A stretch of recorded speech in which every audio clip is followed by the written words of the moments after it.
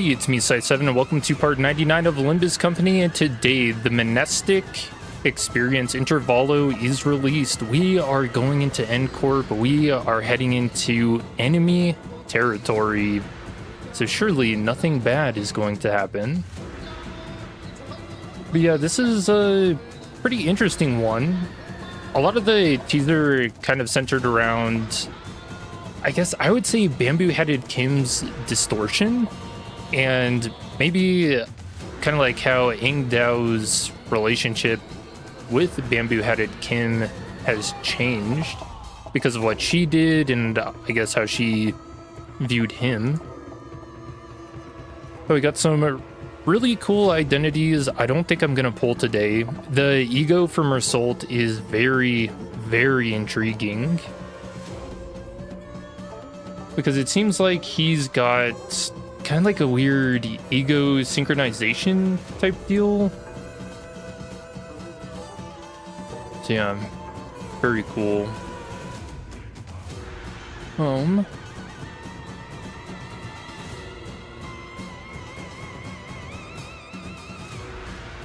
So yeah, how's everybody doing? You guys excited for Intervallo? We're so close to Canto 10.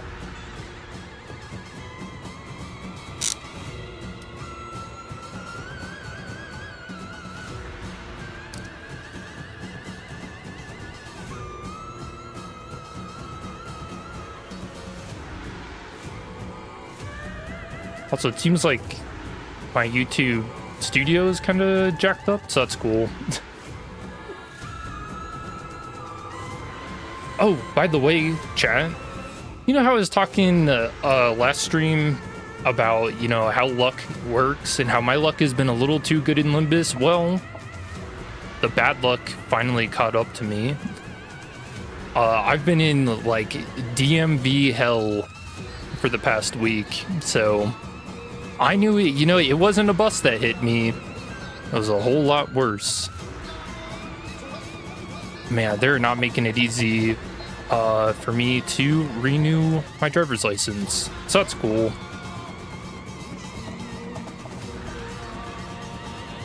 Oh, there we go.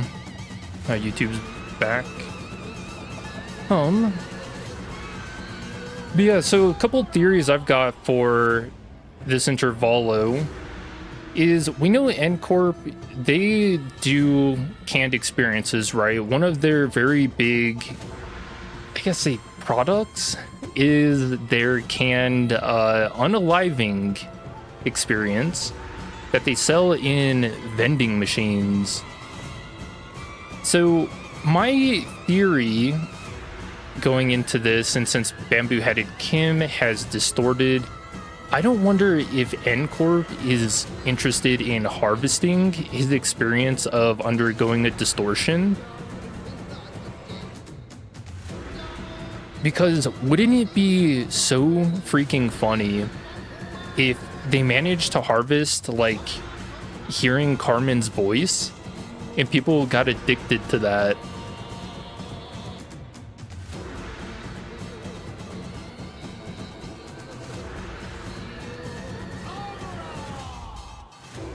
Yeah, I don't know, something about that idea just sounds so freaking funny to me. You know, just that warm sunshine voice. People just want to hear it. Yeah, maybe they use monoliths to distort. Yeah, it's possible. There's a lot of, like, fun things that I think they can do here. One thing is, the definition of Mnestic is relating to memory, the mind's ability to retain and recall information. And we know Result really fits the bill for that because his memory is impeccable, right? I still remember clear back during Canto 4 when he recites an entire email with all the cute emoticon symbols and everything in it.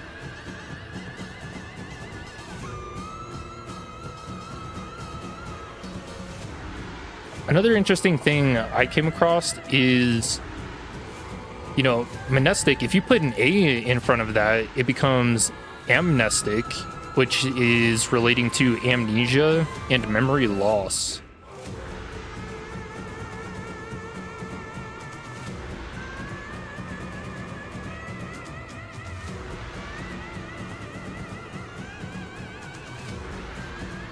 There's been a theory going around that Mersault has perfect memory.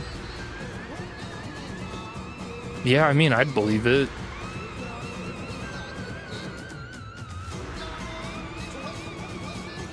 And you know, it seems more and more likely that Mersault has distorted at some point.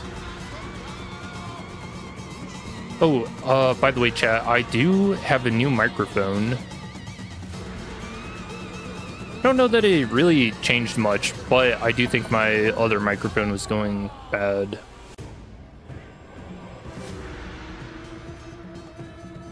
Oh yeah, SCP Foundation, right? What is it that they use to, like,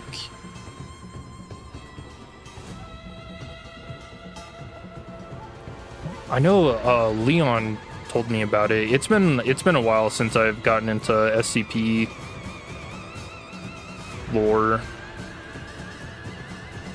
But Mnestics is like a drug that they use, right?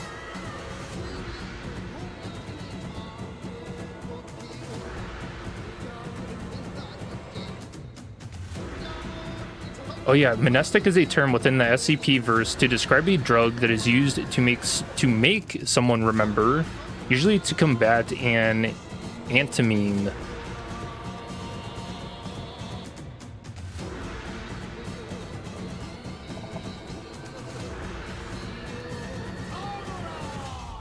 Then there's a camera that appeared in the trailer, probably do some weird stuff with memories. Yeah, I'm really curious what the deal with Corp is going to be, because what we know about Corp is that they have, what, 14 taboos. We only know the one, which is that photography and filming is strictly prohibited, and anybody who's caught with I guess with that kind of media gets taboo hunters sent after them. And Vespa was a taboo hunter of Corp.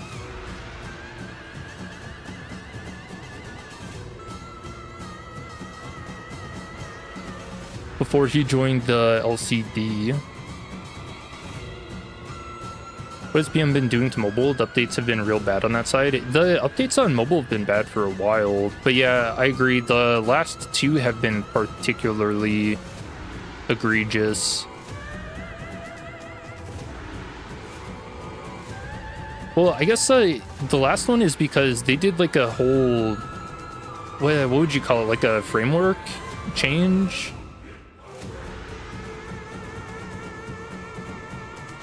So I imagine that's a lot to do with it.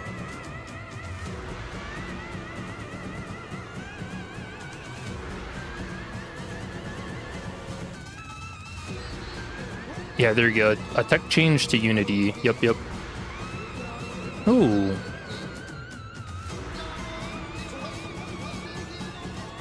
Yeah, another really interesting thing to consider about this Intervallo is that there are fanatics in Corp who do not like prosthetics.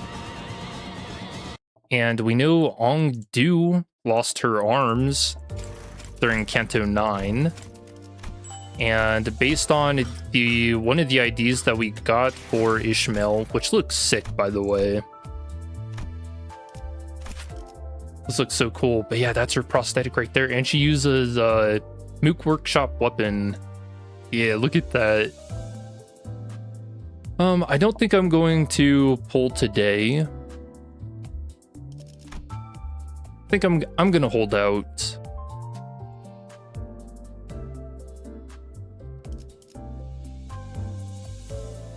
Because surely Walpurgis is right around the corner.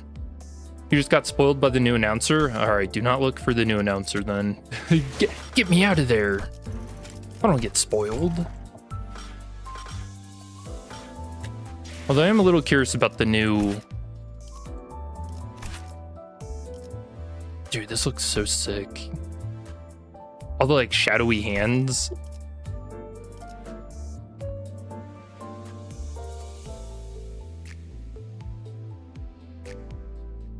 I'm not going to read through this because I'm not going to pull for this. I'm curious though. There was something in the, was it resentment state? Is that where he changes? It's weird. He kind of has like a ego synchronization in the trailer.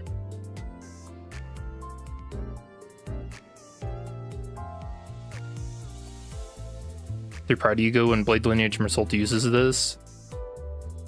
It looks like a kind of decent ego. Does he gain Clash Power? Ooh, max 8. Hold on. So does that make this 12 to 20, 12 to 28 total?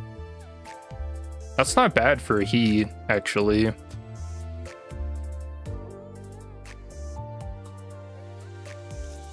All right. I don't know. I really want to just jump into the Intervallo today.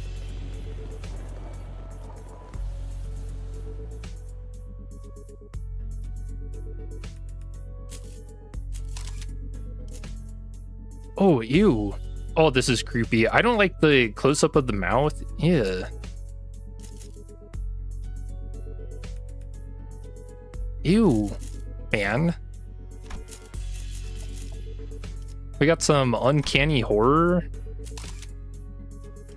Every click is like a photo shot.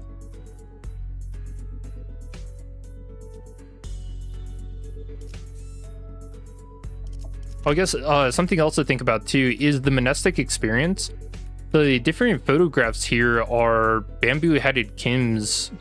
Like, this is his main stage, you know, where you fight him during his distortion when we're in his fathoms. Like the flames here, the temple. Not entirely sure what that is.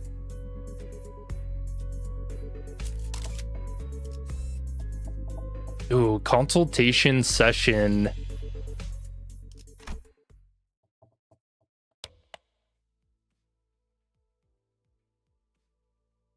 No, wait. For this one, we should go about it like...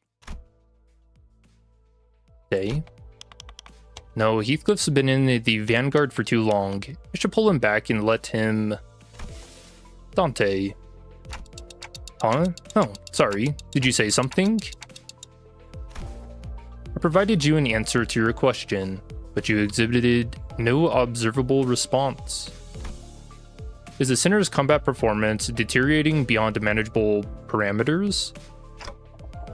No, things aren't that bad, but it's just hard to focus on one conversation when I'm trying to support battles happening in completely different places at once. On top of that, Raki's shopping chatter is starting to get a little distracting. A few days after we entered N-Corp's district, the bus pulled over in the back streets of N-Corp to take care of a distortion case. This contract was supposed to be handled jointly with the LCD team, but distortion suddenly started cropping up all over an area of the back streets called Butter Street, without any coherent pattern. I wonder why they call it Butter Street. No obvious point of origin or route of spread, nothing convenient like that. Yet I had no choice but to split the sinners into several groups and send them out. Okay, so many different distortions cropping up does seem like a monolith issue.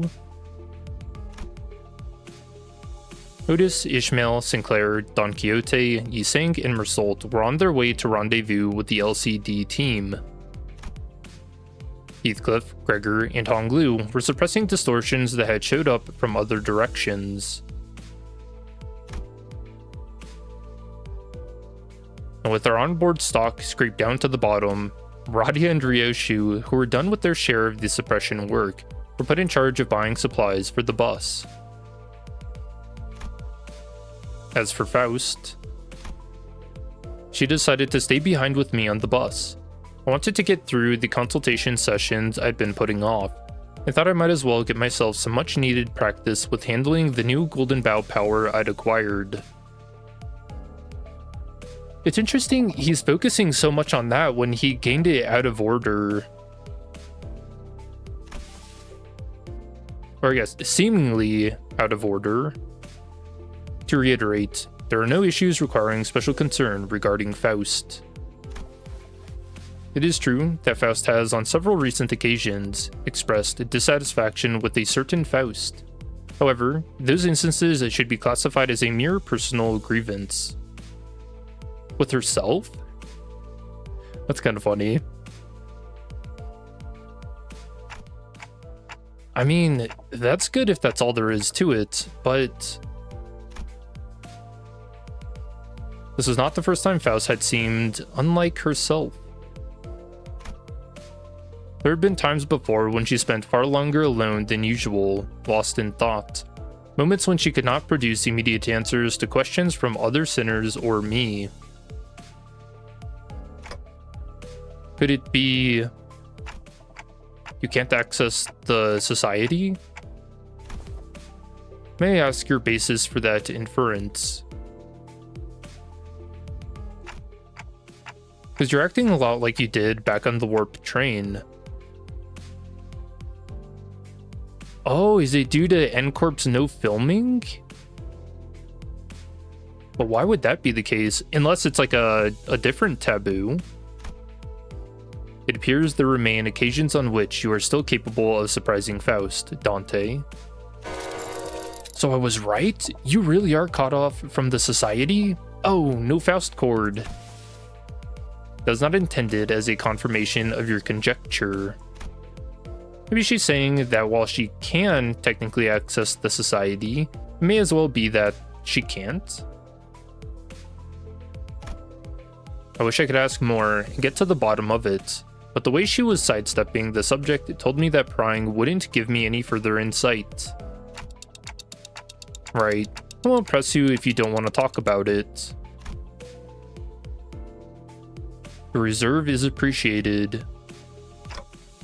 Shall we move on? Yes, your consultation is the next agenda. After cross-referencing the records pertaining to the recent events in the House of Spiders, it would appear that memories concerning the individuals designated as Sora and Ren currently remain only with you, Dante. Huh. She doesn't want to access? You think she actually doesn't want to talk to the society? You know, to be fair, I probably wouldn't want to talk to them either, considering they were calling her stupid. You know, and just for like asking a question too. I don't wonder if maybe that raises some ideas of like, man, I don't know.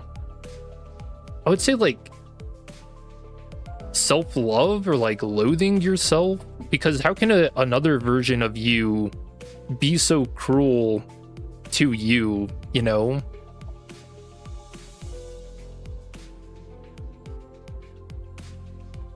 I don't know, I feel kind of bad for her. As such, should the influence of Ryoshu and her sword lead to further omissions in the official records, the manager will be responsible for supplementing the necessary information. Yeah, not the first time I was the only one left with intact memories, huh?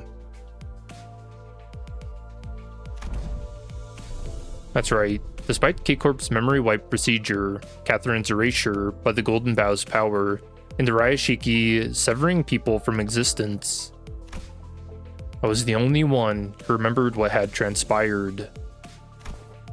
But ironically enough, the memories I had prior to swapping my head with this clock still showed no signs of returning. Why won't my old memories come back though? Is it because of this clock head?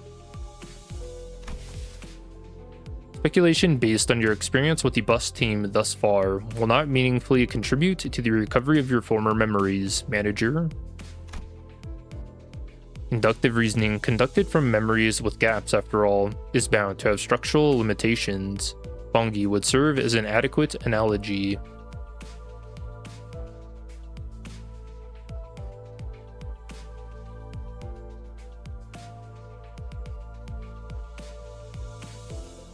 Okay.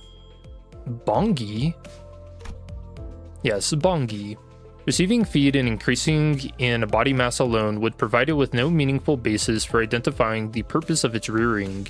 Even at the terminal stage, when exposed to kitchen instruments and the heat of the stove, its limited experience would prove inadequate to constitute an understanding of its ultimate fate and purpose.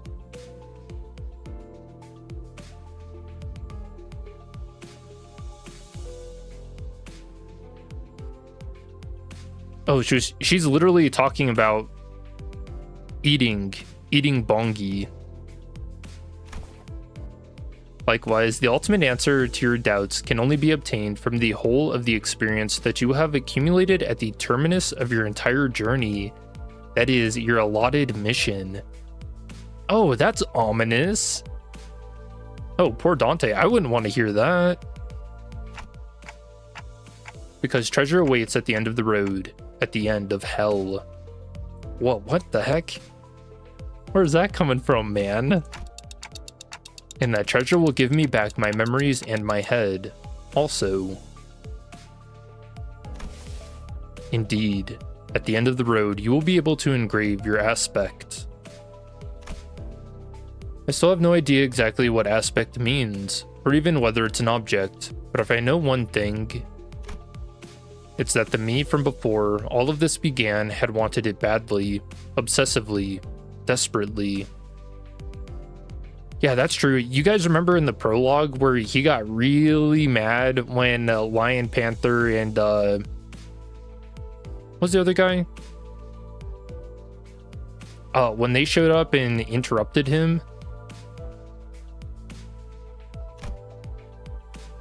It's more like an instinctive knowledge. With my memories gone, that feeling, however strong it is, does not change the fact that it's just another word with no discernible mental image.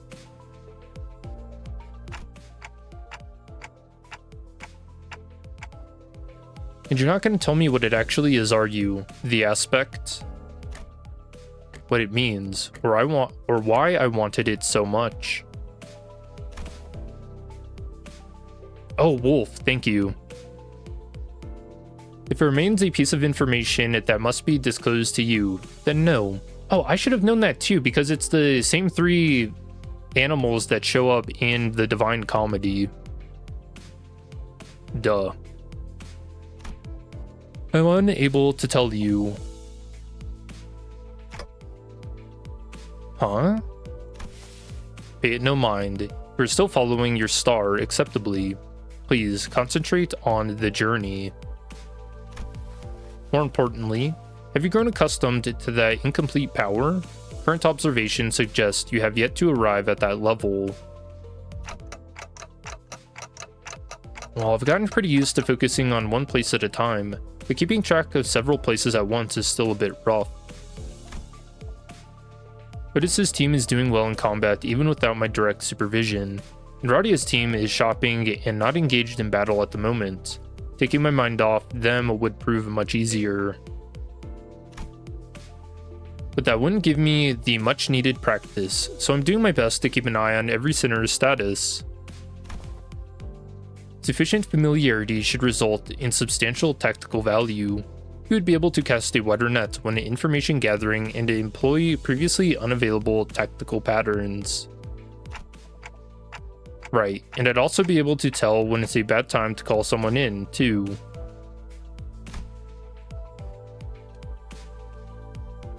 Even as I continue talking with Faust, I make sure not to stop observing the places where each group is and what they're doing. Yup, pulling Heathcliff to the rear was the right call. I don't see any injuries. His team's still doing pretty well even without my directions.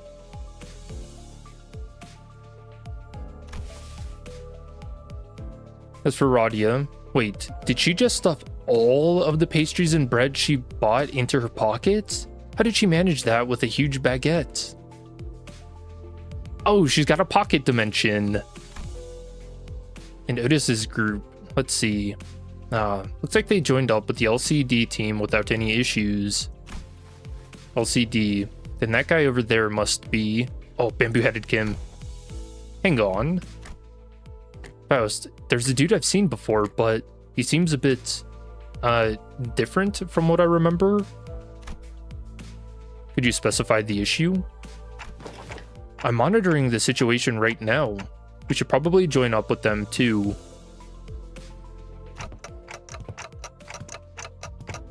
Let's end the consultation here. This is rather precipitous, Dante. If the incident is of a serious nature, perhaps I request for support from the LCC. No, it's not an incident. Though I wouldn't say it's not serious.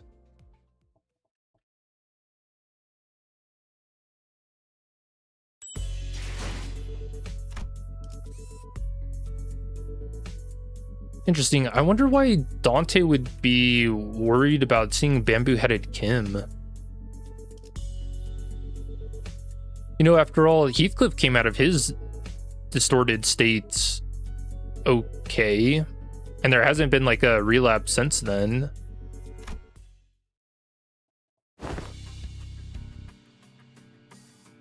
Sigh, this is going from bad to worse, really.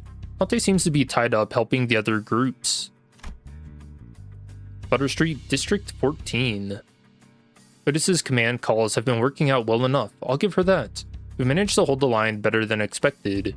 We're definitely starting to feel the strain.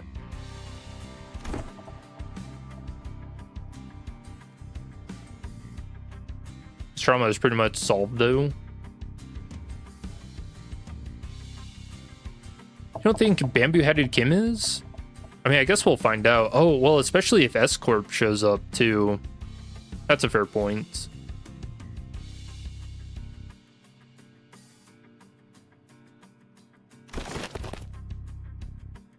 Are you waving your hand all the arm and hand signals? Huh? What signals? What's swinging the arm sideways even supposed to mean? Dawn. You don't know? It's scatter, damn it. So scatter. That was close. We almost got flattened.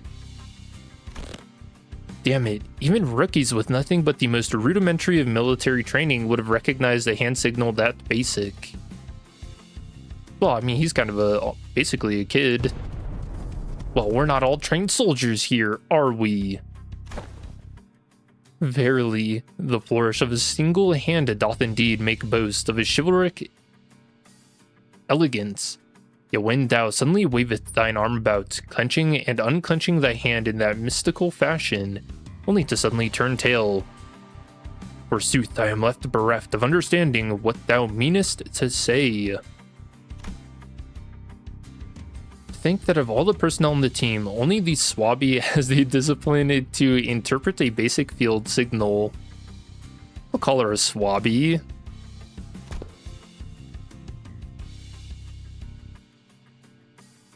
I only picked it up during my sailing days.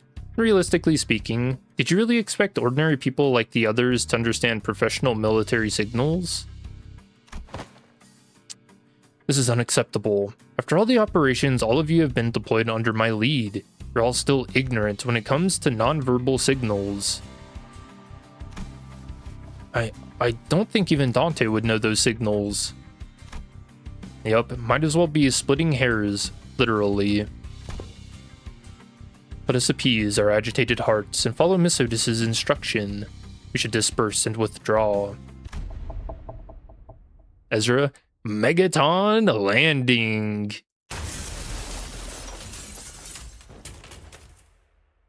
Nice.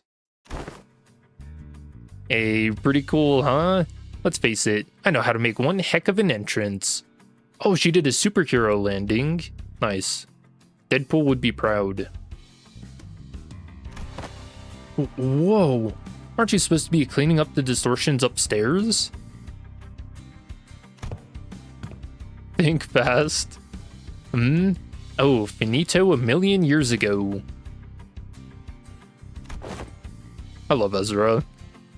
You guys were taking forever, so I figured I'd take a peek and lend a hand. You're welcome. Split by your thundering descent, the floor's form and shape are now crushed beyond mending. sunken deep enough to be likened to the incipience of a wellspring. Don't you worry your head about it. That's all after teams to take care of. Anyway, that should be all of them, right? The force of your landing neutralized the last of the distortions outside of the building.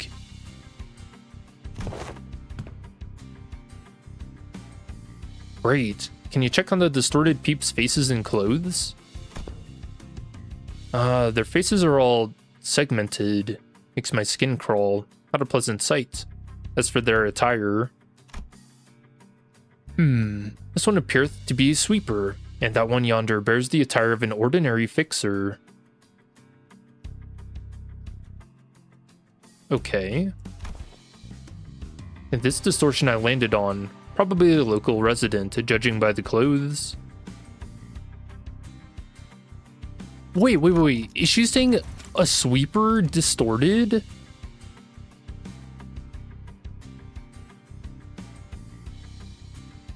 Oh, what the heck? I think we were kind of talking about that during the sweeper intervallo. Whether or not they'd be able to distort or gain ego. Oh, that's awesome. Oh, dude, could you imagine like an entire wave somehow managing to distort? Man, you think Night in the Back Streets is bad. Wait until Night in the Back Streets distorted version. Did any of you happen to see anything nearby bursting with a big pop and flash? Nay, not once. Okie dokie. You know what? Let's all head upstairs.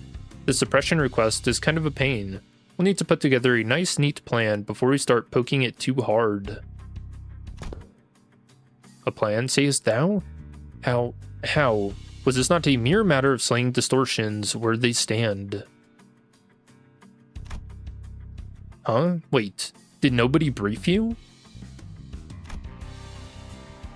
This is off to bend the structure of our assignments. We're given instructions, we perform them, and only afterward do we begin to perceive the nature and contour of the task to which we have committed our hands. Really? Well, guess every department has its own way of doing things. No big deal. I'll explain everything once we're upstairs.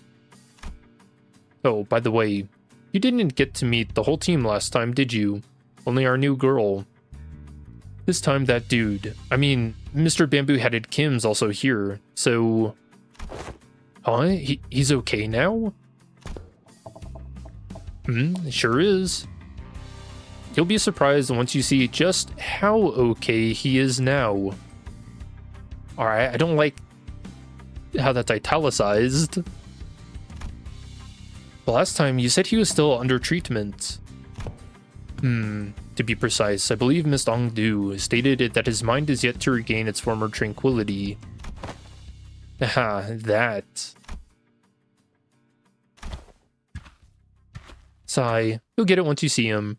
I feel like we'll just end up having the same conversation twice if I say anything about it now. To show you, Kim. Where is he? Bring him here. Ooh.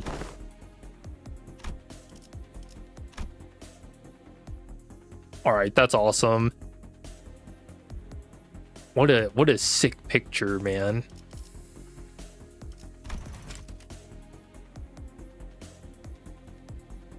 Wait, is her hair different? Ah, you have arrived. It's blinding. Yeah, like you said, holy aura. It's so bright. The midday sun is pouring in like crazy. Oh, the sun! Alright, hide Mersault, quick. Yet the warm tickle of the sunbeam is rather agreeable. No, this is not sunlight. Oh, I don't like that Mersault's the one to say that. Because unlike this, there's more to the sunshine than its warmth. Oh, and that can also be an allusion to Carmen, too.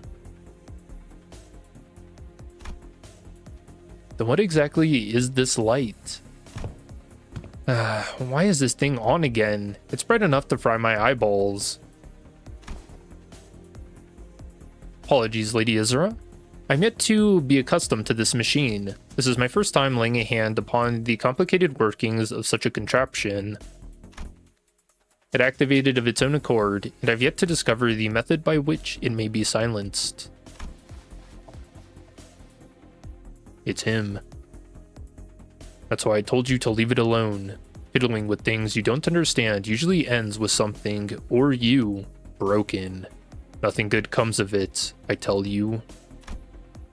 But Mentor, Lady Moses has instructed me that in every moment and event, clues are hidden under the veil of one's surroundings and must be examined with care.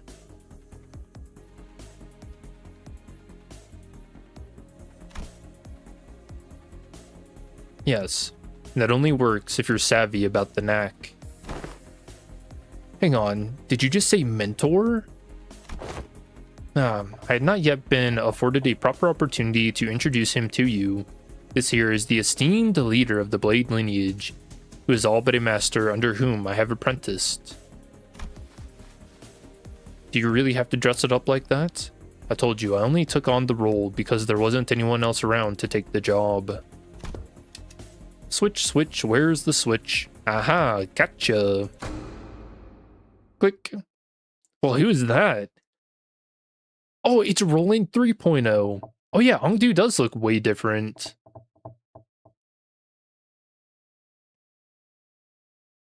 I think is bamboo-headed Kim like way taller?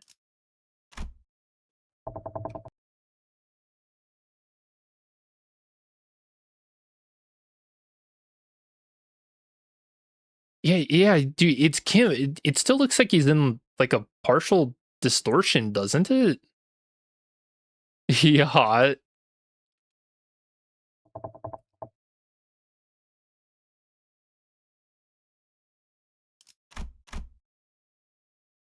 Question mark? Hasn't he been that tall? I don't remember. I don't think so. Or maybe his coach just bigger? Goodness. Known as Bamboo-Hatted Kim. Wait, what? Oh, it's that guy. Oh, random guy. No, that's Bamboo-Hatted Kim. You guys don't recognize him? Yeah, that's me. Guess I should say pleased to meet you, folks.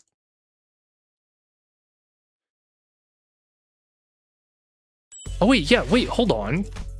That last, CG... On like, the bamboo-headed guy, it looked like the picture was of the other guy in the seat, didn't it? Search for the inflection point.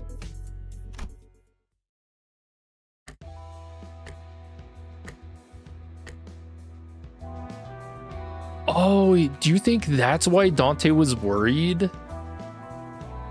Well, when he saw Bamboo-Hatted Kim, he's like, oh, what in the heck is happening there?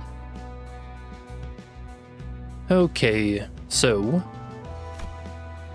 more often than not, first impressions are prone to change.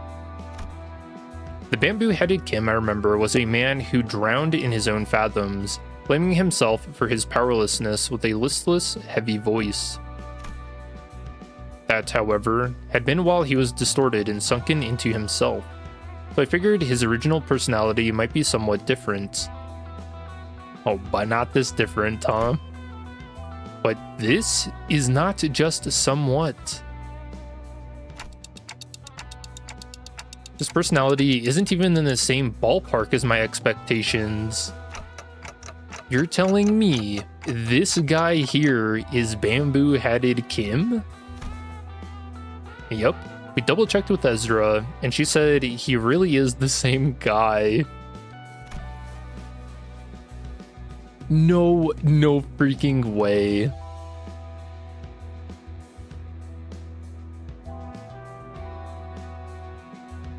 He looks like Kato.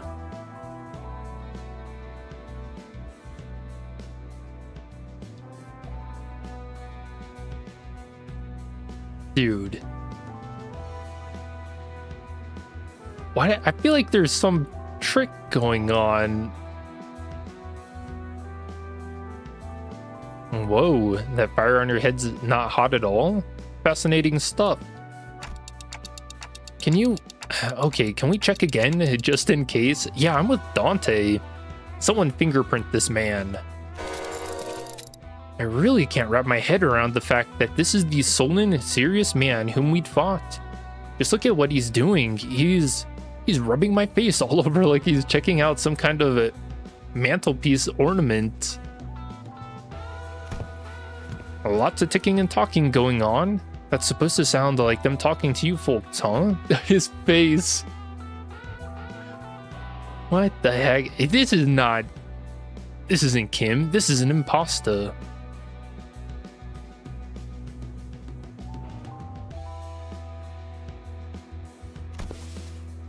Further confirmation would be redundant, Dante. This individual is conclusively identical to the one designated as Bamboo-Hatted Kim. Wait, then who was the other thing? Did they like split? I've got no idea what you folks are so suspicious about. Well, let's just break this down a bit. Her name is Bamboo-Hatted Kim. Where's the bamboo hat, huh? Where'd it go? Hongdu, just what exactly have you been telling people out there about me? They're all staring like they've seen a ghost. I told them you are a gallant and formidable warrior, mentor. Oh, her hand. Yep, she's got prosthetics. But they don't look like they've heard the most flattering things about me. There, don't you hear it? The faint undercurrent of disappointment in the ticking. Yeah, he doesn't seem like a guy that would claim my bones. Sigh. I also told them that you are a man of few words, with much affection for the followers under your command. Hongdu. Yes, mentor? That's a complete and utter lie. Man of few words is definitely not something you can say about a guy who's as talkative as me, don't you think? But I spoke no falsehood. Although your conduct is rather shallow and perhaps less refined for a leader of an organization, you're much more reserved and taciturn when conversing with those unfamiliar to you, are you not?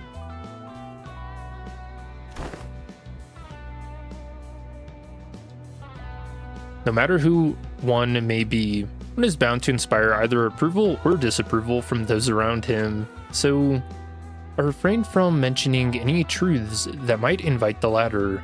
To even hint at anything that might tarnish the reputation of my master would not be unlike spitting on his name, and mine, by extension. What in the world? I simply had no reason to put on airs in front of my own folks. In any case, oh, so you can't see anything if I block this part, hmm? Do tell, how many fingers am I holding up? Hey, get off me! Those are not my eyes, you know. Ayo? Your own folks, huh? Then you have already acknowledged and accepted that you now belong to Limbus Company. Smile. Why didst thou not pay visit to the LCE? Verily, when one's mind is plagued by the absence of tranquility, venturing forth into the open air and touchable field of grass cleareth the storm of the heart. An asset of the company is expected to act in the company's interest. Yet, for whatever reason, I didn't see you fighting on the field of battle during Operation Spider Pyre. You will have to account for your absence in the mission.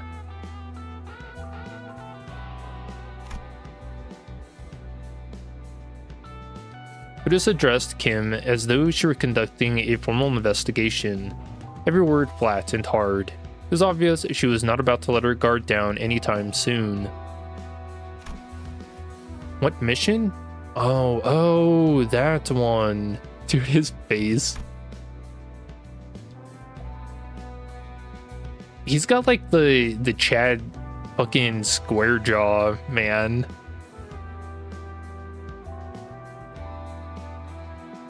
Kim finally seemed inclined to assume a more serious disposition.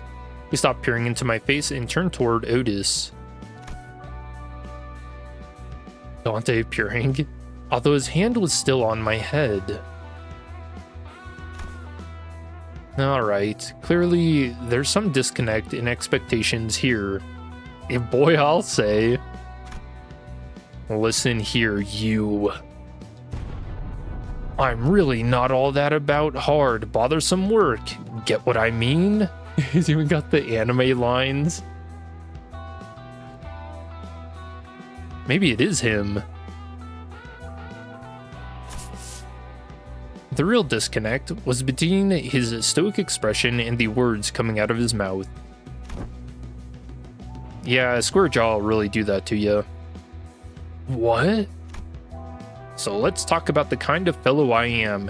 Meet the resident layabout, who's forced to do his job, with a frown too, I might add.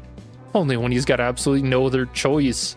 I'm really not some big shot Ongdu's apparently been promoting me as, folks. He's a drunk bum. And I'd very much like to stop getting roped into stuff that keeps putting my life on the line. Fine, then why did you join the LCD in the first place if you'd rather be unemployed?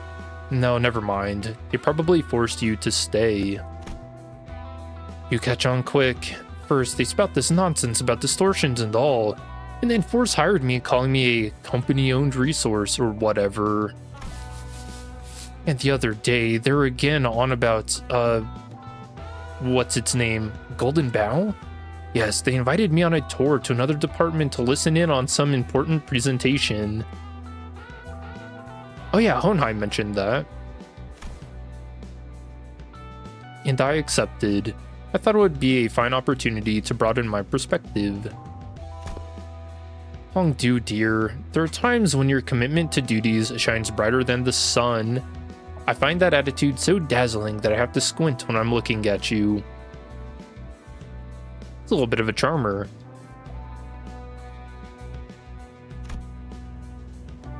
New home, new Kim. Yeah, distorting really must have taken it out of him, huh? Who knows? Maybe that's why I'm wearing this bamboo hat. You're not. To shade my eyes from your utter brilliance. Damn. Her face. Do you mean to say that you are in need of a shield to protect your eyes?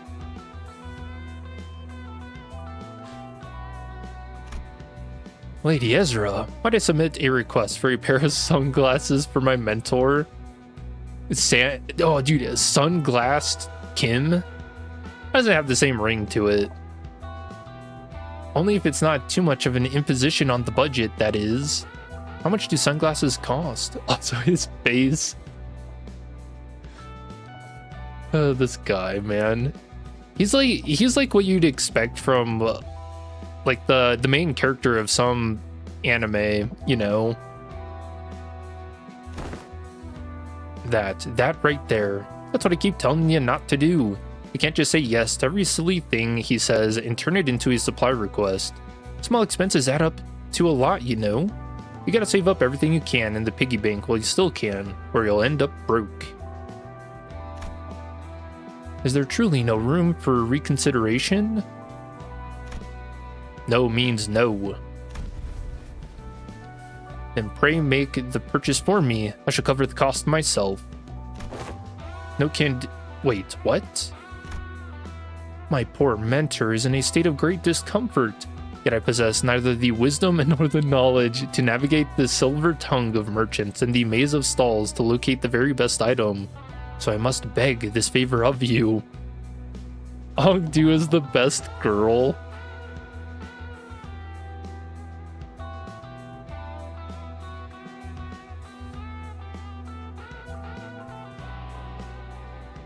Yeah, this is not what I was expecting at all from this Intervallo. You're giving me a freaking headache, girl. Hongdu is a simp? Oh, she is. I'm aware that you and yours are no strangers to such dealings. There's no one else I can trust to complete such a procurement with the swiftness of the wind. His face. You know what? Never mind what I said. I'll just get you what you want. You heard the gentle lady mentor? Your suffering shall soon be alleviated. Right. My apologies for interrupting you amid conversation. Pray, continue. Oh, she's getting creepy. You had reached the part where they invited you to tour another department. No sooner Ongdu's words left her lips than her eyes glinted with something I couldn't really put my finger on. It was a strange intensity that sent a chill down my spine. Oh, she's like a... Is this like Tsundere? Roland Kim? Yeah, I kind of hit the nail on the head saying he's Roland 3.0, huh? I can't wait for him to do it, Furioso. Yeah, so that day, I was just gonna relax here and watch some TV. Well, good on you for showing up to work today, I guess. Let's say there's a debt to be repaid. At least you understand that we are indeed indebted to the company. Yeah, I suppose I do. Kim's gaze lingered on Ongdu's prosthetic arms as he answered. Oh, Miss Ongdu, your arms. Sinclair just starts throwing up. Oh, you got prosthetics. Ew, gross. Only after following Kim's gaze did Sinclair seem to notice Ongdu's brand new prosthetic arms. Last time we saw her, Ongdu had lost both her arms. And I remember Ezra asking her to sit tight and choose what type of prosthesis she wanted. Those arms are probably it. It's not just the arms, even her clothes are different now, and that sword. I had these arms fitted anew as soon as the operation was concluded. The gracious host and one of the LCD's teams had prepared them in advance.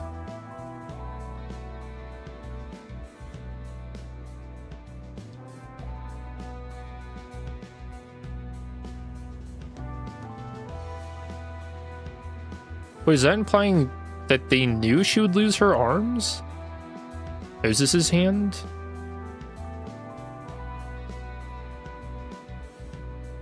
You think Moses keeps, like, spares? With evident satisfaction, Ongdu held up her dark metallic wrist as if to showcase them. The components fixed along her arm clicked and rattled, unfolding for a moment before neatly folding back into place.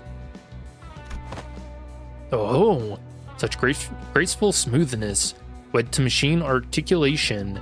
'Tis as though I am beholding the marvelous prosthesis of the illustrious Siegfried himself.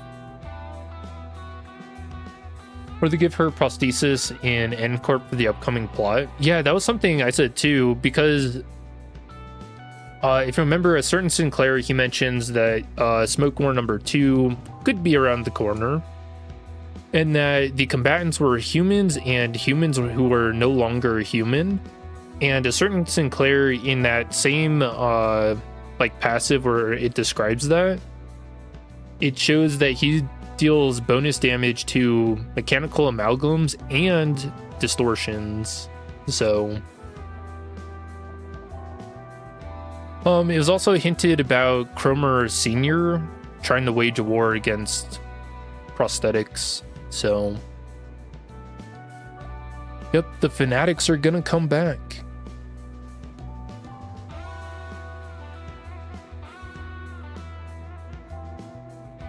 What if Vespa also ate Ongdu's arms after they got chopped off by Matthias?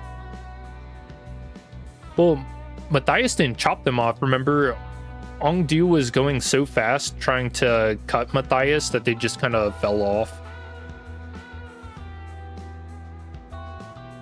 But you know that?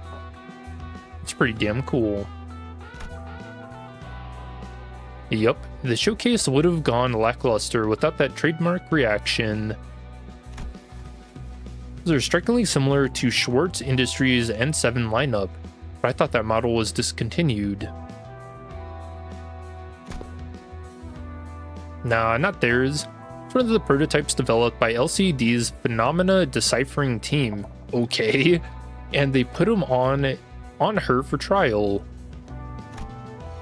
You'll find another like them. They're based on technology spun from distortions.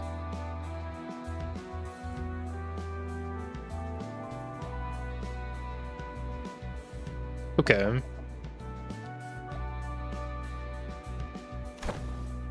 Oh,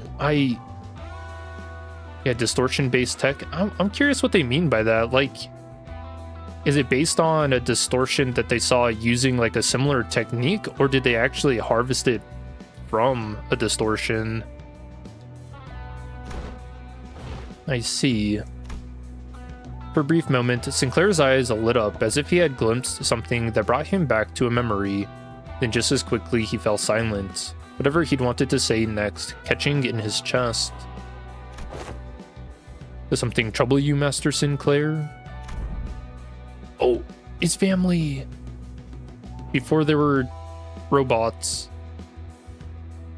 It wasn't hard to understand what struck the tender memory for Sinclair and why it cast a shadow over his face. But, oh, his house. Sorry, just reminded me of something from a long time ago. My dad used to work with prosthetics before he passed away. I thought this was the exact same model I saw back then. It appears I lacked tact. These arms have stirred a painful memory within you. For that, I apologize. It's alright. I'm fine now. Sinclair's voice still carried a faint tremor, but beneath it, there was a firmness that had not been there before. He really had grown a great deal. Poor Sinclair. You can thank yours truly for picking the sword. I was there with her. I did inform Lady Ezra that any blade that could serve as a weapon would suffice, but she insisted on browsing the goods. I dare say I was given the opportunity to lay my eyes on every type of sword I could ever hope to see in this life. Walking through the workshop street that day. Oh, please. Girl, we walked for just 4 hours. That's nothing. Oh no, I'm kind of scared to think what's something for her.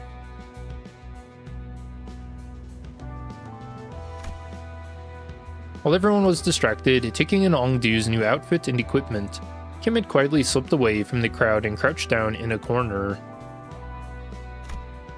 He was rummaging through things scattered on the floor, picking them up. Is he pocketing them? Anyway, what is this place supposed to be? What are all these things? It's basically a wreck now, but there are strobes and that cloth backdrop over there. Maybe it used to be a photo studio? Music change?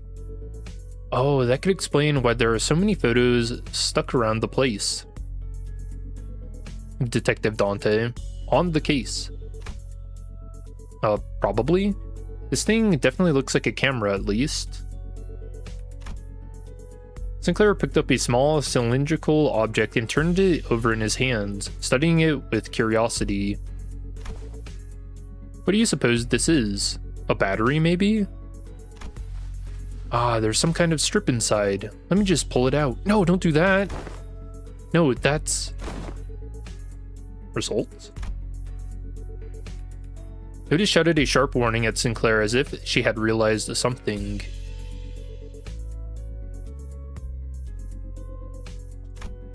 But Mersault's hand shot out before she could even finish, clasping over Sinclair's wrist before the strip could be pulled out. What? What did I do? exposure to sunlight damages these objects. Alright, more sun references. Oh, wait, what if that's like Mersault's background? What if he was like a hand model, getting pictures of his hands taken all day, and now that's why he wears gauntlets? Boom. Get theoried. It can be rewound. Carefully rotate the ridged section on the cylinder. I'm currently blocking the sunlight from reaching the exposed section. Damage is of no concern. Now, okay. You mean this one, right? This is the part that rotates? Yep, it went back in. With a quiet nod, Mersault took the object from Sinclair's hand. Is that film roll? Sure looks like it. There's something written on the outside. Experiment number 4? It appears to be a compact roll for a film camera. I've seen it a few times before. You, seem pretty used to handling it, Mersault. Saw him take his gauntlet off, though? Yeah, but no one was taking a picture of it. Correct. Mersault's answer came without any further explanation, but the way he adjusted the camera on the table certainly didn't look like that of a first-timer. I once received a report containing photographs taken on film cameras during the war. Film rolls used by Corp are particularly difficult to falsify. They're often used to collect intelligence during secret operations. The film fixes light directly onto the medium, from what I've heard.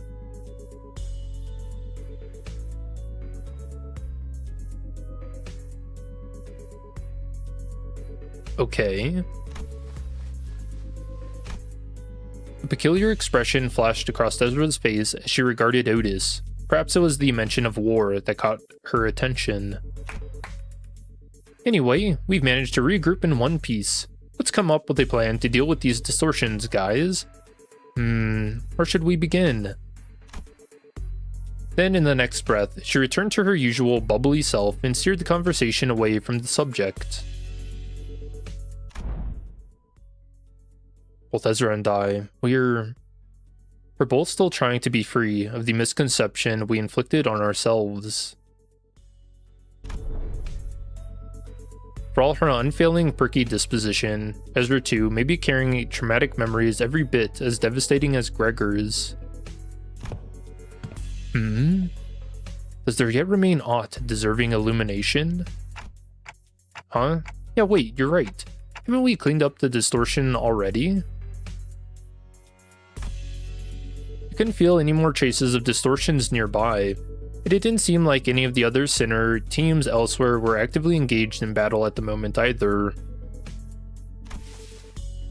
Dante is asking whether the distortion suppression has not, in fact, already been concluded. Oh, not yet. These people we fought just now, they only got caught up in the distortion. They didn't actually distort themselves. We haven't even gotten close to the distortion's inflection point yet.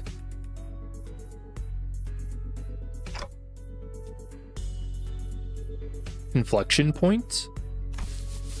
Anywho, finding an inflection point without the team leaders around's gonna take some time. Maybe it won't be too bad with your help.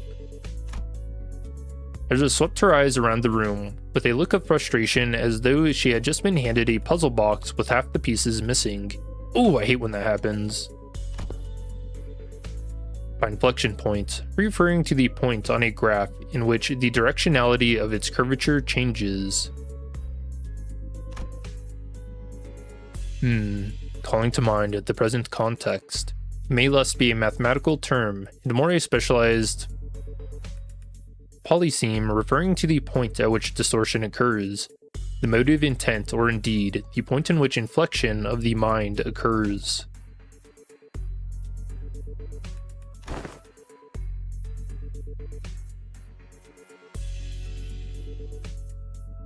Yep, that's about right.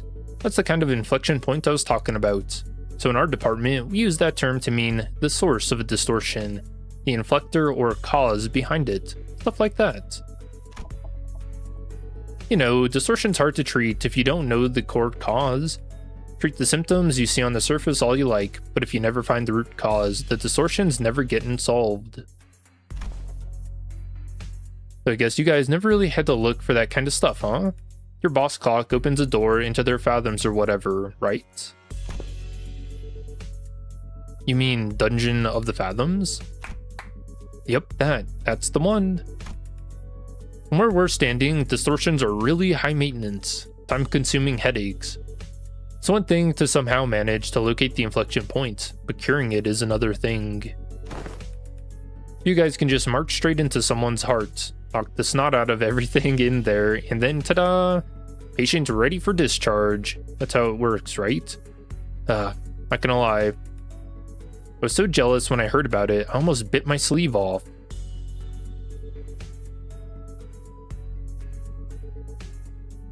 Is that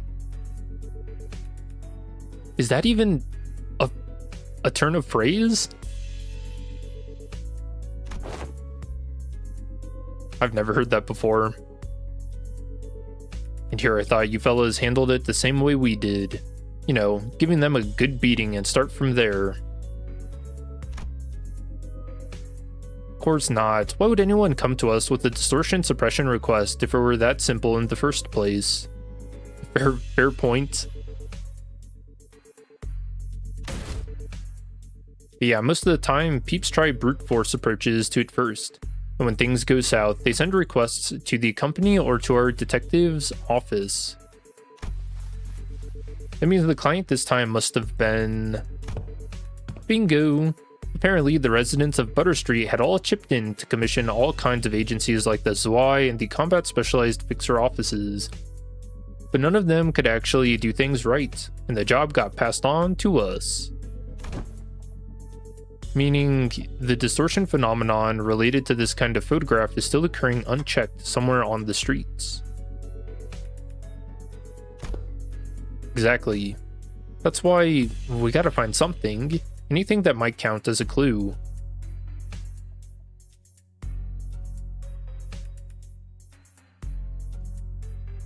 You know, I don't wonder, do you think the camera, like people having their pictures taken, leads to them distorting?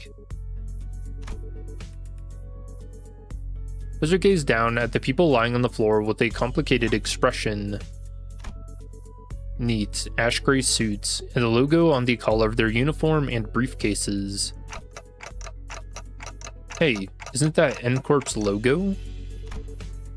Come to think of it, wasn't Mersault...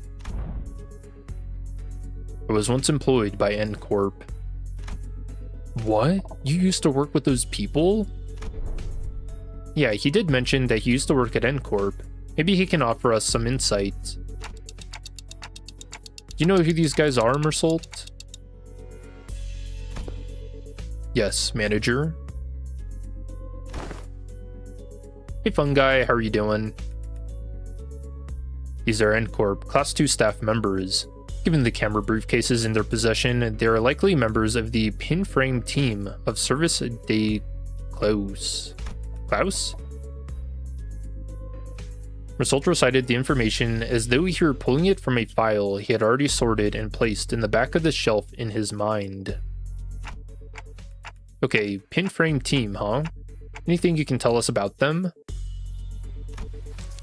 Yes. It is one of N-Corp's many field departments related to information gathering and processing. Their primary duties include handling of N-Corp's internal information, analysis N-Corp's internal intelligence, sorting and arranging N-Corp's internal information, and intersector... That'd be enough. Whoa, is he a talking encyclopedia or something? Yeah, another thing to be jealous of. Think it'll be okay if we borrow him sometime? Hey, this isn't a library, lady. Might be an issue for us if you just went and borrowed our team's encyclopedia. Looks like everyone agrees that he's an encyclopedia. Anyway, your encyclopedia's right. They're from N-Corp's pinframe team. Seen them a few times before in N-Corp's nest. But why would people already busy enough dealing with the nest affairs come all the way out to a shabby back street like this? Got any guesses?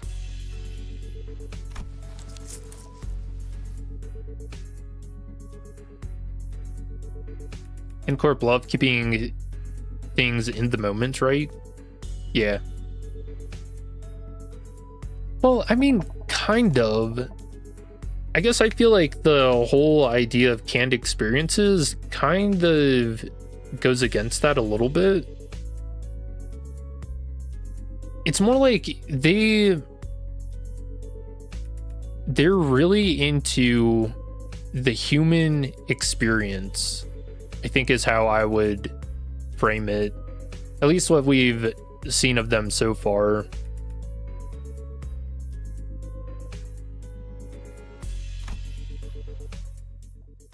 I am unable to determine that. The possible range of connection between the two pieces of information is exceedingly broad, listing every relevant reason as to why they may have come here would require a considerable amount of time. Therefore, I will not present a determinative answer to that question. Oh, encyclopedia overload. Ezra is staring holes into me with an unspoken, "Is this dude always like this?" Wouldn't pull any answers from me, you know? Because aside from combat situations, still got no way to figure out what's going on in his head. Okay then, Mersault. Maybe this will be easier to answer. From an objective point of view. And that was when I noticed something I'd never imagined would happen. Oh, his face. Mersault's eyes widened, his gaze fixing me with such force that I could almost feel the faint tremor in it. Was it because he said point of view? A leveling stare that came with. There's no such thing as an objective point of view. Manager. A clipped tone and a look almost bordering on rebuke. A given judgment may seem infinitely close to objectivity, but ultimately, all things are subjective, without exception. Ooh, I feel like we've had this talk before, actually.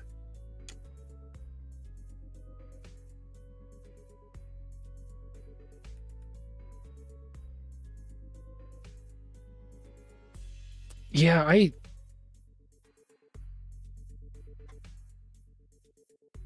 don't know. I guess I kind of tend to lean towards yes. Yes, things are more likely to be subjective.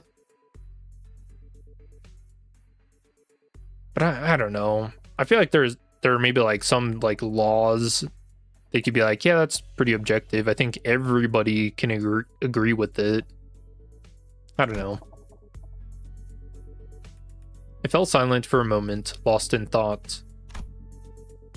Part of it was because Mersault's reaction had caught me off guard, but I also wondered whether this response might be connected to why he would always refuse to make judgments for himself.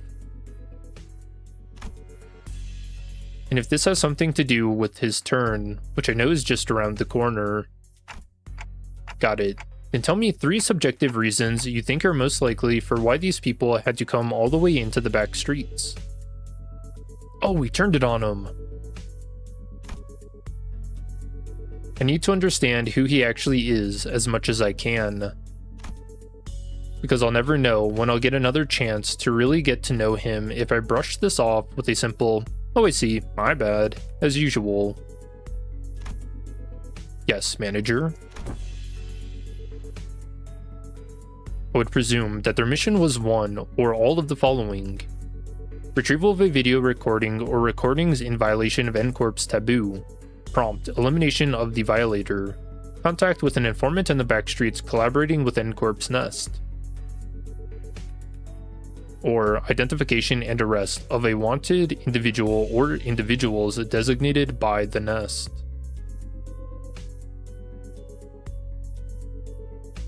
Wait, they don't just send taboo hunters right away?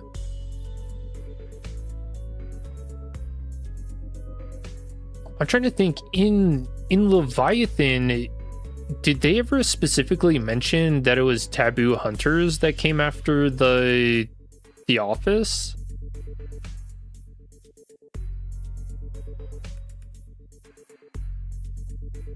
I'm gonna have to double check that.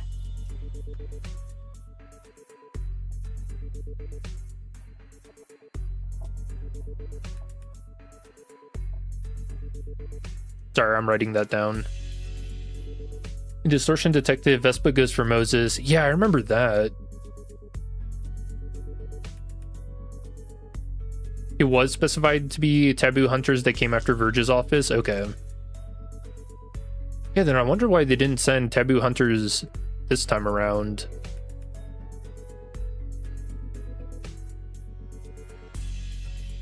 And I would guess either they're trying to like keep it under wraps maybe, or maybe they have their hands full with other similar situations and not enough taboo hunters.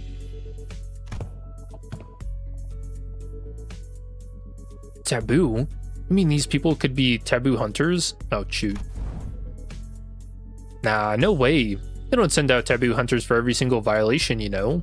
Oh, okay. Well, there you go.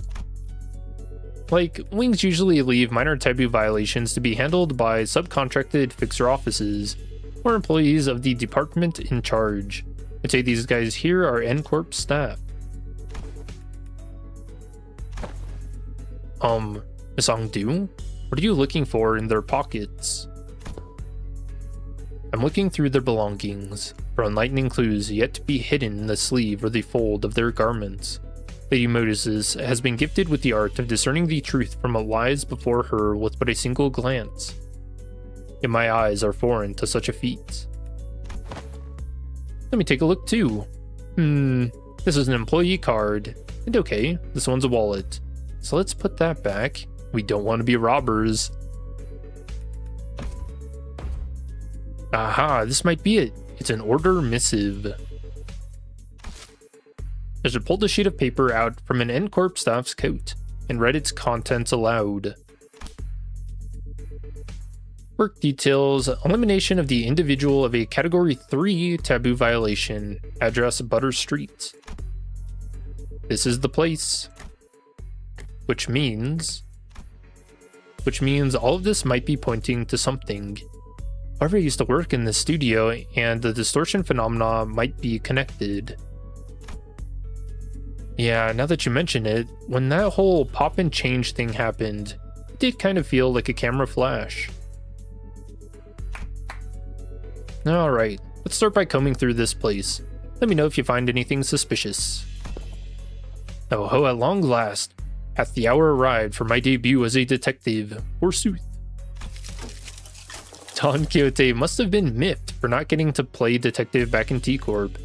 No idea where she'd been keeping them, but she immediately pulled out the detective props that had been given to Radia, Ryoju, and Honglu back then.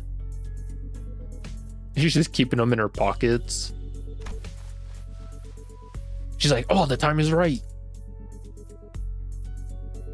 Verily, I had foreseen that the day would come. Fortunately, Otis wasted no time putting an end to Don Quixote's badly timed shenanigan. A sharp dressing down from her was enough to make her dejected chivalric adventurer stuff the costume away. Oh, no fun. Okay then, we should get moving too.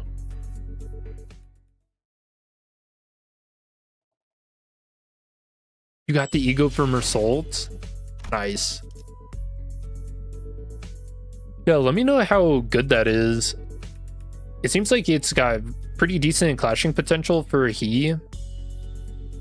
And then of course, you know, it doing that like pseudo synchronization for blade lineage also looks insane. Misconceptions. All right, so somebody is going to accidentally take a photo, aren't they? Or we're going to get blamed for the scene that they run into. By people.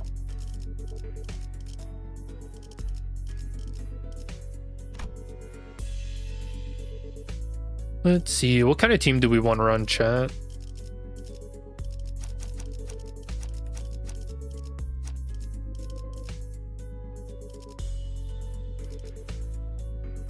Oh yeah, we also...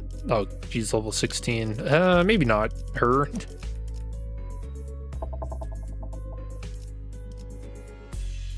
Oh, it's Facade? Yeah. I got some Facades going on. Some imposters. I haven't really played Blade Lineage in a very long time.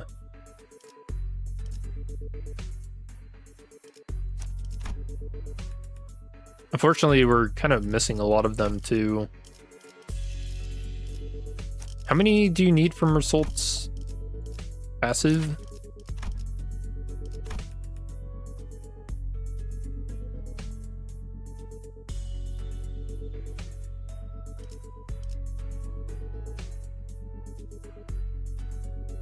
Just 3 or more defeated. Okay.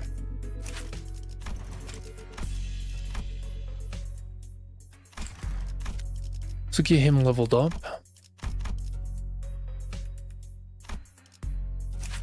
I get the sense that if we don't level them up, this might be a bit painful.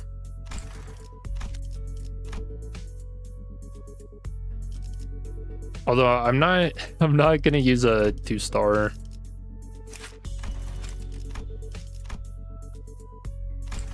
Check out the House of Spiders right there.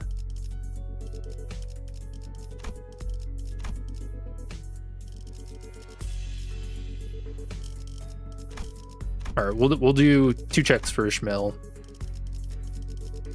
All right, nobody wanted the Ongdu male. 출전? 잠시. 내가 명을 받듭니다. 잘 됐네.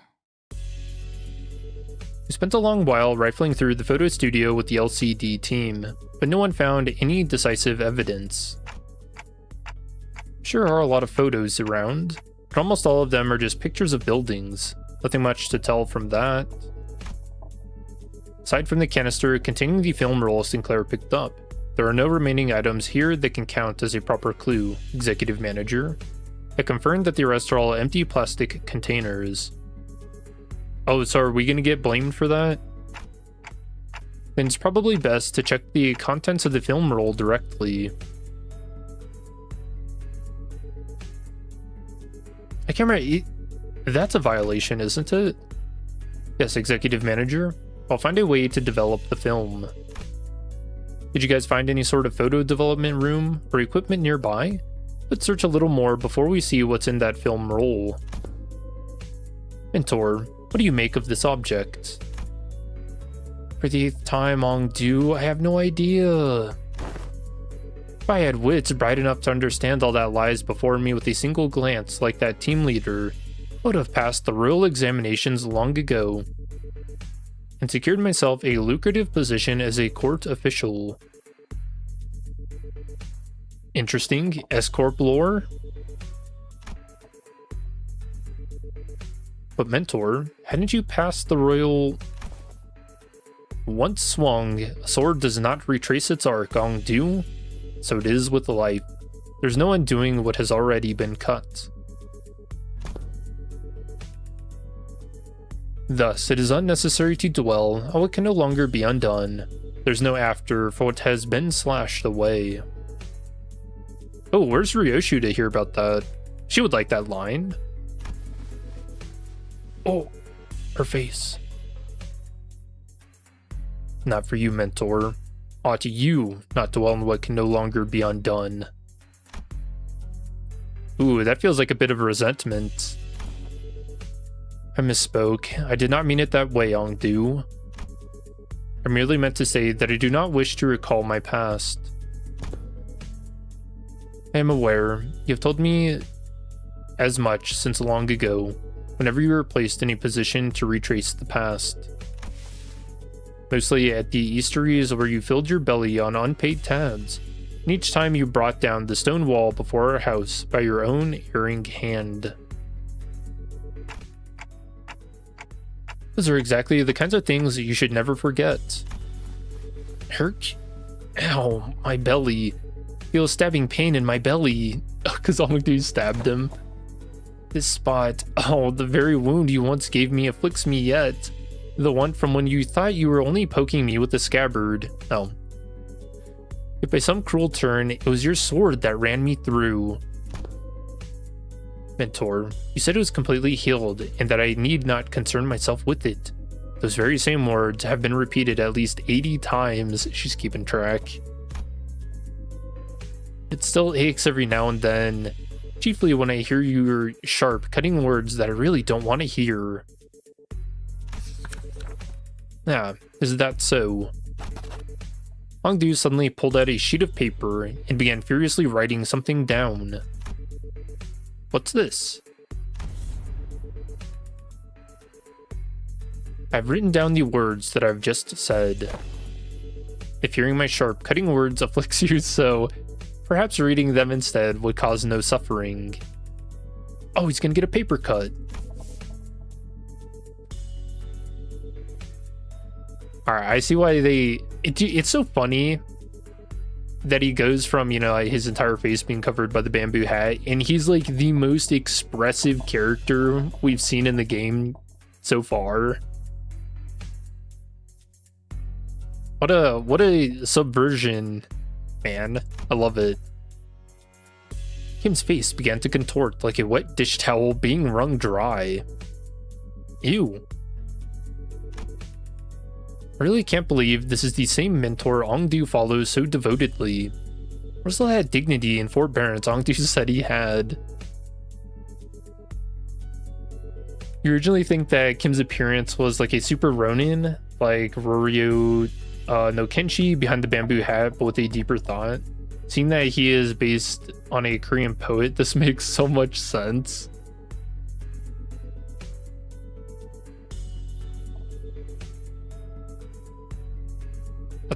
That's actually really funny. Yeah, I didn't know he was based on a Korean poet. I'll have to look that up.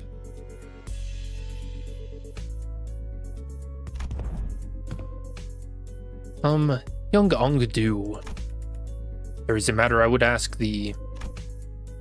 Apparently I wasn't the only one who felt that way about him. Pray, speak freely. This may perhaps be a discourteous inquiry, but ahem. I too, when speaking to the others of those whom I serve, often ornament my words with a laudation of an acceptable degree, and yet... I understand your concern, Lady Don Quixote. I suppose this is your first time seeing Mentor with his shoulders so unbraced, and his bearing so loose.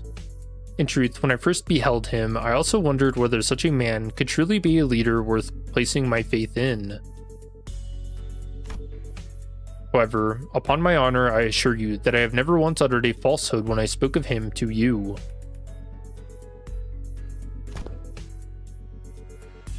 My respect toward the blades of my own, and foes alike, my determination to safeguard what must be protected, even should my arms be torn apart, foreshadowing? All of these are undoubtedly the teachings that my mentor has imparted unto me. Dude, what if all the teachings that she's taken to heart have been like, you know, like accidental cool things that bamboo-headed Kim said, like in jest, and she's just kind of based her entire life around it? Truly? Why, if fortune should grant the opportunity, you may witness Mentor's true self yourselves someday. That is to say, if we let ourselves be carried by the currents of the river to arrive at such a chance.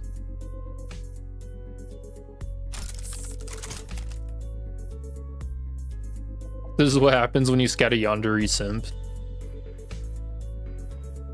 Hongdu gave her prosthetic arm a casual sweep, smiling sincerely as though she truly believed every word she said. Then, leaning closer to Don Quixote, she whispered,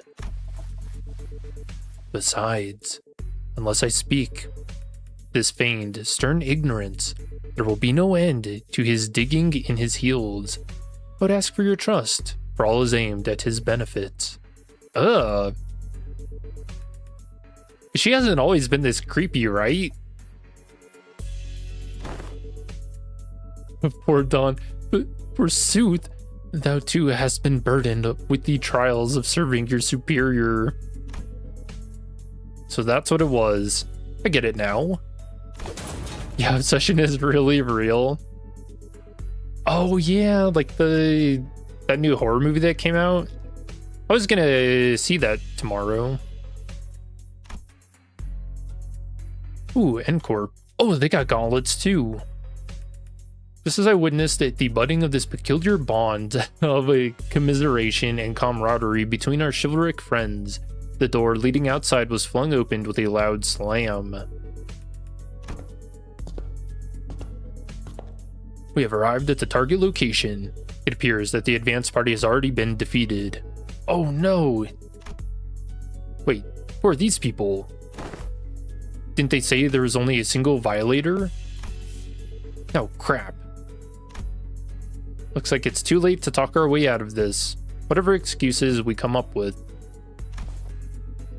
Oh boy, this is not gonna go well. Wait, what? What do you mean? I thought it was the case that like a whole bunch of people were subcontracted for this situation. Can't we just say that we were also contracted and then, you know, show them a contract? Same thing happened last time. When I saw the Corp employees, I thought we had the wrong intel, and all of a sudden... My eyes! A sudden flash blinded my vision white, as though I had stared straight into a burst of searing light, so intense and bright that it made my head swim. Yeah, there was the same pop, and, with my vision blinded, the only thing I could make out was Evra's soft murmur, until even that came to a stop as her breathing hushed. Oh. Wait, what? Oh, this is sick. Flashbang. It didn't take long for me to realize what was happening. Seeing it again doesn't exactly warm the heart, wouldn't you say, Ongdu? Though S-Corp may indeed be passing through hard times, this alley was not quite so wretched in form, was it, Mentor? Oh, so you think their weaponry, like, sends you into your memories? Oh, that's sick. Is that right? Looks much the same to me. Ah, this place. Oh yeah, you things from S-Corp. Did we just get teleported to S-Corp? No, Dante. Though it generates a considerable sense of verisimilitude. This is... I think I know what this is. This is a presence. I haven't been able to detect it until just now, but somehow it was now surrounding us, saturating every corner of the space where we stood. The dreary stone walls, trees bent and coiled in grotesque forms, the sheen of the light, and even the air we breathe, all of them point toward a single phenomenon. This is the depth of the fathoms. Fathoms made entirely out of distortion.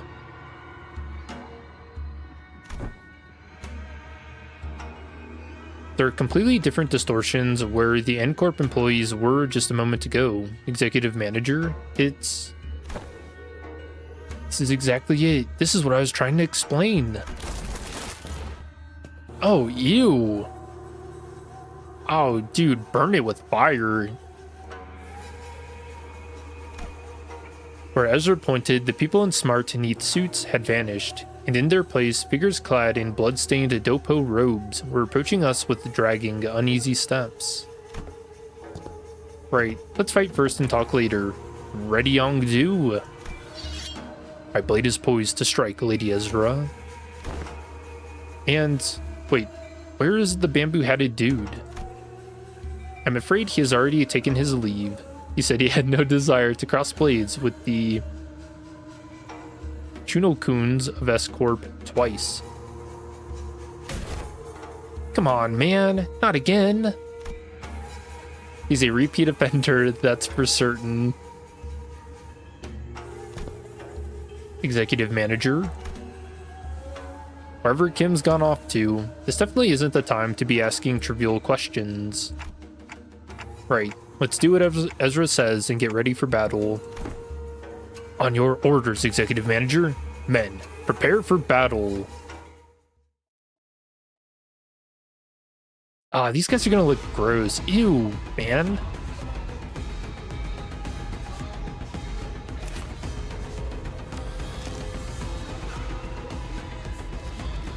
S-Corp Fixer. For their bleed poise, avulsion wound. Max stack 3, turn start, gain 2 bleed for every stack. At max stack, gain a +1 bleed count. Turn end, gain bleed or gain bind equal to stack next turn. At max stack, gain 1 attack power down as well next turn. Turn end, if this unit did not take any critical hits this turn, lose 1 stack. Well, that's cool. Just don't get hit. Sanity. God, dude, I hate this. What do you call this? Is this like a... Don't call it like grunge horror? Grunge. Head-splitting memory. On Clash lose, gain 1 head-splitting memory once per turn. Max stack 1, gain 1 bind next turn. Turn end, gain current turn count divided by 4. Clash power up, rounded down max 3. Expires at turn end. Scouring Hunter Band. Deal plus 5% damage for every 1 bind on target, max 15%. To cover the eyes is not to be blind. These fabrics, created using Q-Corp Singularity, are fashioned into many forms, such as blindfolds and headbands, and are commonly used throughout the East. It's not unusual to see fixers and employees of corporate entities in the East covering their heads and faces with these products. The fabrics serve the same function as sunglasses, visors, and combat prosthetic eyes found elsewhere in the city. Well, that's cool. They scan the target's information in real time. Oh, just like a... what, 2B and Near.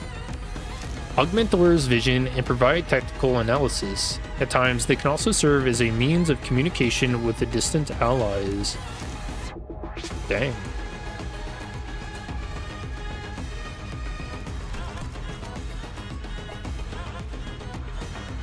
What do we got in the background? More creepy pictures.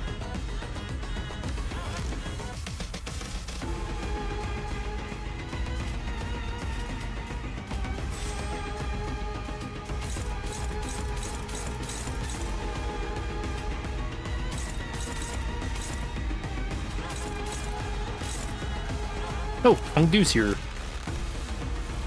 With Lineage LCD Syndicate. Rending Art, she's Poised Bleed. She's got some haste in there, more Poised Bleed. Ooh, to claim their bones as a enhanced skill too. Unclashable, this skill does not trigger defense skills, deals more damage for missing HP, max 25%. Deal plus 10% damage on critical hit for every haste on self, max 50%. Poise inflicts paralyze.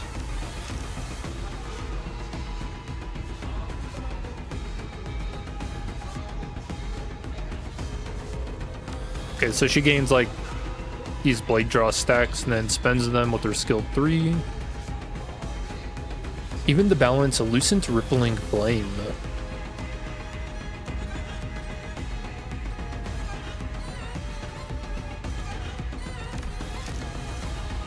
I'll light the path forward. Ooh, she's got an assist defense.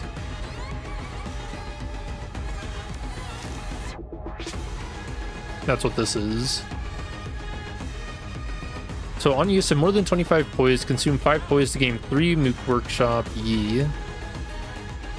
Oh, so she's a lot like Mao Fao. Limbus Company, a specialized custom prosthetic prototype Mark V. Dokkaebi arms. A counter-star gained Dokkaebi arms. That's funny. Base offense level +4. Same with defense level. Take minus 20% damage. On skill use, gain 1 haste next turn, 2 times per turn. Combat to end, gain +2 poise. Count. Dokkaebi arms? Do you perchance speak of Dokkaebis that often appear in Tales of Old? I can scarcely believe it, yet after all I have witnessed while reeling... relying on the hospitality of Limbus Company, the existence of Dokkaebis from folklore may well be within reason. Come to think of it, I do recall hearing of a name called a Dokkaebi unit. Okay. Ominous. On the outside, it looks no different from prosthesis you might find in other nests or back streets. But apparently this particular prosthetic limb has been created using technology unique to Limbus Company.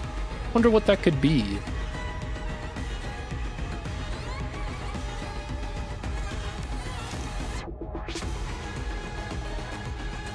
Yeah, we haven't seen anything like that.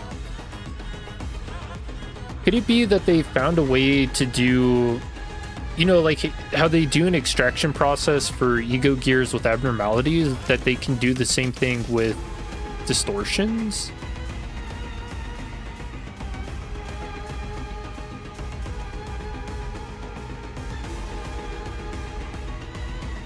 Man, that's kind of scary, because if they combine a technology like that with the monoliths, then they can force people to distort and then like create weapons out of them.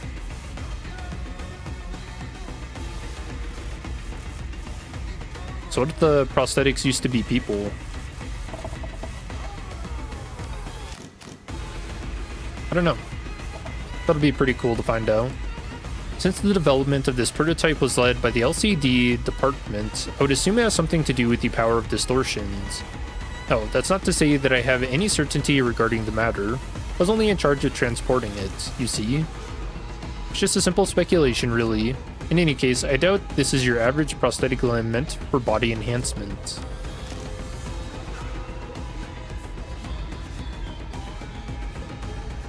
To where I must return. Oh, resentment for the sanity effect? Yup. I think she's still pretty pissed off at Bamboo-Headed Kim. Poor dude.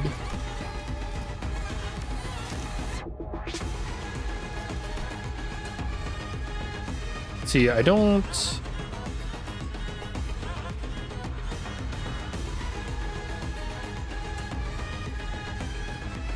Yeah, I don't think any of this has changed since we saw in Kanto 9.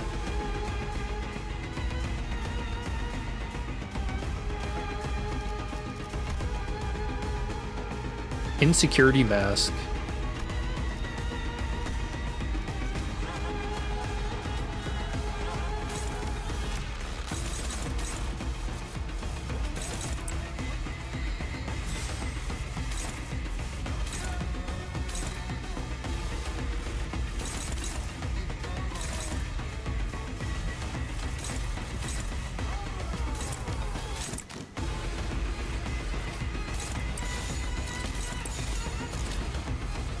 Wait, this music is kind of a blend of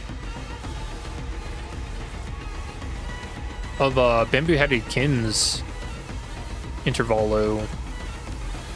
You can hear like that same kind of wording. Oh yeah, this is something to talk about, chat. Last week easy one. They added in speech bubbles mid combat.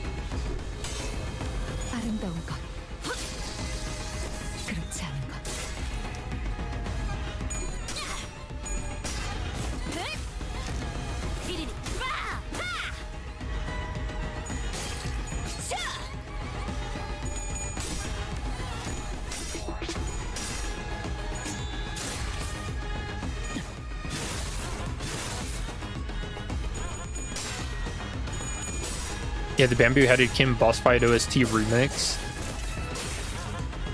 It's funny they give that to him and he's not even here.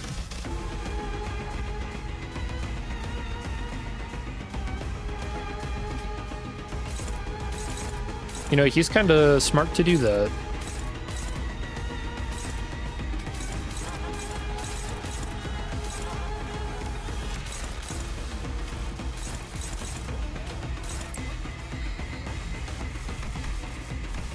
Enemies.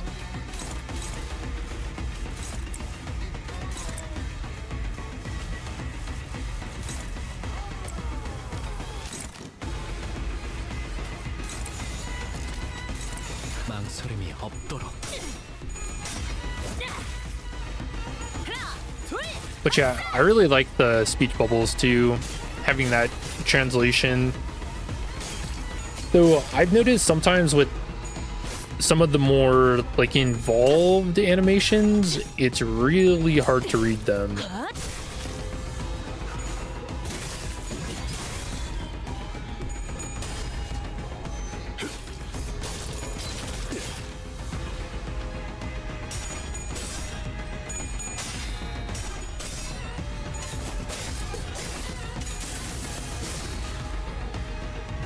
Dude, that's so sick.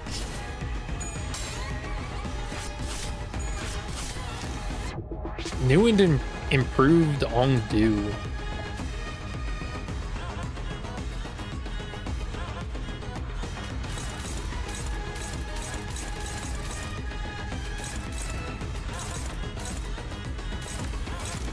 Ah, no one wants to get their bones claimed?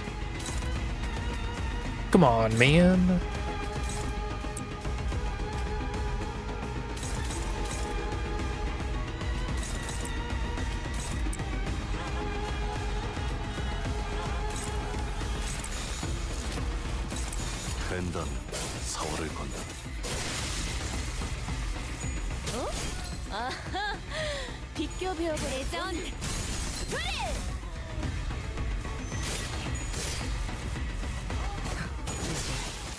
끝내지.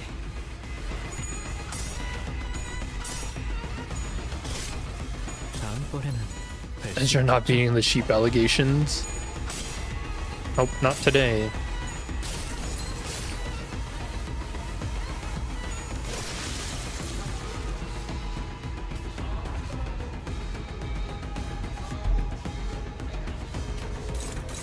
Alright, anybody now? No takers for getting your bones claimed, man.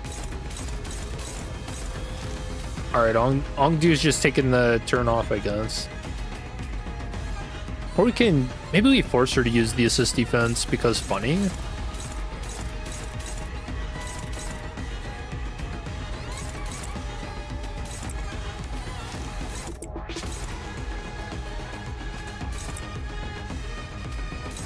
I like the sound of that.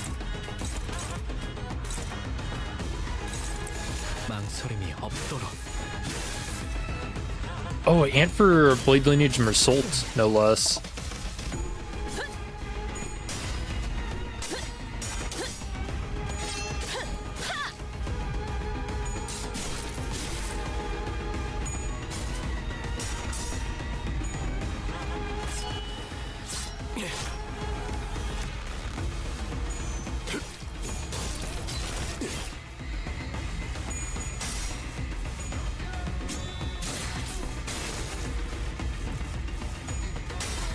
Oh, she's doing the thing. All right, she's got a little bit to learn, I think.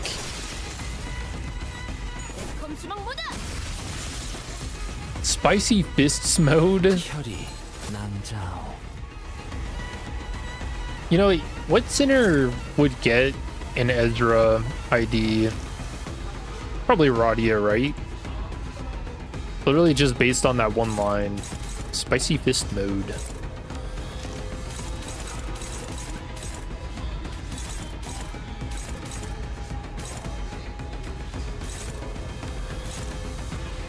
Man, that sounds like a very, very unpleasant thing to get hit by.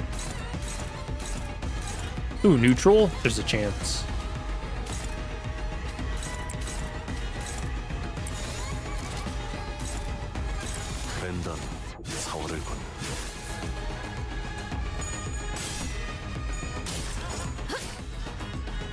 Radia. Why does that... So weird. It says it has like a funky alright, that's cool. I don't even know what you call that, like lettering to that. It says eat, but then when I hover over it, it says Radia.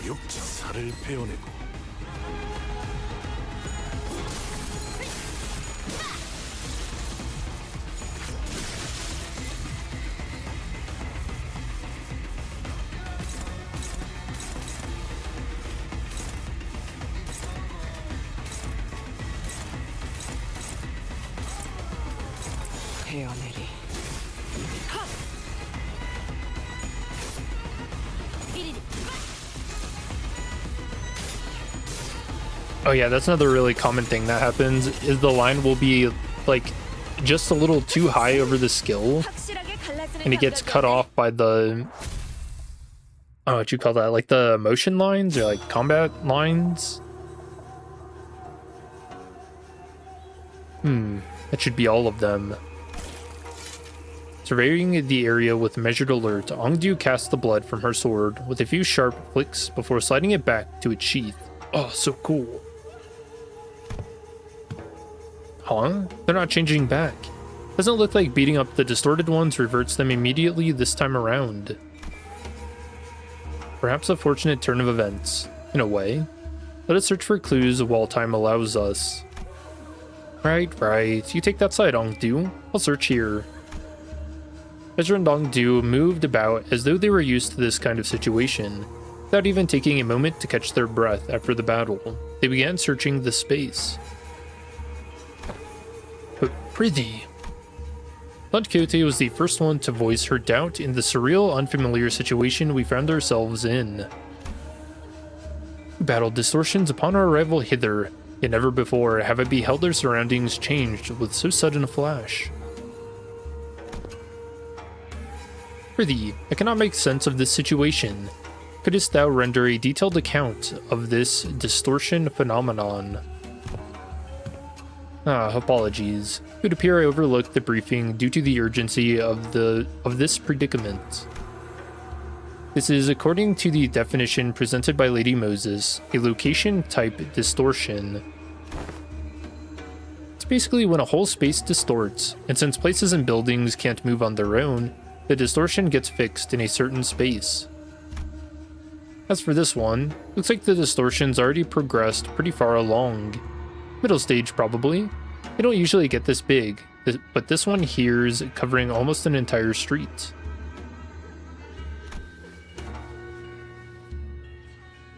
And those people. They entered this space and got caught up in it, and our job right now is to get to the bottom of the phenomenon. What exactly gets people caught up, and what happens to them once they're in? Of course, we can't really rule out the possibility of a powerful distortion that's encroaching upon its environment. Alright, ominous. Oh, by that I mean when a distortion bleeds into the space around it and warps it. Oh man, I'm actually talking like our team leader. Rubbed off on me, I guess. Ezra continued with a sheepish giggle. She's confirming the allegations. In any case, we won't be able to suppress or cure the distortion even if we whoop these guys' asses 100 times. We need more clues to help us locate the inflection point. Maybe we should examine these people over here, too. With the call, Ezra directed our attention to rows of collapsed people all around, all of them clad in dopo robes. Oh, those like faces? Or are those masks? And these are the glyph emblazoned upon their headbands. Chu. He speaks propulsion and pursuit. Marks them as Chunokuns, functionaries charged with scouring and hunting runaway nobis. You hail from the homeland as we do. I'm unsurprised that you know of them. I could hardly fail to know, for I, too, was once enumerated among their quarry. Scientists and technicians were daily being dispossessed of their stations in S-Corp, after all. So it was no idle tale. Scientists who ply their craft without fattening S-Corp's coffers are seized, forthwith, and made nobis of the corporation. Indeed, I count myself fortunate to have absconded with my friends afore the brand of Nobi could be impressed upon us otherwise. They brand them? Dude, S-Corp sucks, doesn't it? Nobi, the wretched appellation conferred upon the people for the convenience of those in power. A vile practice and an excuse of their power-mongering, nothing more. The so-called taboo hunters of S-Corp operate by much the same anatomy. Does the breaching of taboo summon the hunter, or does the hunter first seize his prey, to thereafter frame the captured with invented transgression?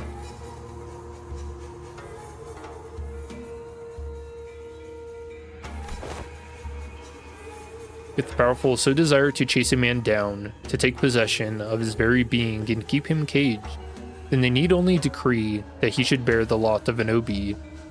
Such is what S-Corp has become today. My mentor, too, is one of the victims of that accursed practice. And could these people have been sent out to capture your mentor, or Yi Sang? Or me, perhaps? Or none of us? You mean to state that they may be conceptual forms of Chunokuns generated by distortion? That is a plausible conjecture. We're getting nowhere with this clue hunting. With a heavy sigh, Otis pressed her fingers against her brow, as if her head were starting to pound in frustration. To delve further into the matter, it is necessary to determine why the S-Corp and its Chunokuns have appeared as the motif of this phenomenon. I was kind of wondering that too, and maybe those are peeled off faces.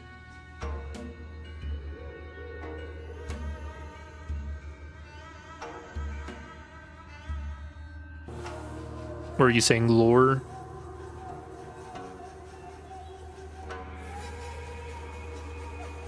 Yeah, I wonder what S-Corp would have done with the mirror technology if they got their hands on it. I mean, probably no better than what N-Corp's done with it. Considering the course of events we have seen so far, would it not stand to reason that the distortion stains all nearby things with memories most foul? The presence of Chunokun suggests a possible correspondence to Yusing's memories. Conversely, however, the absence of T-Corp's time collectors weakens that hypothesis.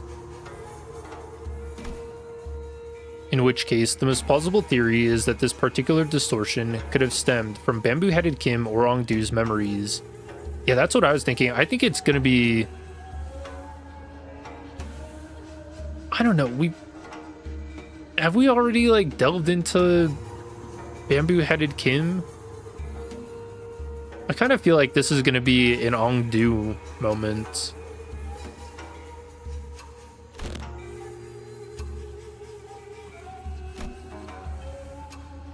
Ongdu furrowed her brow and fell into thought, as though she couldn't grasp the full picture of the problem. Seen a few distortions that showed trauma or affect their surroundings. But this one? I'm not getting that pop of inspiration. Can't even guess at what this distortion wants either.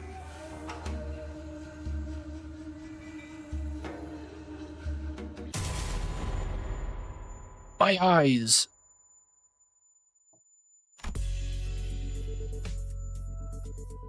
The white flash of light suddenly drowned my vision again, as Ezra clutched her head and cried out with annoyance. If only the team leader was here. Cracking this would have been a piece of cake. And we're back. So this is why you kept asking whether we'd seen anything bursting with a pop. The Corp employees must have it rough too, getting dragged into the distortion like this. I mean, what else were we supposed to do? It was self-defense. They were about to attack us. I suppose finding the root cause and taking care of it would be the fastest way forward. Let's just do what we can for now.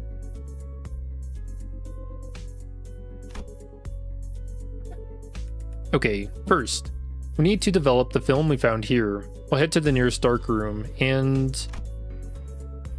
Nah, actually, let's first drag that slippery hat-wearing cult back here and get him talking about the Chuno-kuns. That's probably our best bet. Every time we take a job, that slacker just slips off without telling anyone.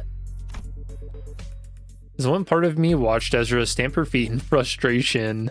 I was also carefully following Heathcliff's team through the other part of my vision. Oh, I think I can help with that. Have you located him? Huh? What? Boss Clock found something? Yep, I found where Bamboo-Headed Kim is right now.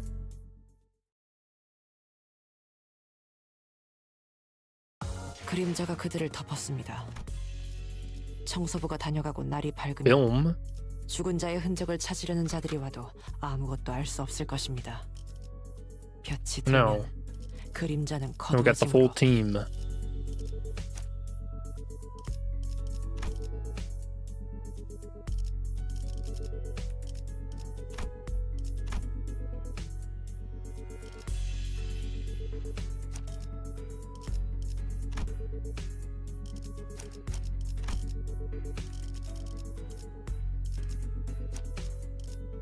Oh yeah, she's got a Kumo.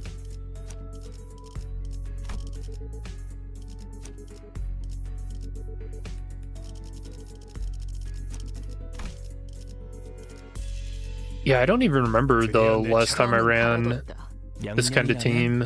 수금할 시간이야. 잘 됐네. Probably during Bamboo-Headed Kim's Intervallo. Meanwhile, Heathcliff's team. Bloody hell, what's up with these kids? They're showing up out of nowhere. How should I know? But judging by their getup, they seem like escort fellas. Things were going so well. We could have talked it out with those fedora guys who were rummaging around the place earlier, you know? But no, you just had to go barking at them first. Would have saved us a whole lot of trouble if you hadn't, right? Oh, so it's my fault. Those bastards look like they were nicking stuff. This is our contract area, ain't it? If they walked off with something important, we'd be the ones catching hell. Listen, bud. Not everyone's itching to swipe their coupons into their pockets the second they get the chance. Yeah, Heathcliff. You think he's like envious of them stealing stuff? Oh, for how many bloody months are you gonna milk that? Excuse me. What, you got a problem too, mate? No, not at all. Just wondering whether that gentleman over there is also one of our enemies.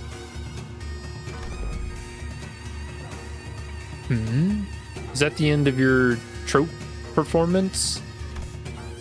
Shame, I was really enjoying watching you folks dance. Might have mistaken this place for the Peach Blossom Land of Legends had there been a cup of fine. rice wine to go with it. Yeah, that's an enemy, all right.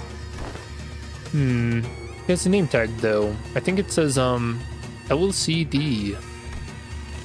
LCD or whatever. Who gives a toss? Am I supposed to put up with every bastard having to dig at me? Oh dear. Such bold swings. Didn't know there was an encore to that performance. Ha. You slippery little rat. Well, I do find this amusing enough, but if you intend to play with me, you ought to be more aware of your surroundings. Hey, behind you, he's aura farming. He's like smiling while doing all that. Ooh, it took him down. Gasp. Wow. He took out all of those dopo-wearing people with just a single strike. I'd say that about covers the price of admittance for your trope circus, wouldn't you? Well then, I leave the rest to you folks. Wandering blades in Muriam tales never linger on the stage for long after all. Oi, where the hell do you think you're going? Ah, damn it.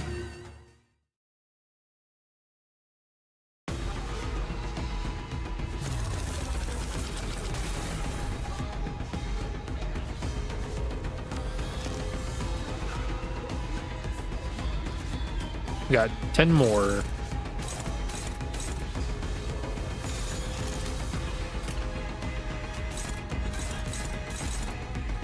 Dang, he's too good.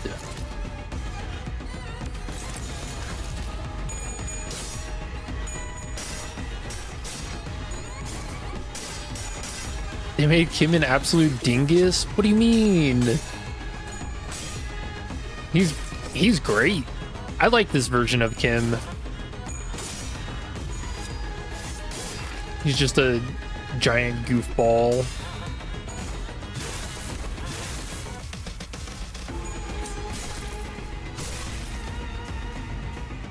I will say, him still having the name Bamboo-Headed Kim when he's not wearing his bamboo hat is very funny. Someone give that man his hat back. It's like he's naked. He's not right. He's uncanny. I can't have uncanny Kim.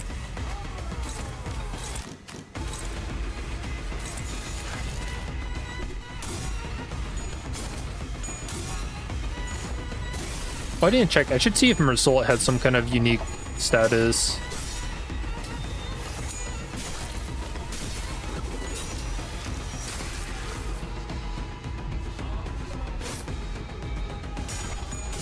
Nope. Where's Kim in the fight? Oh, he ran off.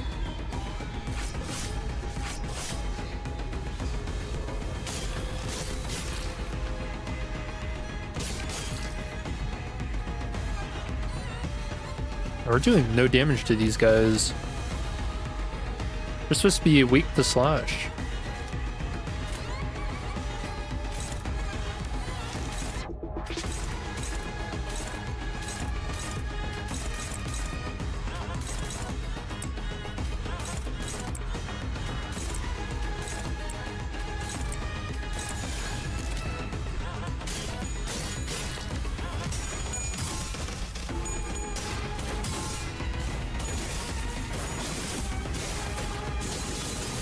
Yeah, he should just be called Kim when he doesn't have the hat. Although I really like the idea, he doesn't have the hat, but he's got the glasses, and he's just Sunglasses Kim.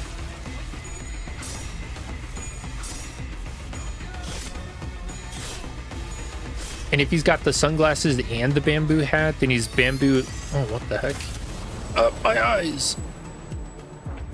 Oh, that's cool. Ooh.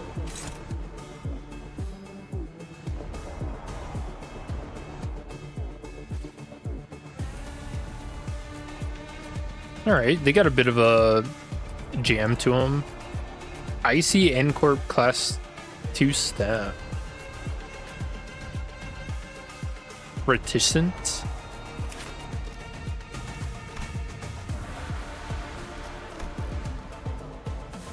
Oh, yep. So they're Tremor and Pinning Nail.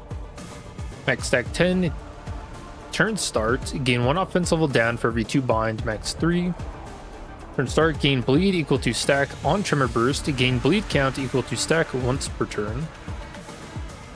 Turn end. Gain bind equal to stack next turn. Max 6. Then lose 1 stack.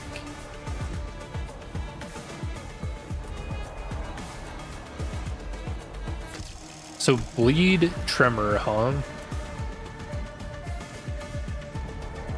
Passives. Arranged information. This is unit inflicted intelligence gathering on an enemy, heal 10 sanity. Intelligence gathering. When using a skill of identical rank to the skill photograph, flash power -5. Okay. Defense skills and ego skills are counted separately.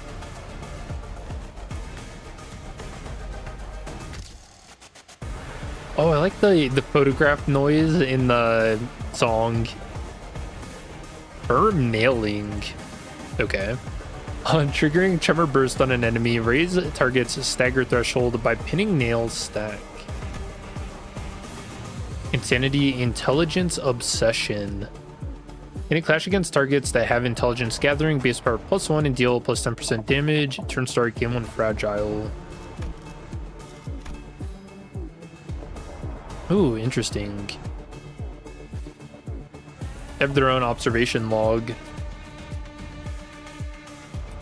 Due to the expected difficulties in recording a voice log owing to the noise level in the surrounding area, and as the relative lull of the situational emergency permits, this observation log will be handwritten. Oop. The flash is followed by anomalous alterations to select entities or surroundings.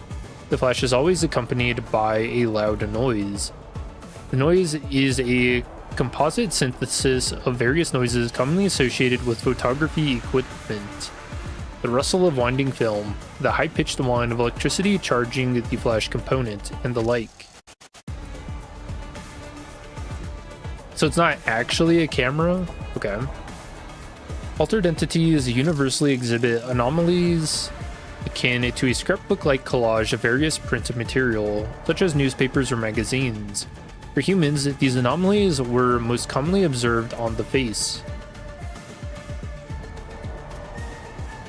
After a certain point, most altered entities began to exhibit identifying elements associated with District 19. Once the alteration progress caused by distortion was halted, they returned to pinframe team staff members of N-Corp Service de Plus. It does not appear that its main mode of interaction is spawning sub-entities or summoning their illusions, but overlaying certain appearances to entities already in the vicinity. Noticeable boost to the overlaid entity's combat capabilities have been observed. The exact cause is unknown. Current working theory constructed by the LCD on-site investigation reasoning team posits a high level of likelihood that it is a location type distortion. Following that reasoning, it can be concluded that this case cannot be resolved simply by defeating the altered entities. No further discoveries are to be made. This observation log is concluded. Cool.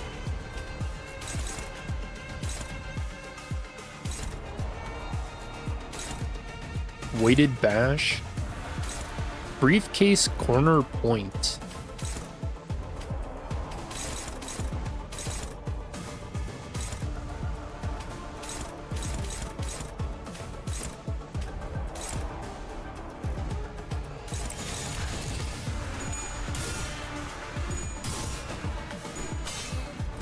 Hell, interesting that these guys have identical gauntlets as Mersault. I mean, Mersault was from N-Corp, so it makes sense. I mean, he just straight up said he was an employee.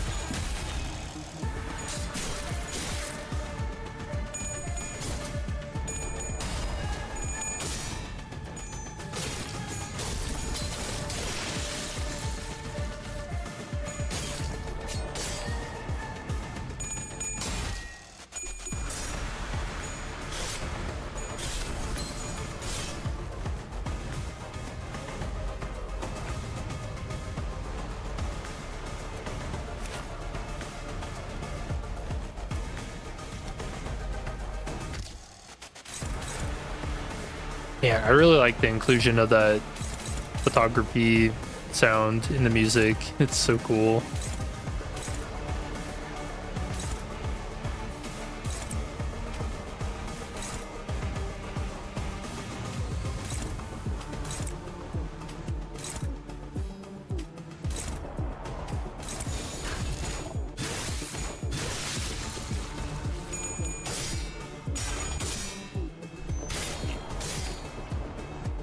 Like Klaus means the nails. Nails are back.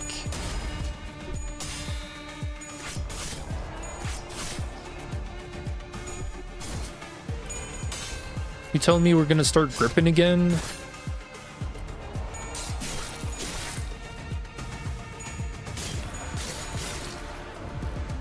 Yeah, I'm really excited to be in Corp. You know, the enemy's territory.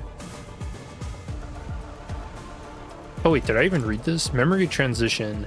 Base stack 3, turn it into lose 1 stack. If this unit has 0 stacks of this effect at turn start, certain units and effects transform. When staggered, recover from stagger. Once the above effect activates, reset memory transition stack to base stack.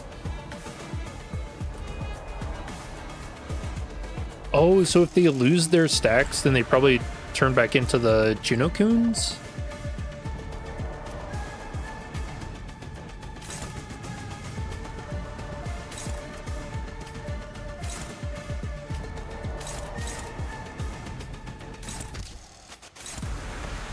Ooh, and frame subject.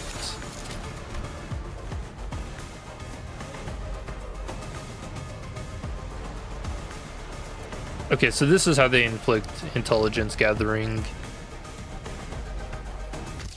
They take pictures.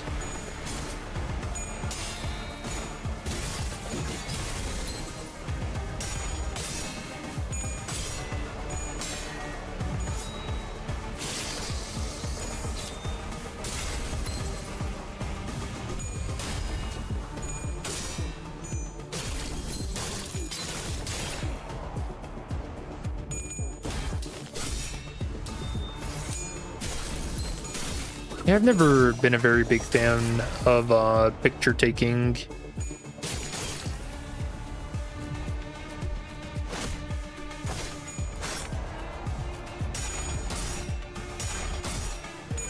Uh-oh. Wait, did he throw a nail? My eyes! Look at that. Sinclair's been framed.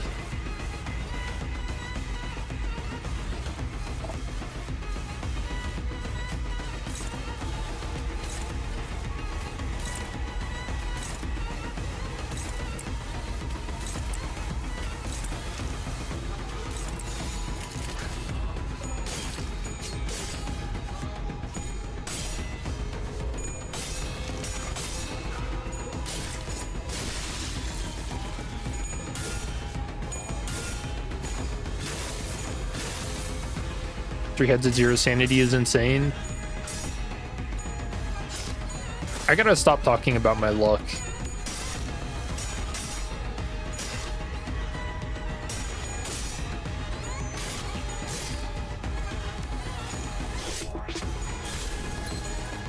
I know, I kind of like getting hit by that just to see the animation, because that was sick. Like, where he pulled the nail out of the briefcase and hit us with the...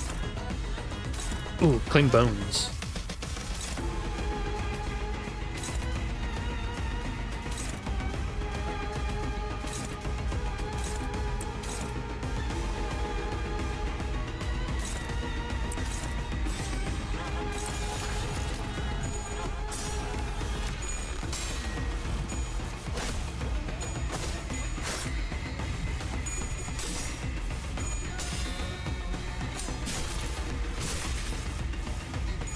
You would suggest turning away after the stacks reach 0.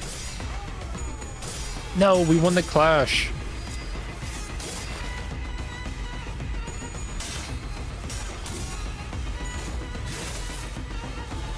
I guess they get to keep their bones today.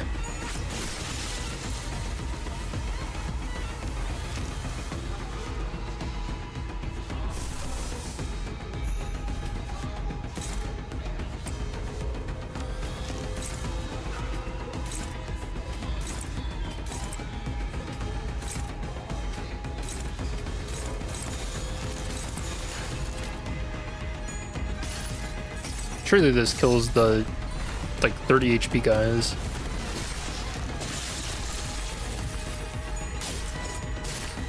I think one of them survived.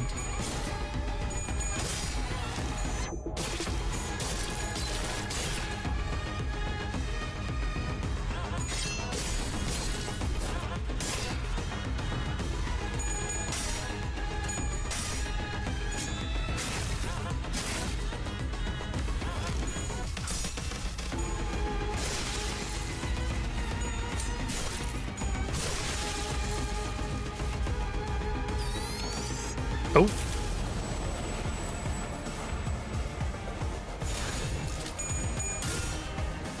Feel kind of bad for this guy. He shows up just to get... Well, not only... He gets flashbanged and then cut in half, man. Tossed into an air combo. So let me get this straight. Dude was here just a minute ago, and now nobody knows where he wandered off to? Yeah, Bulk just turned up out of nowhere, flapped his gums, then did a runner before anyone could grab him. Ezra let out a long, listless sigh, as though she was getting sick and tired of even complaining about Kim. Lady Ezra, I cannot say your frustration is misplaced, yet I trust you are also aware that, more often than not, Mentor's actions have carried a profound design. Okay, have they though?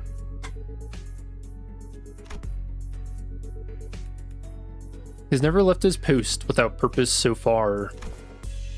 No, I get it, okay, but come on, would it kill him to give us a heads up before he goes zooming off on his own again? It's not like we'd stop him. What are we gonna do, tie him up? Lock him up in a closet? We don't do that in our team, right? Is that a question? Remember last time? Well, thought he was being a good patient and sleeping it off in the recovery ward, but nope. When the LCE got infiltrated, he snuck out without telling anyone and came back like nothing happened. And the team leader didn't even chew him out for that. Oh, he could have helped. Lady Ezra, that's... Oopsie, wasn't supposed to mention that, was I? And the reason he failed to participate in the operation was... simply because the LCD was lax in supervising its personnel. Is that what you're suggesting? Lady Moses bade us hold our tongues for this very reason. She knew full well Mentor's intentions would be misunderstood in precisely such a manner. Okay, how do you... What is there to be misunderstood? What part of this have I misunderstood? Did you not just disclose that the man deserted his post without authorization? That's the thing, he wasn't just wandering around. He was outside all alone, taking down the ring auto mannequins who locked down the elevator that leads into the LCE department. Oh. Yeah, it's not like he was dealing with the strongest enemy out there, but the recovery ward didn't have an emergency alarm, and nobody from the department was there to warn him either. He somehow just caught on and did the job himself. Huh. But it's all thanks to him that the facilities team managed to get the comms back up and contact that LCE chief dude way faster, and that helped the LCA to actually deploy. It would have been delayed for another hour or two if he hadn't stepped in, apparently.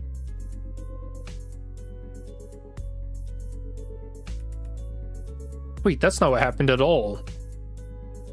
That one guy sacrificed himself so that we could get the comms back up.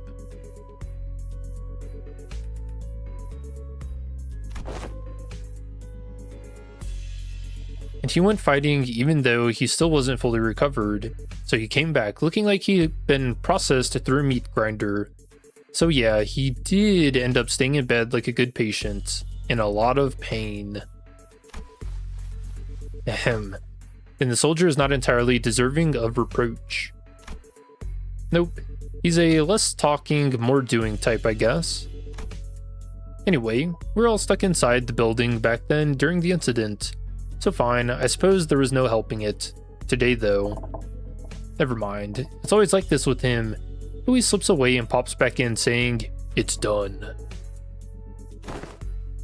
My point is, what happens if one day one of those solo missions doesn't go his way and he just drops dead in the street somewhere? How are we supposed to help him then? Actually, how does he even know what's supposed to be done in the first place when nobody gave him any instructions? Intuition? Folks gotta be relying on his gut feeling, isn't it? Gut feeling? Look, I only saw the bloke for a bit, so I can't say I've got him all figured out.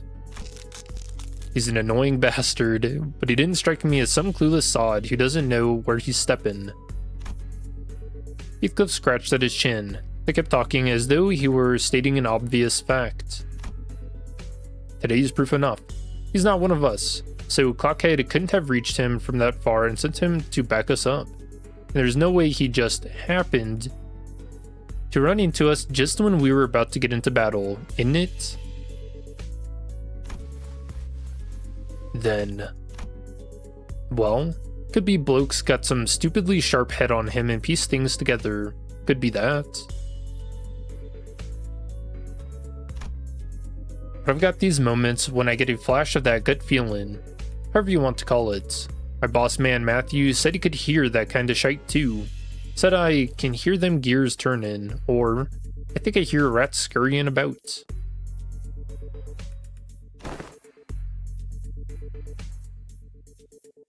Hey meme. You do things you couldn't make heads or tails of. Listen, there's this one time when we were expecting a life and death fight. Matthew says he can hear them. Oh, sorry, I just got like deja vu.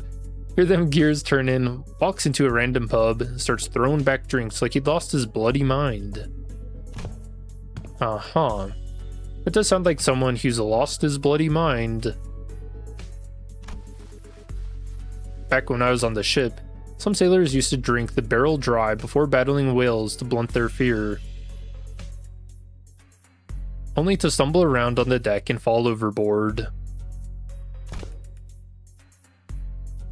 Yeah, and boss could knock it back like a whale. Still, the point is, getting plastered right before a turf war is not what most sane people would call a good idea. Had us all crossed, so we went stomping after him. And guess what? Turns out that pub was the secret hideout where the opposing syndicate was holed up. They were crowding around the gaffer, running their mouths about how they'll kill him and put an end to the dead rabbits. That's when we came storming in and had them surrounded instead.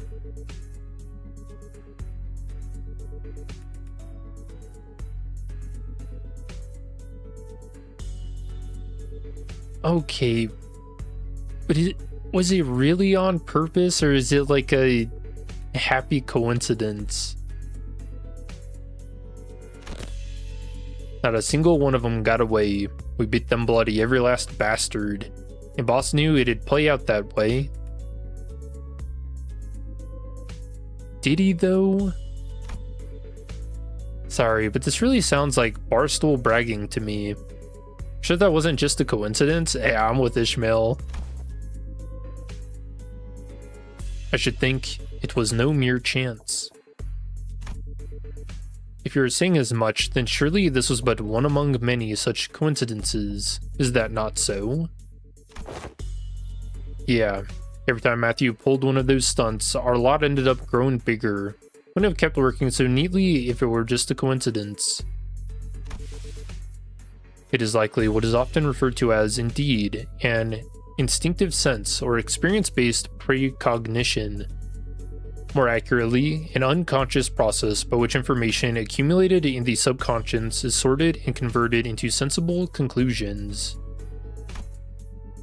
There have been some extremely rare cases in which Heathcliff has demonstrated the ability to arrive at coherent conclusions that surprise even Faust. On further analysis, it would appear that he was employing a mechanism similar to a sixth sense, as some people call it. He can see ghosts? Is that a compliment? Or are you taking the piss out of me? Whoa, buddy. That's gross. Though my mentor does not see fit to explain each step he takes. When all has passed, I often find that no footfall of his was taken in vain. I would ask of you, grant him but a little time and wait. Keep waiting, and the shape of his intent may yet become clear. Though I confessed, I have also been concerned about him of late. His recent silence is far heavier than what I have noticed in the past. This might be some more flow nonsense.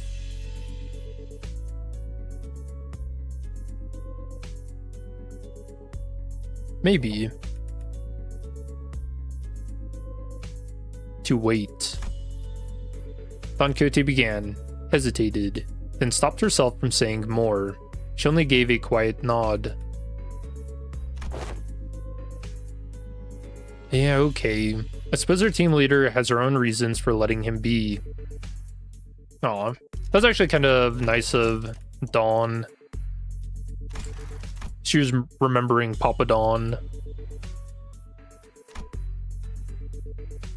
That said, doesn't mean I'm happy about it. Let us return to task at hand and do what we can for now. Fine, fine. As the others quieted down, I finally had room to notice the place we found ourselves in. It's a dark room.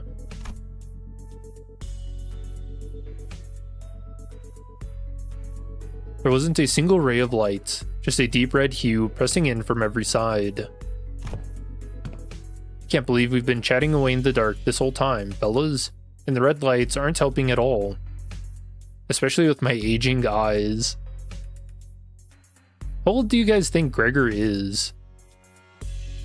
40s? He seemed, I'm gonna say like late 30s, early 40s, right? Are you looking for the light switch? It's right here. No, don't do that. And right then, don't turn on the lights. He's 34. Dang, I was close.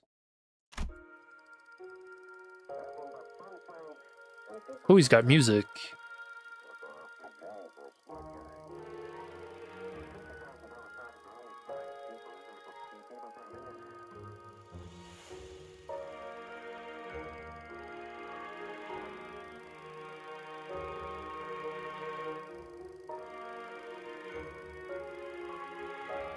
I heard Mersault clip the warning, his voice coming from a corner I didn't expect to find.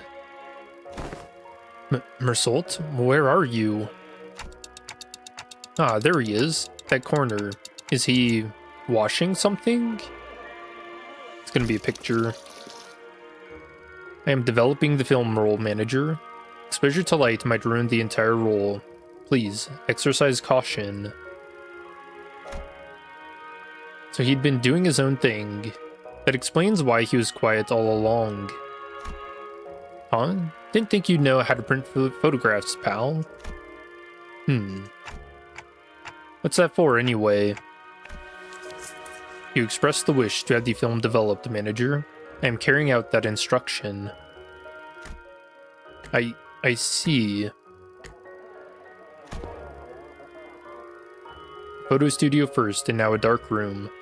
This may be no more than a conjecture, but it would not be unreasonable to suppose that the axis of this distortion rests upon a photographer.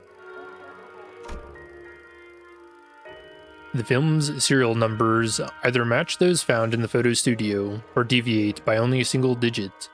It is certain that this darkroom is connected to the studio in some way. The images bear a striking resemblance to these photographs. I also believe this building and that photo studio share a strong connection. Oh? Where did you get these photos? I brought some from the photo studio. I cannot name the location in the picture with certainty, yet they all appear to have been taken at various places in Corp's district buildings, mostly. Hey, wait! I know what these are! People take pictures like these when supplying stuff to that department store. Correct. The photos must have been taken by a Docographer? Result chimed in, holding up an odd cylindrical container in his hand this time. He gave the container a shake every now and then with a measured rhythm. Whatever he was doing seemed to be part of the process of developing the film. Film rolls are hardly affordable for the average resident in Corp. In most cases, taking photographs is done as part of professional duties. There are approximately 21 occupations in District 14 that utilize photography. However, only a single profession involves routinely photographing specific buildings, adhering to fixed standards that can be observed in these pictures. And these... Why is it... This word kind of like messes me up. Docugraphers you mentioned. Are the people entrusted with that job? Yes, they photograph the information to be poured into canned experience. Oh, here we go.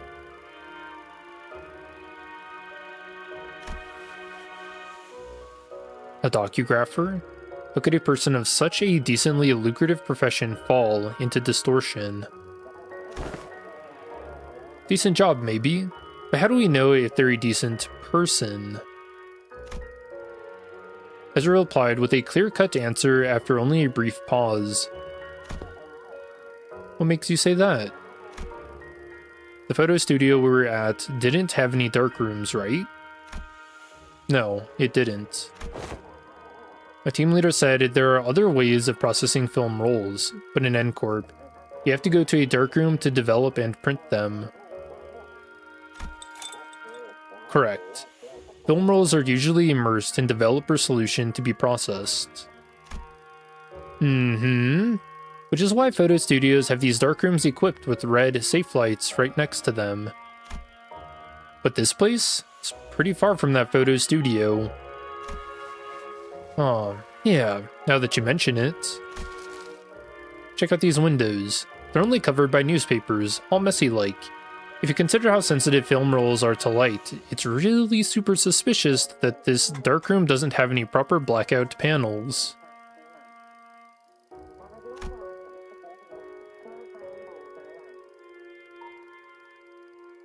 And you know films, it can cost a fortune in some places in the city, right? Who in their right mind would print photos in a room patched up with yesterday's newspaper? Oligo Photo Factory?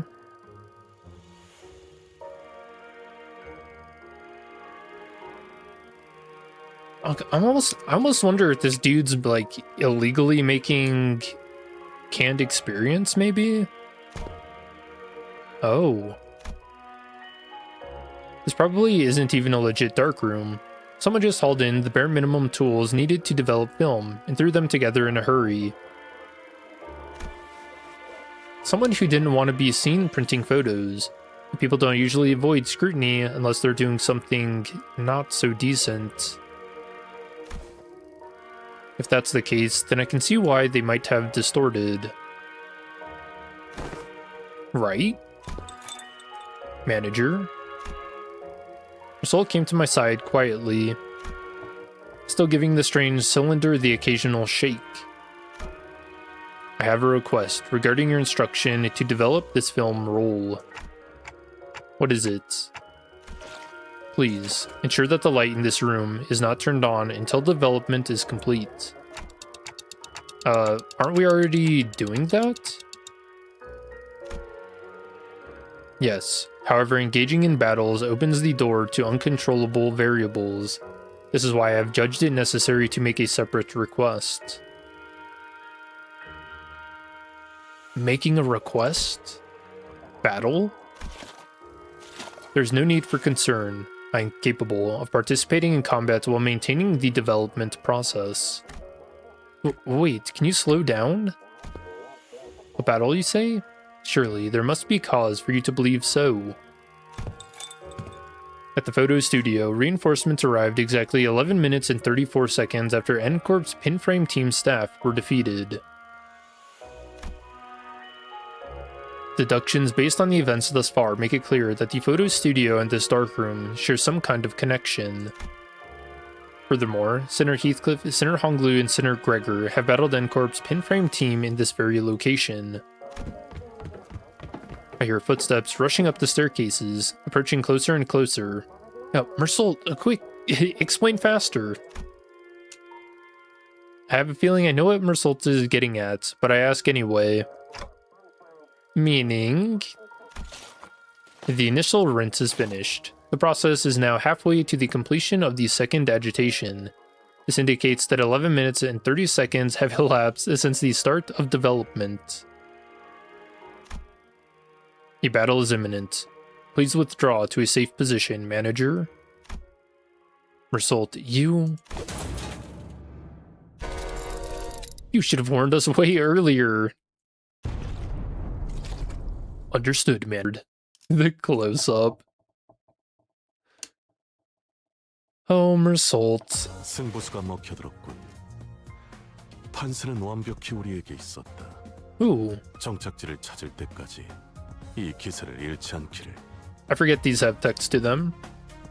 Photos. Snap. The sound of a hammer driving a nail in. But what precisely is being driven in? The camera waylays the light of a given moment, then nails it onto rough paper for exhibition. Was the photograph taken as a record or a remembrance?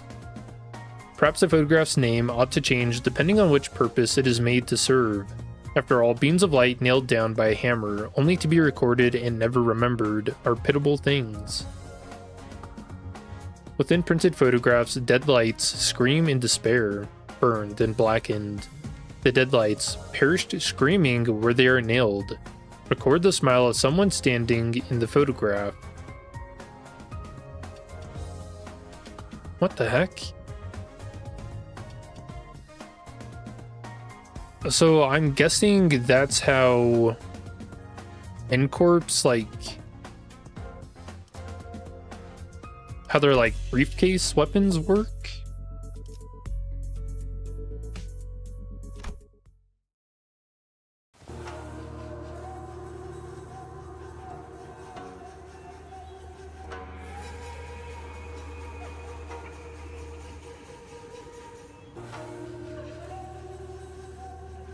Something sits ill with me. Amid the distorted sprawl of S-Corp's back streets, Ongdu had her gaze fixed somewhere high overhead. And at the end of her gaze, are those photographs? A long line stretched across the open air, photographs hanging from it like a laundry clipped to a clothesline. I mistook it for a warding rope at first, and gave it little attention. Yet upon closer look, I saw those pictures hanging from the line. Perhaps they had been strung within the darkroom and remained thus when the distortion took hold. Oh, so the distortion specifically not changing photos? You could say a lobotomy. Oh yeah, hammering a nail in your brain. Bizarre. Observation of unaffected elements in the space occupied by a location type distortion is most irregular. Indeed, the items we bore from the studio have already changed into images of various sites of S-Corp, yet these alone remain as they were. Let's take them down and check them ourselves. Just as I was wondering if the line was perhaps too high for me to reach, Mersault stepped forward and plucked a few photos off it. In the instant he brought them to me, we heard another pop, and again, a bright white flash blinded my vision for a moment. No, the dark room. It's not dark. Good grief. This distortion likes to change its mind, huh? It keeps switching between S-Corp and N-Corp. This feels like getting caught in a flashbang detonation. My whole body tenses up, then goes slack right after. The other sinners were busy grumbling about the distortion and its sudden jumps, except for Mersault, who stood right in front of me with the photos still held out in his hands. Oh, you didn't drop them? No. He gave his usual short answer, then returned his attention to the cylinder he had been shaking. He took the film out of the container and flicked the liquid off it with clean, controlled motions. Is the processing finally done? Wait, we're back here with the lights on now. Is it okay to take the film out? Yes. Exposure to light will not damage the film once development is complete and the image is fixed. There's no cause for concern. That's a relief. Can't really say I followed all the technical details, but no cause for concern was all I needed to hear. Sighing in relief, I held up the photographs so I could take a proper look. So, see anything odd in there, Manager Bud? There are people in them.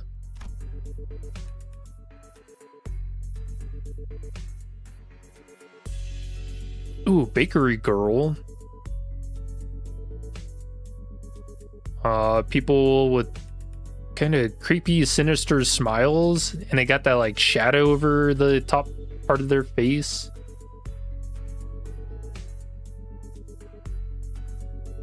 Flowers gripped too tightly.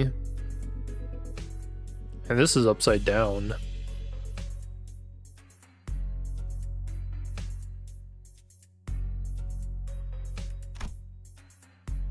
If I had to pick one similarity between them though, they all looked cold and indifferent. Really? Even the bakery one?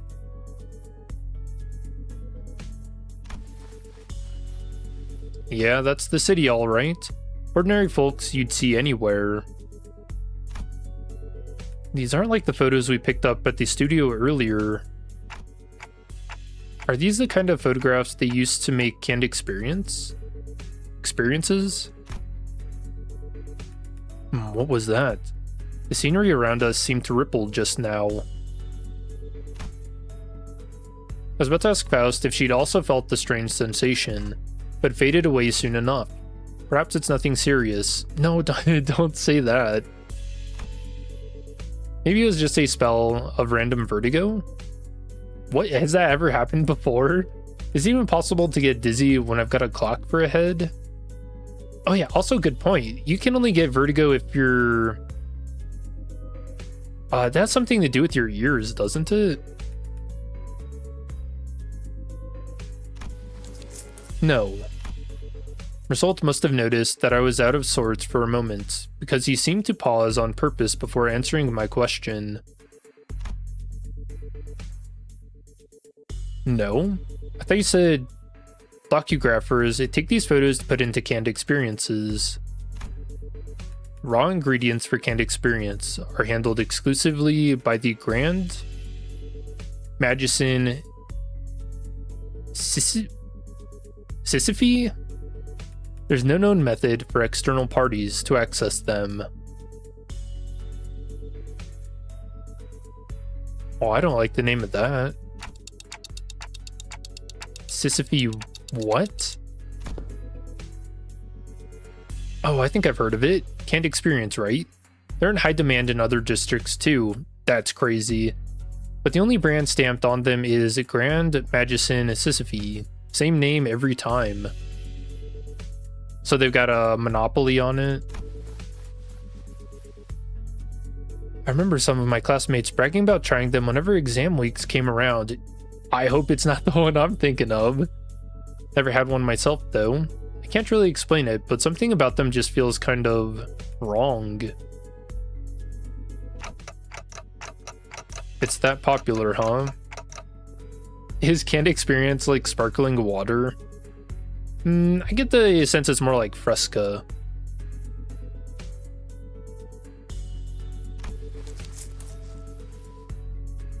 The unprocessed base content of canned experience, known as experience batter, is supplied to reprocessing factories, where docugraphers fine-tune the experience's details. Photographs are primarily used for that purpose.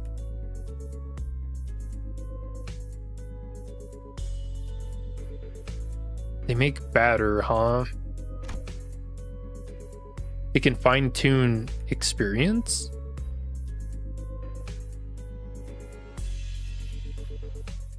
I guess my head kind of goes to, if you've ever played Cyberpunk, how BDs, I don't remember what those, what that stands for.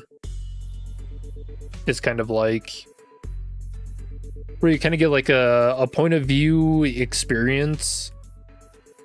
And it can be some like pretty harsh stuff where you get the experience of dying, for instance. An easier example for understanding would be to consider why docugraphers take pictures of subjects such as buildings. A purchaser may wish to experience living in a luxurious building that they could never afford. Another may wish to vent out impulses of violence by experiencing the burning of an expensive property. Oh.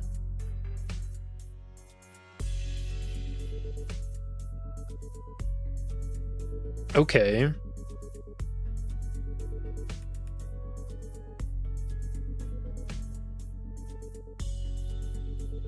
Okay, so that's what the fine tuning is. So they could, what, take a picture of a building and then fine tune it to make it seem like the building was on fire and someone drinks it, question mark,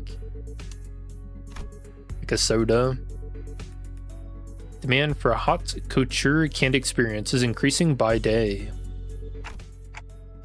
So that's why the photos from earlier were all fancy buildings. Yes, manager. Conversely, information concerning ordinary experience that can be easily encountered in reality is in low demand.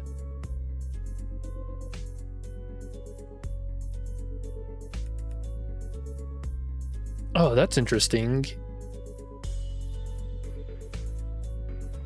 Because yeah, damaging like residences is a taboo.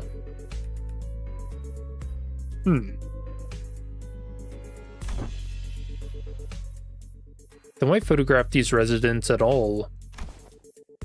Perhaps these are not images harvested for their commodity value, but pure photography in and of itself. Mayhap they have been captured for a desire to seize a vanishing instant through a lens. There are people who take photographs knowing that it would cost an exorbitant sum. I've seen some before.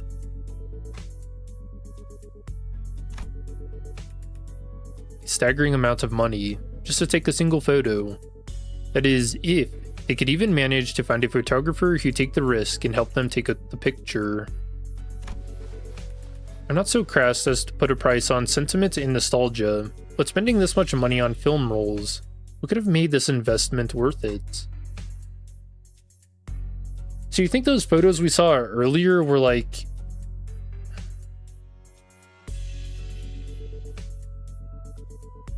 Yeah, I guess I don't know. Like maybe someone was trying to like recreate a memory.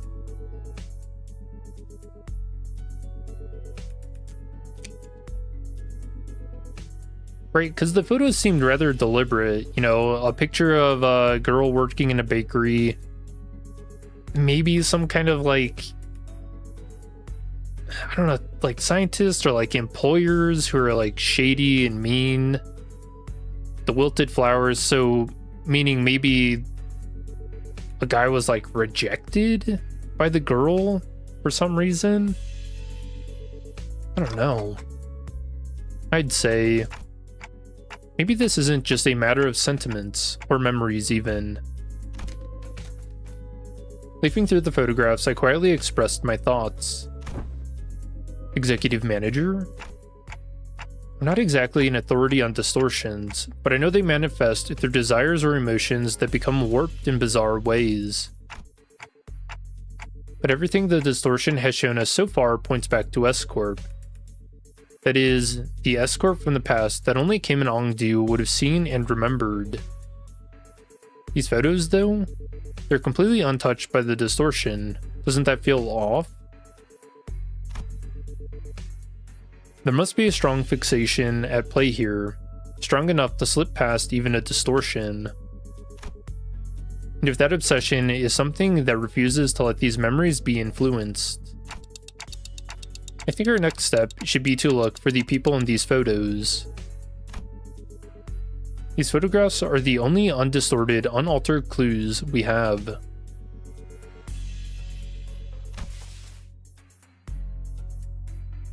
Ooh, I like that. Maybe the distortion victim came to the conclusion he couldn't recreate exactly what they wanted. Yeah, I could see that being the case for sure.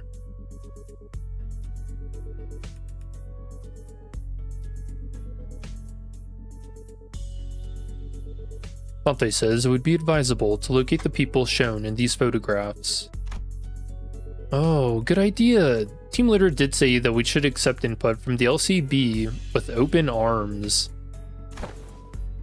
Hey, Hongdu, can you give me the office catalog? We'll probably need to commission an office affiliated with 7 Association. Let's look for one that can take the request right away. Can someone tell Ezra we're fine? I think I know where to find those people. Huh? Dante says one of the people shown in the photos has already been found. What? When? How? Well, guess I'm just having a lucky day. Oh, Radia and Ryoshu? Oh yeah, because they went out shopping and Radia stuffed the baguette somewhere. I pulled the radio from my waist and switched it on without answering Ezra's question. DWRC. I think she said, do we regroup clock? That one was especially hard to understand, Ryoshu. Heh. Radia's with you, right? Can you put her on? Okay. Radia, you there? Yeah, what? Dante wants to talk? One sec. I kinda went overboard with the bread and pastries. My hands are completely full over here. Pastries? What kind? Just one of everything. Neat. Can you grab extra brioche and baguettes for me too? Love the ones from that street, and they're so good. Oh, so this is probably why it's called Butter Street. Because of all the bread and pastries. Hold on, I gotta readjust the pile if I want to just throw them on the floor. They're packaged. And I threw it on the ground. Ryoshu, you can't treat food like that, Kay. Bread has...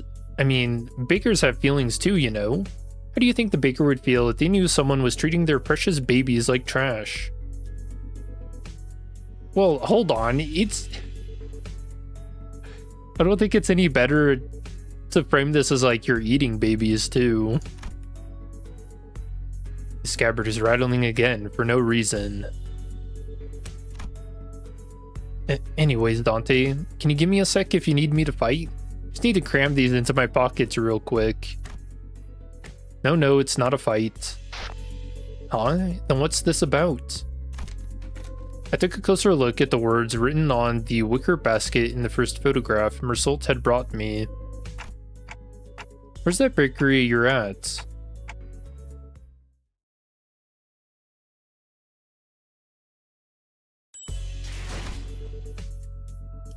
Cans.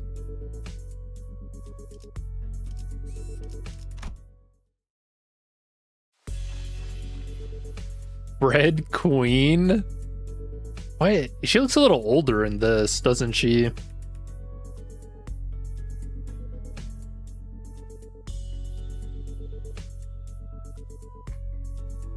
Ah, I know who you're looking for. The owner of the bakery was a woman holding the same wicker basket as the one in the photograph. She took one glance at the picture I held up for her and gave a quick nod.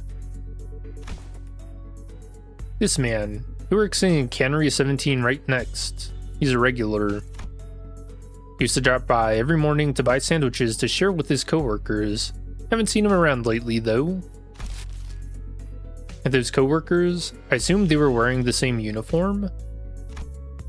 Asking the question on my behalf, Otis showed the baker another photograph. Probably. He was always wearing one too. I guess it's the cannery uniform.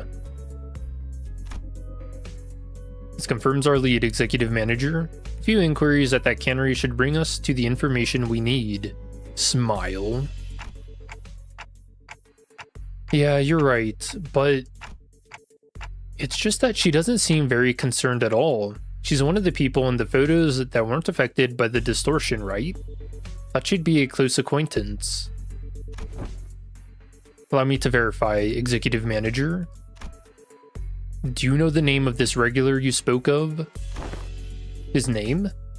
Am I supposed to know that? Though I wasn't expecting her to actually know his name, the apathy evident in her voice gave me pause. He took a photo of you.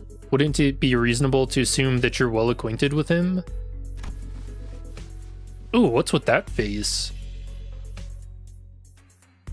Wait, she used to stalkers? Oh, that. The baker's demeanor changed when Otis pressed the point. She gave a strange, unsettling smile before pulling something from her apron pockets. A thin and round, can-like object. He said he'd give me 5 of these canned experiences for free if I let him take my picture.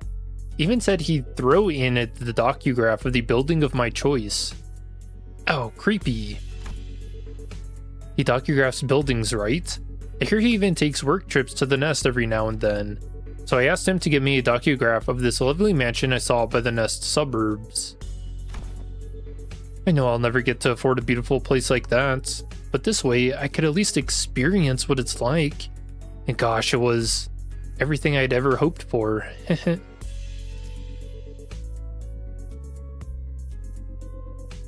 Man, it's so sad. I hate that this one story, I think I've talked about like over a dozen times, keeps coming to play like so often in the stories. Or I guess like just like in Project Moon's games and like other games that I've played. But the story of you know, a really sick woman, bedridden, she really wants to explore the world, and like her husband wants to cheer her up, right? And so what he does is he goes and he explores the world in her stead. And so he takes all the photographs and stuff, and then he brings them back to her, and she just falls into like a deep depression because of it, because she wanted those experiences, right? And it's like somebody else lived it for her. And it's kind of weird because Don Quixote is the exact opposite, where Papa Quixote wanted Don to live the dream in his stead.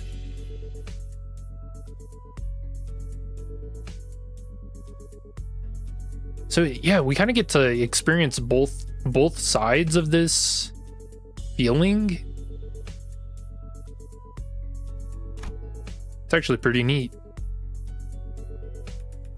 Oh, so the dude's functionally a drug dealer. Hey, you want some canned experiences? Just let me take your photo. Couldn't quite put my finger on it, but there was a distinct eeriness to that dreamy, blissful smile on the baker's face that sent a chill down my spine. Ahem. Young Mersault. But these canned experiences truly possessed of such marvels, to pluck all semblance of reason from one's countenance. They maintain a high demand across the city. District 14 is only one of several markets. Dost thou mean that those who indulge in canned experiences may experience venturing on an expedition to the Great Lake and bungee jumping off the summit of that skyscraper yonder as they remain seated where they are? They may, however. Oh, a magic can allowing one to pursue any dream the heart may conceive. Verily, I confess, mine own soul is much tempted. It differs from pursuing a dream. Ooh, again, that like serious face. Mass-produced canned experiences are made from base experience batter mixed with various modified information. The resulting end product enables intense stimulation through altered memory. Therefore, it is unlike the dream as expressed by Don Quixote. A piece of memory refined along the numerous processing stages of the cannery's production lines is not equivalent to genuine experience. Meaning the usage of experience in her previous statement must also be amended.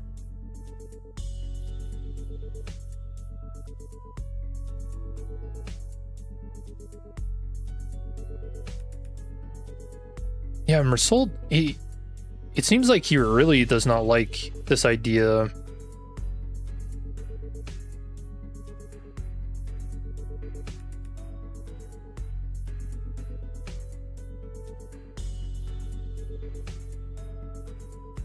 Oh, well, hold on. So is that why Mersault's whole thing is like people gazing at him? Because what if Mersault's whole deal is that he is the base experience batter that's in like some kind of like a specific canned experience, maybe like him distorting, and he is the base experience that other people are getting to, I guess, simulate?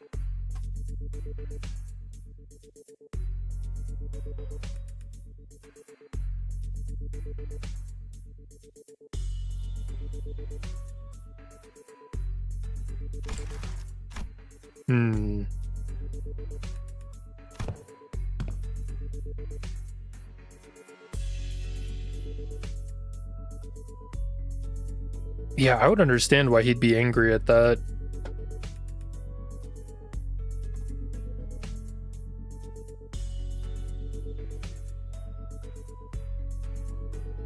Yeah, especially if he's like if he ended up being like the first case of a distortion in District 14, and then they took that and they made that into like a,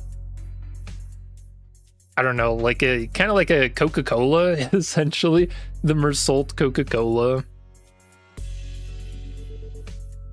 Although he seems more like a Mountain Dew guy to me.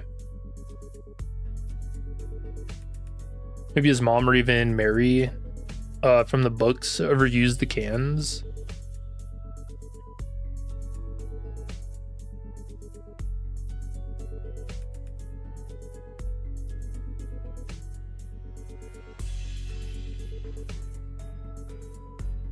Yeah, I guess I haven't read the book, so I don't know. Memories altered for intense simulation. That does sound quite shady. How doth this cast a shade upon the boons granted by the can? Adventures and tales are, forsooth, inclined toward a little grandeur.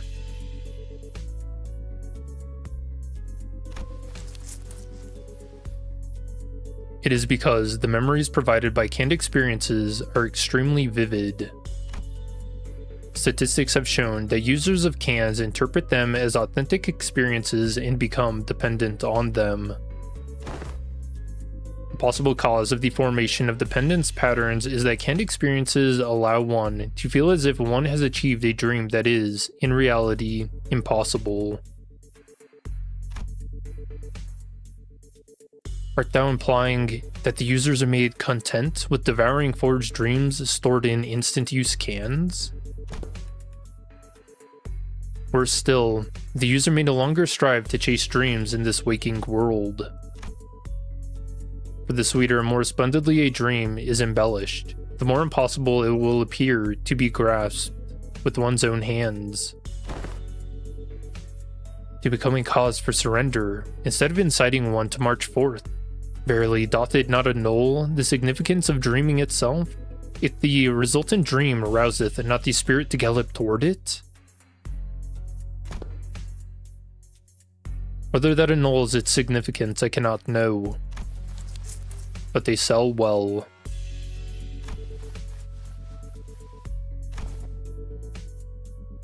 So, how much will you be buying? Buy what? You came barging in with all these questions, and I was patient enough to answer them politely, wasn't I? Don't you think you owe me a sale or two? You're not about to leave without buying a single loaf after crowding up my bakery and scaring off my customers, are you? Yo, look out, she's got a mop. Her case was on point, actually. With our whole group gathered around, the passerbys gave us a wide berth and hurried on, whispering among themselves. Nobody was about to come in and buy bread like that. Come on, lady. I practically cleared your shelf already, didn't I? You did? Where the hell are you keeping all that then? Can't you tell?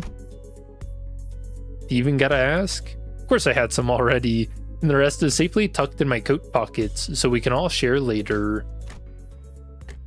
So you already ate some. Let's buy a little more. It's true, we scared off the other customers. Understood. Given that the expense is made to facilitate this operation, the lack of prior budgeting should not pose a problem. She just wants bread. Oh, bamboo-headed Kim from the shadows. Oh, nice. Sesame rice bun for me, please.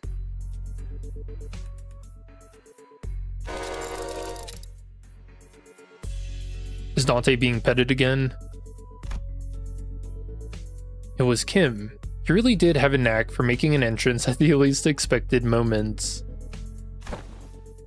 Hey, mister. Where have you been this whole time? Wait.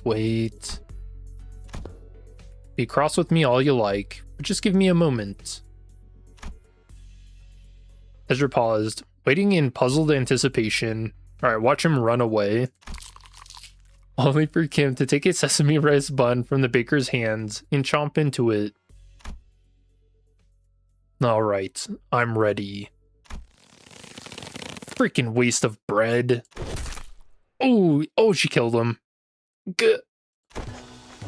Ezra's angry fist drove straight into Kim's solar plexus, holding him to the ground like a crumpled sack of potatoes as he rolled away.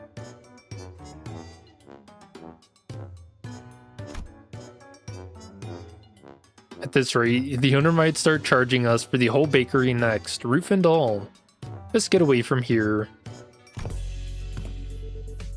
You love him? Dude, I like bamboo-headed Kim before.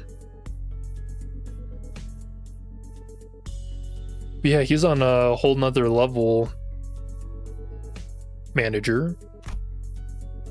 Rasult approached me as we walked down the street, with Ezra and Kim still squabbling behind us.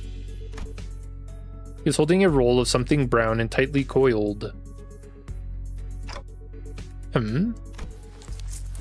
I've completed development of the film, per your instruction. Oh, so this is the film in that canister you were shaking. Do I just unroll it? Hold it up against the sun, or other sources of light. As it is a reverse film, the images should be visible as they were photographed. I had no idea what a reversal film meant, but I did as he said and unrolled the film. Okay, I can see it. Huh, that's pretty cool. Oh, is it showing? Can I see too? Move it over a bit. Let me have a look too. It was hard to make out the details because the images were too small, but I could still tell the strip was packed with almost identical pictures. Huh? Is this the same person in every shot? In the same pose in all of them? Oh, you're right. No, wait a second. No, it's supposed to be a film. They don't know what movies are. See the arm there? The further along the strip you go, the lower it gets. Yeah, and the head looks like it's turning to the right. Huh? We were all squinting up at the tiny frames on the film when Sinclair suddenly flinched and went stiff, like he'd seen something he shouldn't have. A second later, all color drained out of his face. Is it going to be Cromer? Sinclair, what's the matter? This reminds me of something I learned in school. Okay, not Cromer. You draw a picture in the corner of a stack of notes or a thick book, in the exact same spot on every page. You start with the arms down, then you make one small change on each page, nudge the arms up higher and higher until they're raised all the way up.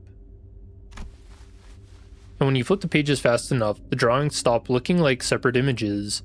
The still figure starts moving. That class was called Introduction to Motion Pictures. I remember the teacher saying that video footage we watch are all made the same way. Are you saying that this is... It's a continuous sequence of still images? The arrangement of the frame suggests that this film strip is highly likely to constitute footage, a violation of Corp's taboo. Uh-oh.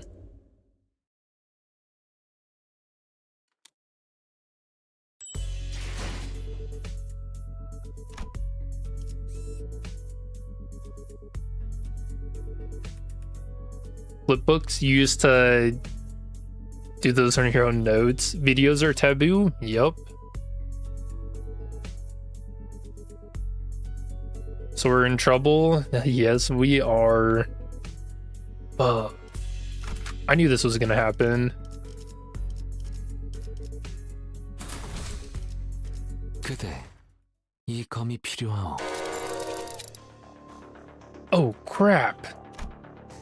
As soon as I registered Mersault's words, my hand reflexively threw the film to the ground.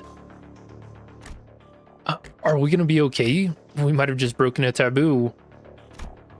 My mind began to race, rapidly traveling back through our journey, specifically to the time when Don Quixote had smashed that window at K-Corp and caused the wing to wipe out our team multiple times over. It felt faint.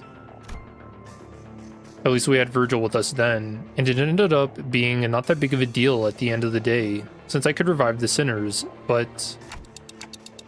Some nest taboos can get us in serious trouble for just carrying anything that has to do with them, can't they?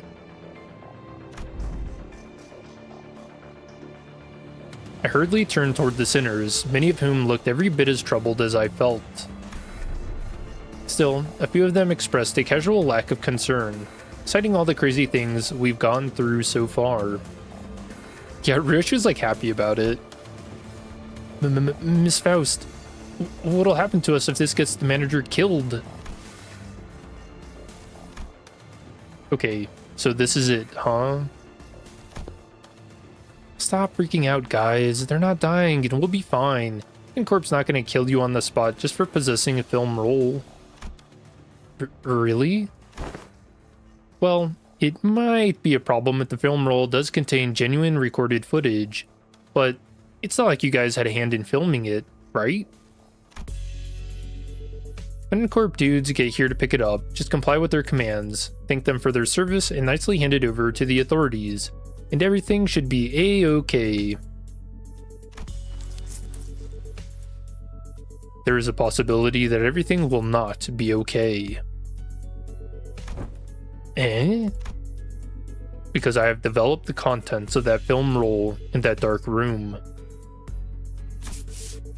Oh. The court will take the lack of intentionality into consideration. However, it is very likely that my actions will be deemed as aiding the primary violator of the taboo. Really? But...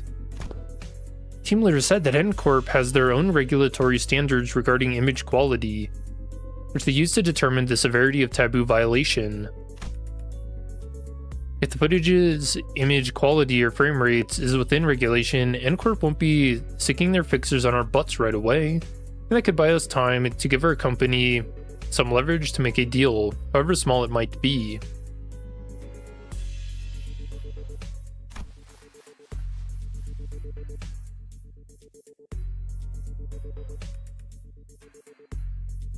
Because what they're really sniffing around for is how close to reality the video is, or how close of an experience it provides to real life. Yeah, I think this is kind of my idea earlier, is that they don't want videos because it undermines the idea of canned experiences. So basically it hurts their bottom line. And you never mess with the money. So even if we're really, really unlucky and they actually come after us, it's going to be fine, as long as the footage is low fidelity. Probably. Oh, but Mersault's a perfectionist. So what exactly does frame rate within regulations entail? It means that the interval between each frame shouldn't be like super brief. Think about photo slideshows. They only show you one image every few seconds, so it doesn't feel real or vivid, right? You can technically call them motion pictures, but there's no vividness required to violate their taboo. Then, let us analyze this film roll and see how vivid it really is. Mersault, I trust that you are knowledgeable in subjects concerning Corp, yes? Cooperate. Could this film roll be considered a violation of the taboo? Otis picked up the film from the ground and showed it to Mersault. That cannot be determined. Unless each frame is thoroughly analyzed and compared with adjacent. Without waiting for Mersault to finish, Otis unrolled the film roll and raised it against the sky. The rest of you, get over here. We must analyze these frames. The film canister was labeled experiment, so I assume the culprit had created this as a test run of sorts.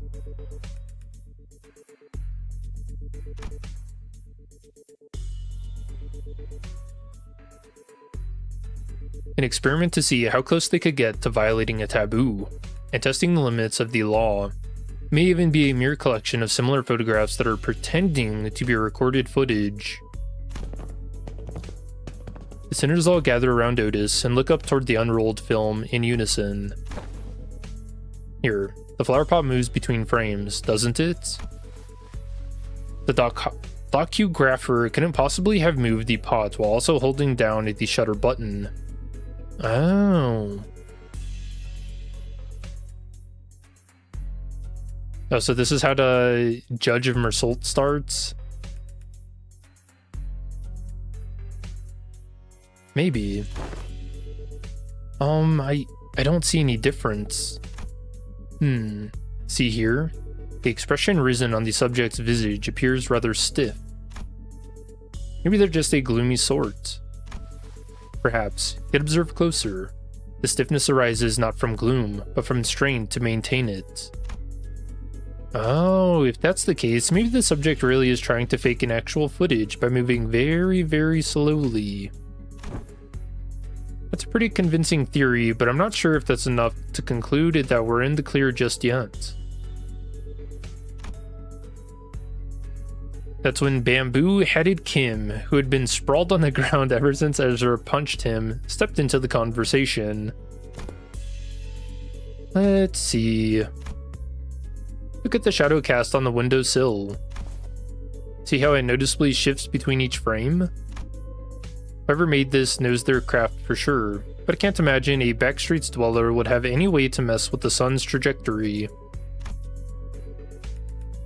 Then the likely scenario must be that the creator of this film roll deliberately made its subject move very slowly from frame to frame, creating a series of disconnected photos that, when played sequentially, would look like footage that violates the taboo.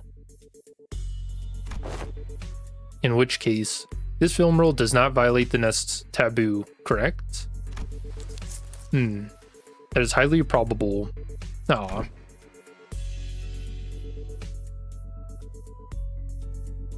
So what they're saying is that it's still gonna be a taboo, huh? Because this is a fight node. Ace Attorney Kanto.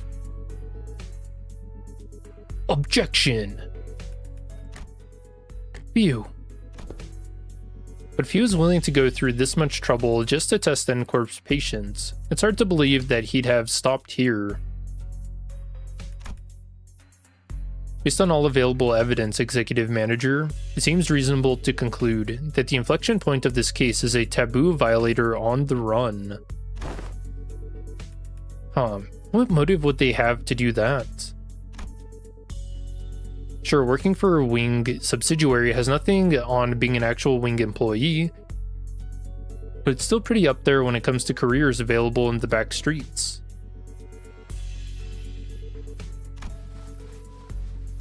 Work for a subsidiary long enough and you might even get transferred to a factory job in a nest. It gives you a pretty okay chance at a better life, so maybe he was just tired of living that kind of life.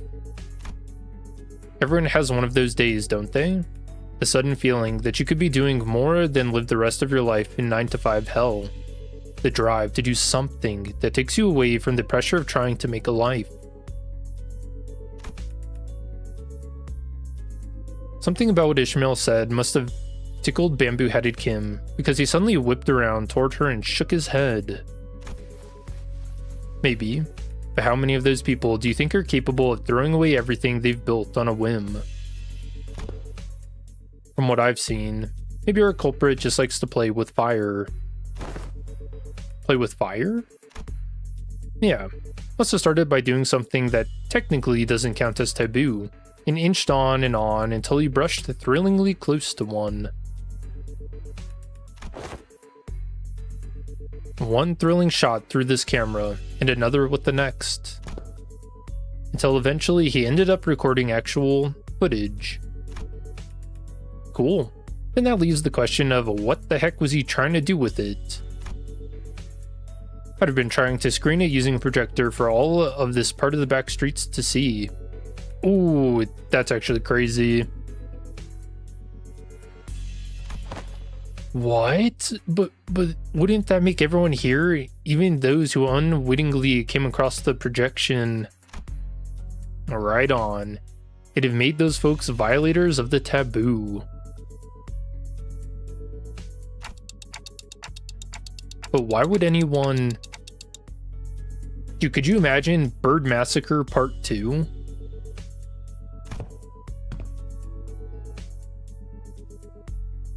So would you care to explain how you know that, Mr. Bread Brain? I mean, he's not wearing his bamboo hat.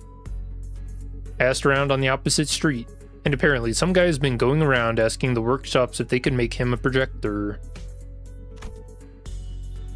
Seemed like most of them turned him down, but they also said that he stopped showing up after a certain point.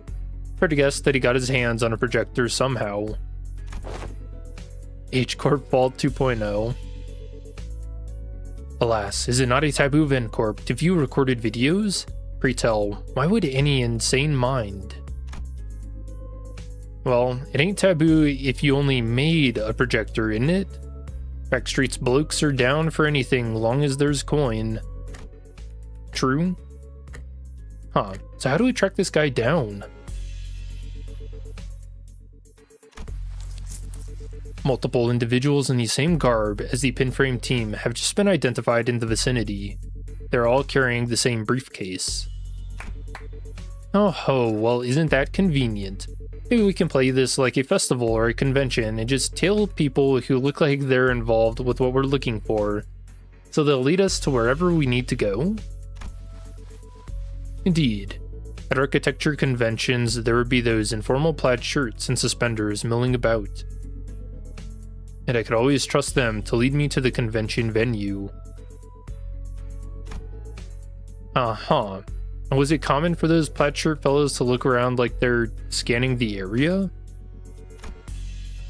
Did they also go around checking people against photographs?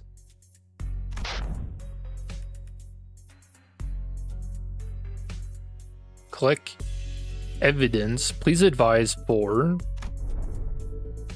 They also radioed each other, glaring at people like they're glaring at... Huh. Perhaps you could answer that series of queries yourself. Nope, this crowd sure don't look like they're gonna let us follow them.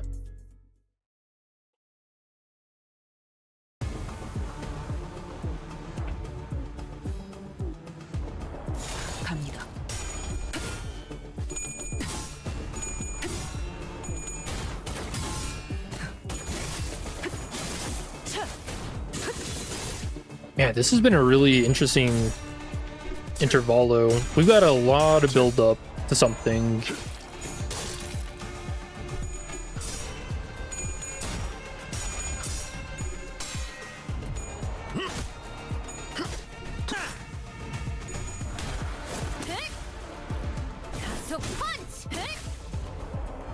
Yeah, I am curious. Why would somebody want to?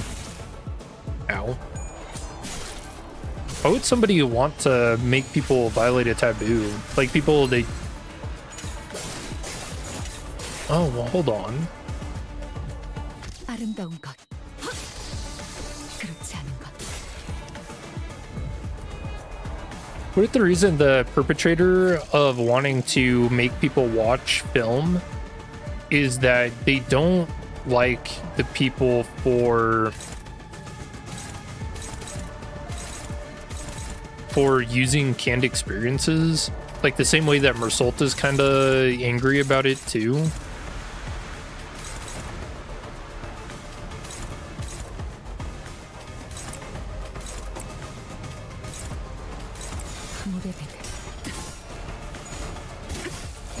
불쌍하게 울부짖는군.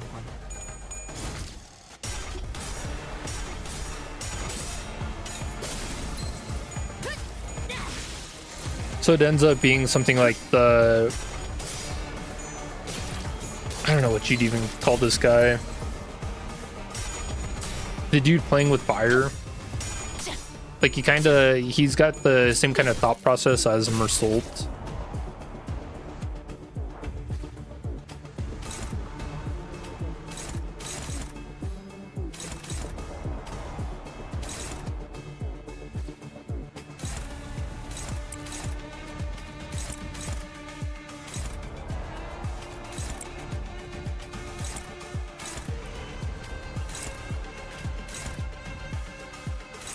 헤어내리.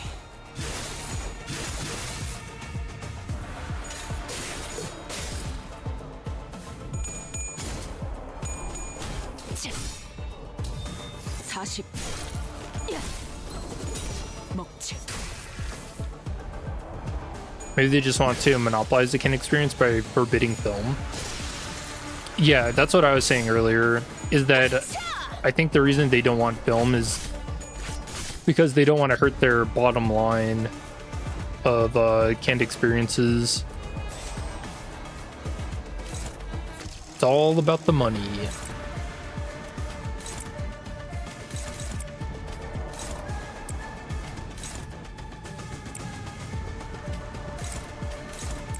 망설임이 없도록. The thing is, if somebody was just trying to do that, what would cause them to distort?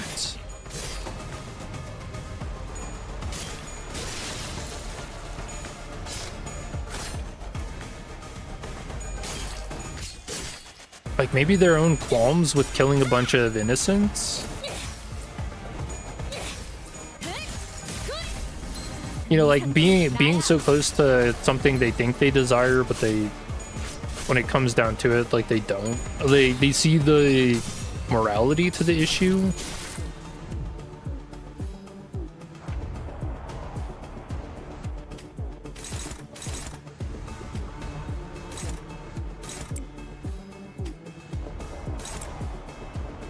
Yeah, killing innocent people is kind of fucked up, man.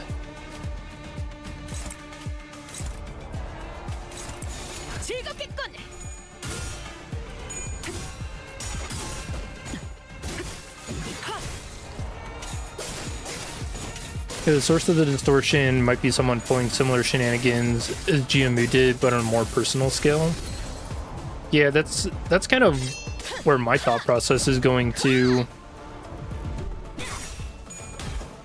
And like the person is upset by people's use of canned experiences and kind of like the lie that people are living.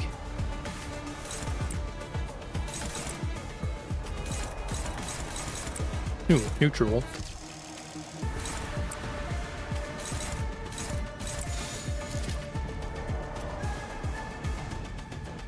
죄를 새겨주겠어. 이제 끝내지.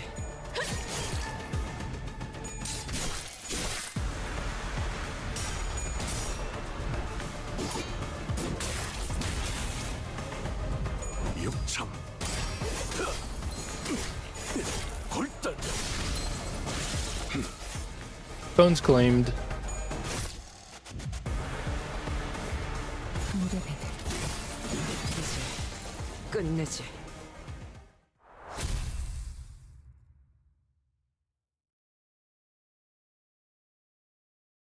승부수가 먹혀들었군. 판세는 완벽히 우리에게 있었다. Even if it's kind of unethical, since it functions like drugs, they don't care because it makes money. I mean, yeah, we see that quite often in real life. Like, do you guys remember when? Well, I mean, you probably don't remember. I don't technically remember, but I just hear stories about it. But when like doctors were pushing tobacco and nicotine because they were, you know, being bought out by big tobacco.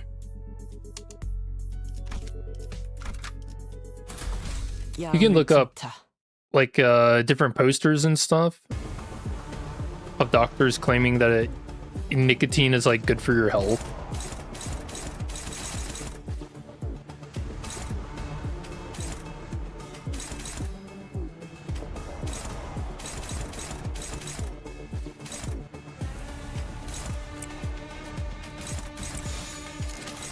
갑니다. Yeah, someone tried to stop them, or they had self-conscience. Yeah, that's what I'm thinking too. Or it could be in the person trying to like create a film. There was that girl, you know, the person that's being filmed. If that person ended up getting hurt and that wasn't intentional,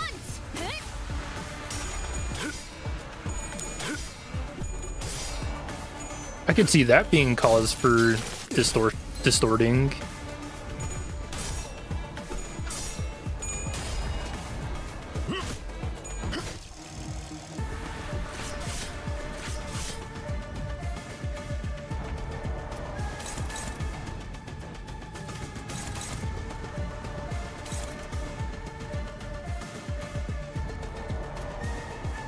As you do, in your opinion, rightfully dislike canned experience, you're thinking they did it on a whim, but realize their impulsiveness would hurt others when the person just wanted to find an alternative to canned experiences.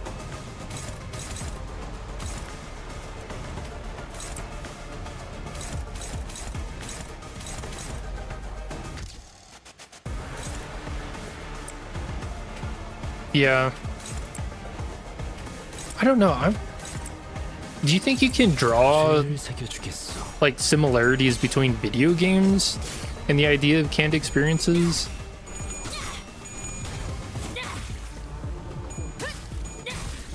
Or do video games hit that like that level of fantasy? Like obviously it's not going to be, or like obviously it's an impossibility,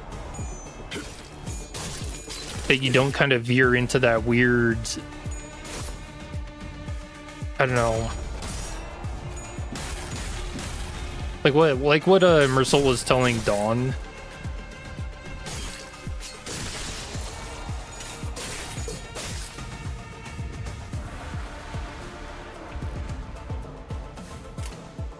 That's kind of weird messaging for a video game to have.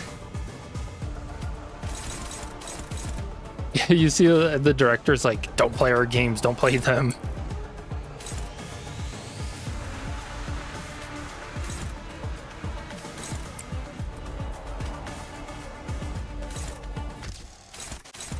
This is actually really bad for you.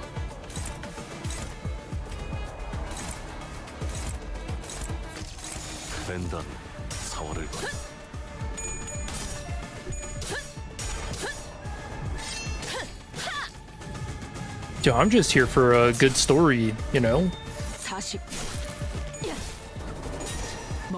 And gambling. And gambling on Walpurgis.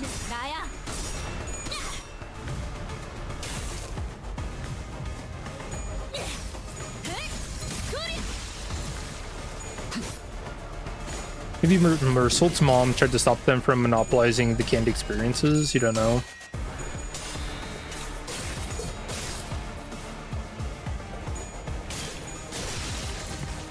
Yeah, I don't know. I know Mersault's mom is like a really big part of the book. And she does appear in one identity uptie story.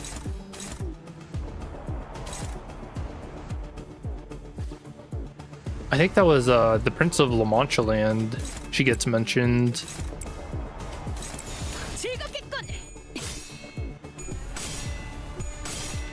아름다운 것, 그렇지 않은 것.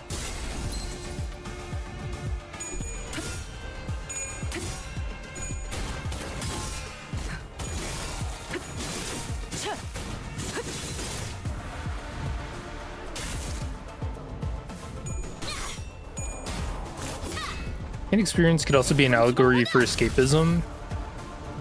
I feel like the idea of canned experiences, it kind of goes a little beyond that, doesn't it?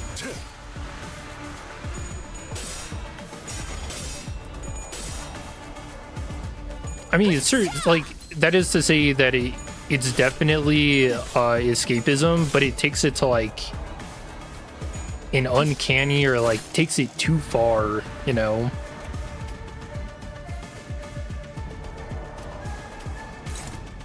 Especially considering how Mersault was saying that people actually, like, it becomes a real experience that they believe.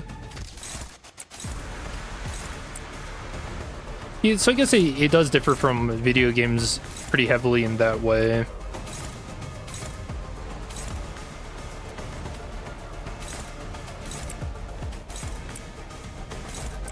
I guess as long as you're able to differentiate reality and fiction,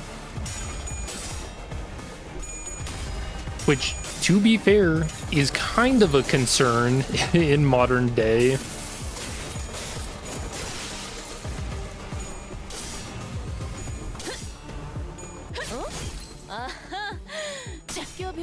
I guess my mind kind of goes to some of those like horror stories about like actual real stories about people, you know, like dating AIs and stuff, and that leading to some pretty bad consequences.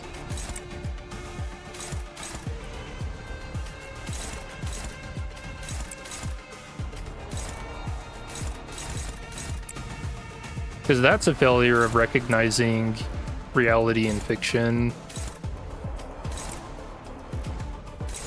망설임이 없도록.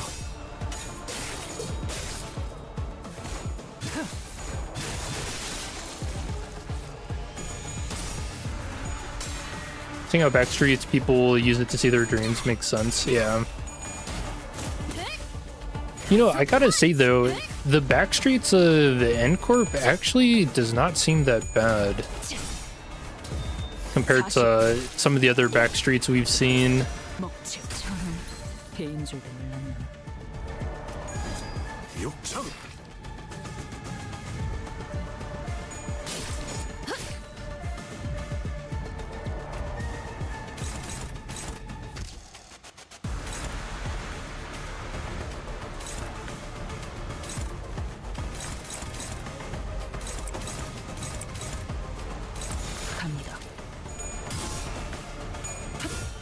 Basically your typical European town.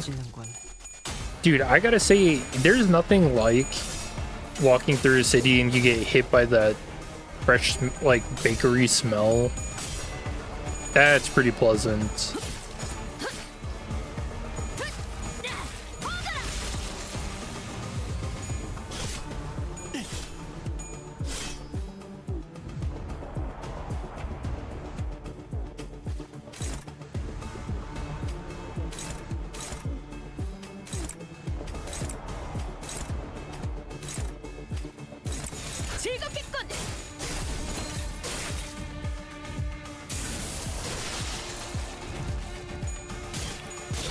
Hey, she's taking my kills.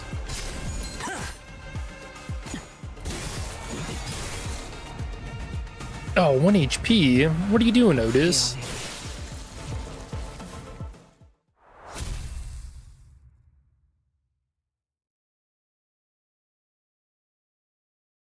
그림자가 그들을 덮었습니다. 청소부가 다녀가고 날이 밝으면 죽은 자의 흔적을 찾으려는 자들이 와도 아무것도 알 수 없을 것입니다. 볕이 들면 그림자는 단테, 이번에는 누굴 베어버리면 돼? Hardly a challenge. What a WOT. Waste of time. Phew. Well, at least they're not much of a fighter one-on-one. Service D. Klaus is not a combat specialized department.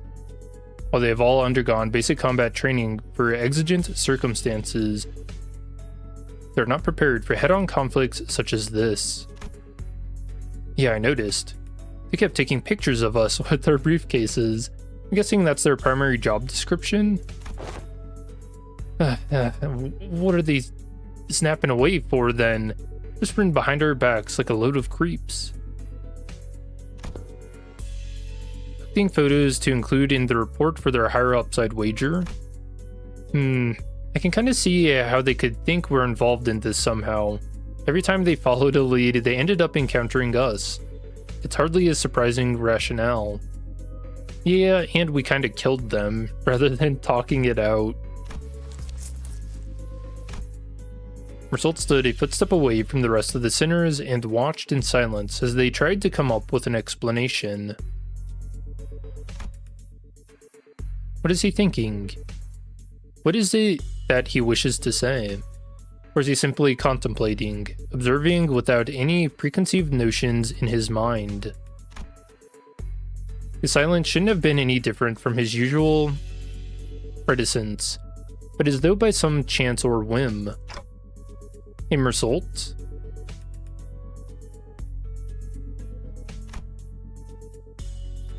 I was struck by the sense of brief yet distinct strangeness and was compelled to speak with him. Yes, manager? Don't hesitate to let me know if there's something you want to say, but aren't sure if you're supposed to say it. Yes, manager. I will do as you ordered, should one such circumstance occur. As always, his reply was as deflatingly concise and direct, as though he had some rule of his own that told him this was the specific response for situations like these. Okay, but I'm talking about right now, actually. Do you have anything to say right now? No, I do not. It did not appear to me that he was trying to hide anything or choosing his words in response to my question. His reply was simply that, an answer, nothing more. Yes, a prepared answer written down in a list of responses. That's what it felt like to me. As though this particular answer had always been the only one he had available for situations like this. Clearly, prodding him for answers wasn't going to get me anywhere, so... With a curt sure, if you say so, I turned away from him and took off to join the other sinners. As I did so, a few words lingered at the tip of my proverbial tongue, asking to be let out, so I did. Would have been nice to know what you were looking at. Of that. He spoke. Oh, his face again. I cannot form a judgment. What? That is because the precise definition and nature of the subject of my gaze are just as unknown to me as to you.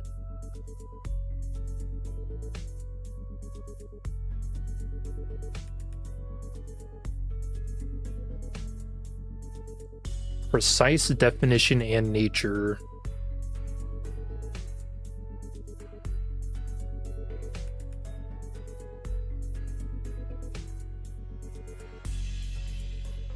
Okay, so like he has issues.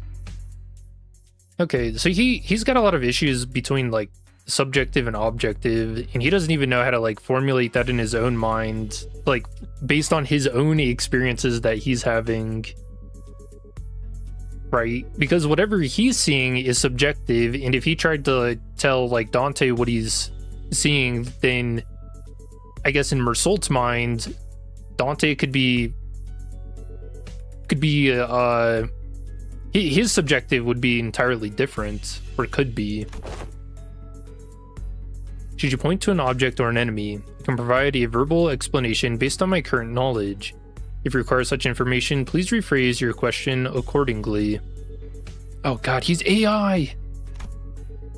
Had I asked him again then, had I tried to get to the bottom of that line of questioning, could I have found myself the smallest peek into Mersault's physique? Or psyche? I hope it's not his physique, which had remained entirely shrouded in mystery even after an entire year of traveling together. I suppose that's not up for me to judge as well.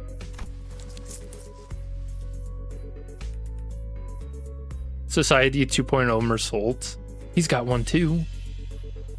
Manager. Yeah. Another battle is imminent. As you have previously instructed, I've informed you of an imminent battle. Yo, Boss Clock, are you just gonna sit there all day while we do all the fighting? They're pouring out of that building over there. So they must have been on their way to that building. Our path ahead seems clear, Executive Manager. Let us neutralize those foes and head up there. Gotcha, be right there. The brief lull of battle came to a close. In battling enemies who arrived precisely at the time Mersault had predicted, we made our way into the building. Oh, bro. Oh, the eyes? Ew. Oh, look at that chair. That's a nice chair. Oh, hell yeah. Too bad it's sitting on a picture of teeth. Bloody hell, them blokes we fought downstairs must have been the weaker ones of the bunch. How does Corp have so many guys on their payroll? There's no end to them. Haha, it is a wing after all. Are these the taboo violators? I thought the culprit worked alone. Well, hold on, I have a question about canned experiences. And actually, I think this is already kind of answered by the fanatics we got in Season 1. Wait, couldn't Corp make, like, stronger staff by giving them canned experience to teach them how to fight better? Why not send those guys after us? What in the Madoka Magica? Yeah, actually. No, I'm quite certain they're the ones from the subsequent reports. The Corp fixers appeared just as confused as we were. Hey guys, we're kind of on the same team here.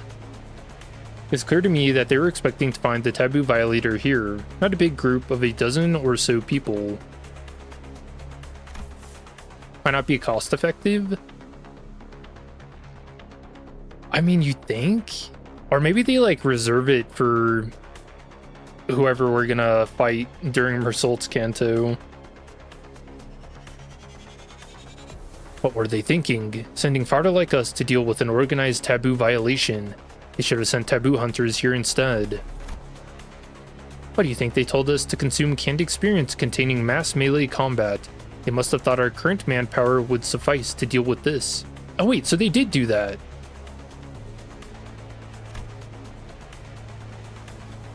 I don't know about that.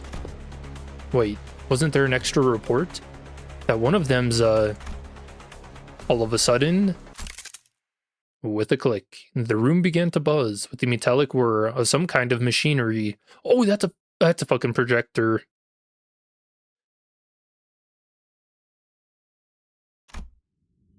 And immediately, I could tell what it was. Distortion. Standing in the middle of the shabby room was a device I wasn't sure if I had seen before. Wait, doesn't Dante have a projector in his room?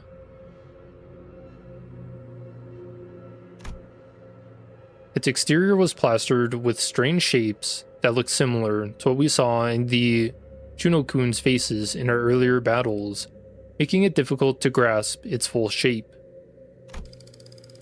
The round object affixed to it began to rotate slowly, with the dull, worn-out groan of a thing past its prime. Men, shield your eyes! The moment it began to emit a faint ray of light, Otis thundered in a commanding voice. Gah! I quickly turned away as well, making sure not to catch even a glimpse of it. The device could be playing a recorded video, Executive Manager. Even a brief look at it could constitute a taboo violation. Shit! I saw that. I'm so finished. Just as panic began creeping into the voices of several unlucky individuals. Oh man, folks, this is starting to get a little embarrassing. A sleepy voice breaks through the darkness past my, metaphorically speaking, shut eyes. Mentor? Eyes open, Ongdu. What's wrong with everyone? Got dust in your eyes? The hell's wrong with you? Don't you know that anyone who watches even a split second of a recorded video in Corp gets... Of course I know, but I watched it anyway. Aura. Open your eyes, esteemed fellows. This motion picture isn't recorded. Hang on, he's right. That video is not a recording.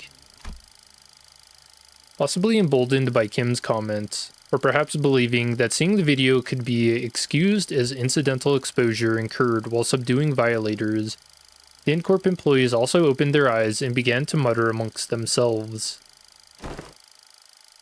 Yo, we got a watch party going on. Is that thing talking to us?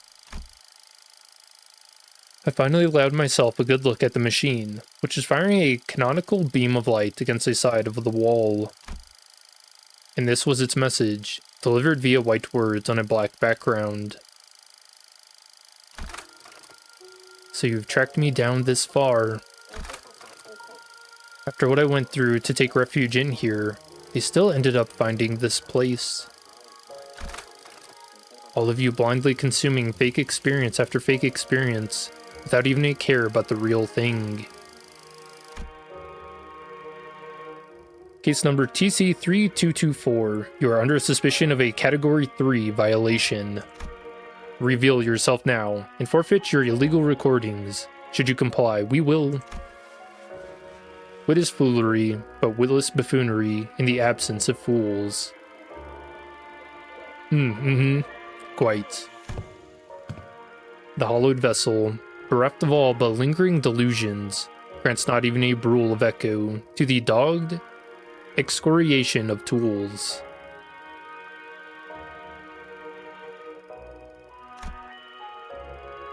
What's this fella on about? If you mean to obstruct our official duties, we won't hesitate to use force. Not even so much as turning around, Bamboo-Headed Kim raised his sword and parried away the N-Corp employee's nail-shaped weapon. I'm only speaking as my whim guides me, my dear fellows. No need to get so huffy. I only aim to say that this abomination has no consciousness. After what I went through to take refuge in here, they still ended up finding this place. All of you blindly consuming fake experience after fake experience, without even a care about the real thing. Oh, so he's trying to scare people into leaving it alone? Aw, poor guy. It's repeating the same sentences over and over. Now that does make me wonder, was I just as far gone when I distorted? Past all words and reason? I mean, if anyone has an answer to that question, it'd be you folks, right? Kim said nothing more. He turned a piercing look on us, all the while effortlessly swatting away the N-Corp employee's attacks. God, he's so cool. As though he was goading us into telling him the truth. Well, don't suppose there's any point in asking. I'm no different from this abomination, Just as it wields that contraption, it must have wielded the only thing I have really known, the blade. Transforming into a mindless fiend, consumed by a mere tool, cleaving through both friend and foe, unrestrained.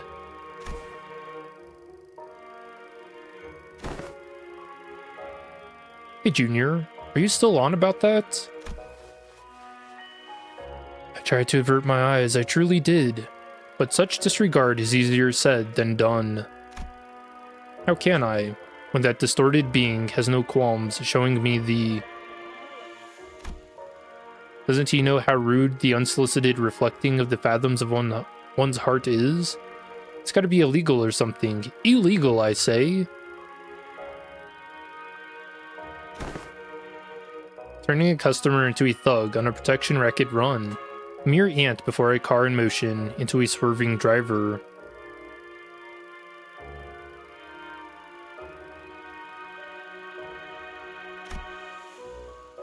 Conjuring dead followers before the eyes of their mentor.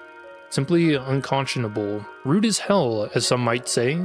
My poor heart almost burst out of my chest, courtesy of you. Oh, is he speaking to Dante? All of you blindly consuming fake experience after fake experience, without even a care about the real thing. In that split second, I think I saw Mersault's eyebrows twitch. A battle is imminent, manager. Just a natural response to sensing an imminent battle, perhaps? No, like I said, I think he sympathizes with that sentiment.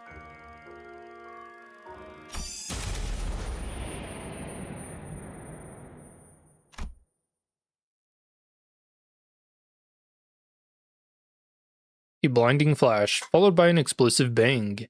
My vision immediately went white and decided to take its damn time coming back. And when it did...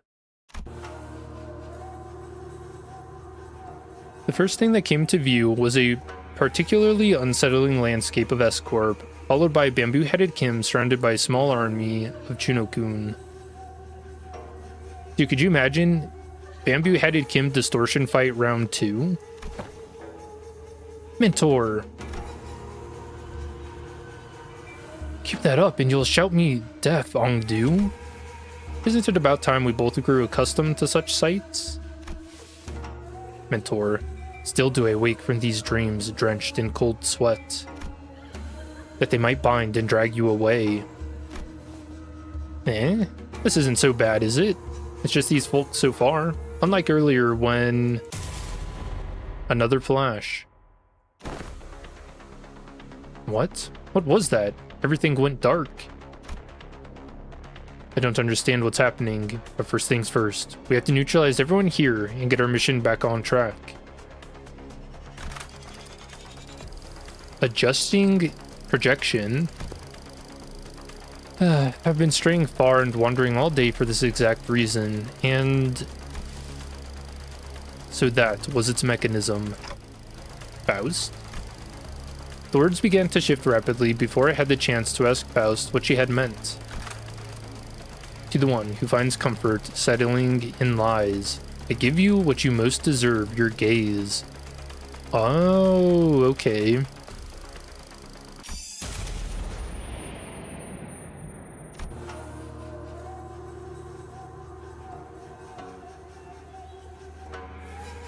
Yeah, so it's been using bamboo-headed Kim this whole time.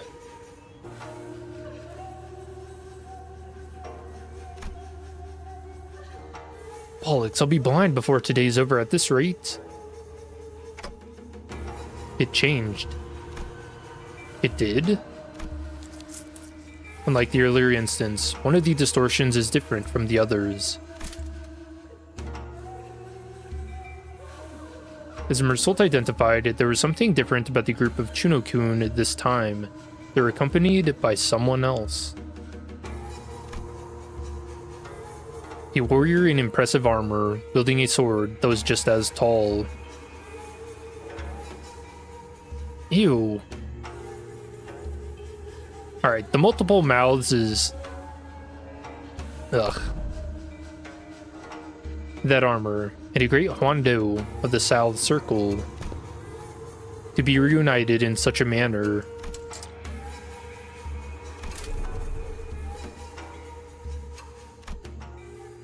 The warrior drew a bow that hung from the waist guard and knocked an arrow. Arrow. I suppose this is how it would have gone down had you been the one to grab me. Military Commissioner Im Jeong Yop, how do you fare, friend? At the signal arrows loosing, seize the accused. The warrior loosened the knocked arrow, which soared into the sky with a piercing whistle. And with that air-splitting sound, as their cue, the Junoku began to swarm us.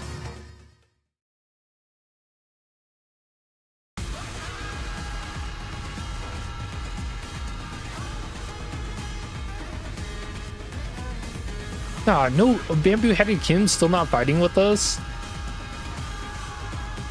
Flash Phenomenon. Oh no. His Corp, Port Circle Sal.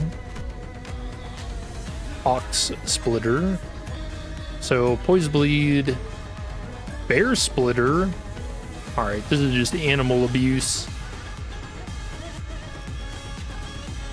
Sword of the Homeland Sal. Reassume Stance. Unaffected by swordplay of the Homeland Sal. Minimum stack 1, max stack 9. On skill use at minimum or max stacks. Converts all coins this unit uses to unbreakable. Skill base power and coin power shift based on stacks. Okay, so basically you want to keep them at low stacks, so his base power and... Oh, well, hold on. Oh, it inverts. Oh, this is weird. Okay, 1 to 2 stacks, base power -6, coin power +4.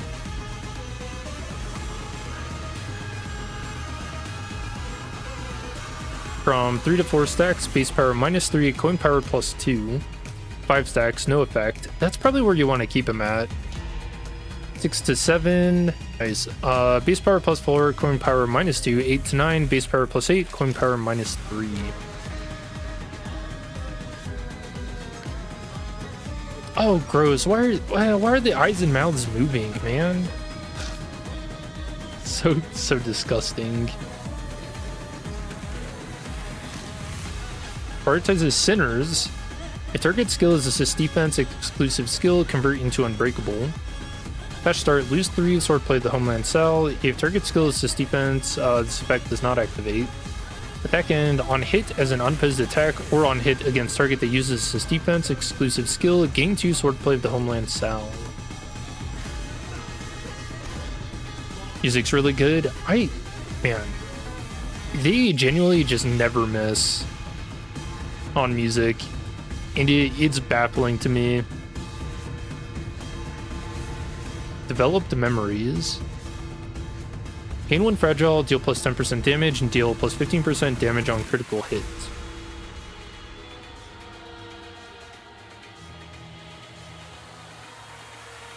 For panic, and double the effect inflicted by the coins of the Bow of the Homeland Sal, arrow loose skill.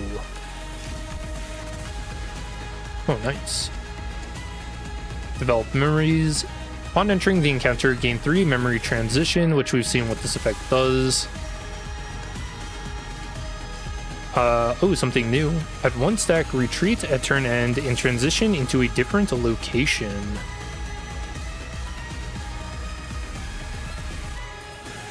When returning to the field based on current battle form of the Homeland, gain or lose swordplay of the Homeland Sal. When in battle form of the Homeland, Bear Hunt, gain stacks. When in Tiger Hunt, lose stacks. Dujiong, Brigandine Sal, Iron Bulwark. Take minus 30% damage from status effects. Rounded down. Gain the effects of Fixed Panic. If this unit is panicked at turn end, reset sanity to 45. Upon entering the encounter for the first time, gain 5 Dujiong, Brigandine Sal. Max stack 5. When gaining this effect, gain shield equal to 10% of this unit's max HP for every stack, minimum 1, rounded down. Shield gained due to this effect does not expire at turn end.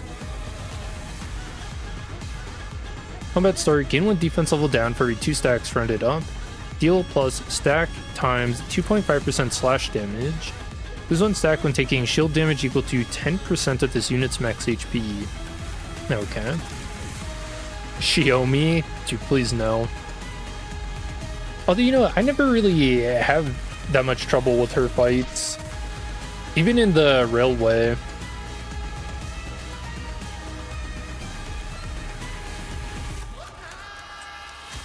When Dujiang Brigandine Sal expires, end encounter.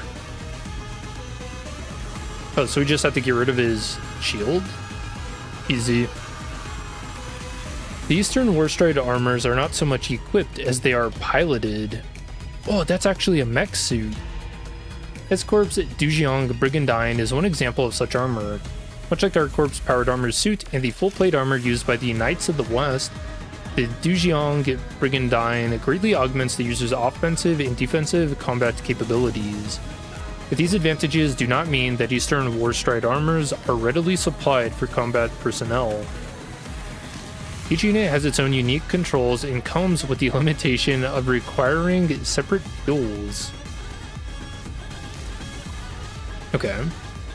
What remains certain, however, is that, as with all the aforementioned armors, once a rider has familiarized himself with the Dujiang Brigandine's extended reach and heightened power output, he becomes a machine of war that strides across battlefields with the promise of slaughter. The Swordplay of the Homeland Sal, Great Hondo. I read that. Turn in, if this unit has shield, gain 5 poise and plus 2 poise count next turn. When the following conditions are met, use a pattern that includes the Bow of the Homeland Arrow Loose skill. When this unit lost all clashes for 2 turns in a row, does not check for unopposed attacks. In the turn after the turn in which this unit spent in stagger, when in low morale or panic.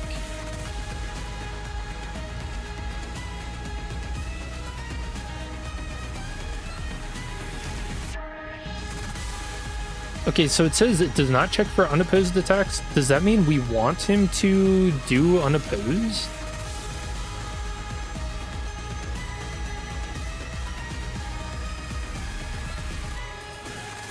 I don't know. The Sword of the Homeland, S-Corp's traditional art of swordsmanship, is also divided into 3 branches, Sal, Pai, and Pio. Within their teachings exist techniques to hew and cleave through creatures of colossal stature such as Sanguns. To perform them in full, a swordsman must wield a great Hondo capable of bearing the strain of the techniques. Mismatched memories. Turn start, gains all of these. When in battle form of the Bear Hunt at less than 5, the swordplays of the Homeland style stacks gain 5 minus swordplay of the Homeland style stacks fragile. Okay. So battle form of the Homeland Bear Hunt uses a pattern made of single coin skills. Okay, he gains advantage at higher swordplay of the Homeland style stacks. The mountains of S-Corp's District 19 are home to all manner of beasts. Amongst them, the bear in particular boasts strength and force akin to boulders falling from the cliff in a landslide. Giving ground to the creature's charge is ill-advised. One must aim to hew it down with the first slash of the blade. And then when in Tiger Hunt, use a pattern made of multi-coin skills. Gains advantage at lower swordplay the Homeland stacks. Okay, so it's telling you kind of want to like mismatch this then. So if he's in this form, then you want him to have higher stacks. So we have to figure out how to manipulate that.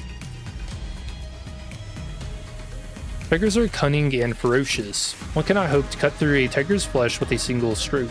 Only a relentless flurry of chain slashes can overwhelm the creature until it is felled at last. Fail to do so and the tiger will escape death, or best, its opponent to one day grow into a Sengun, a lord of the mountain. Whether these beings will grant auspicious fortune on men or return as malevolent calamity is impossible to tell. Alright, that's sick.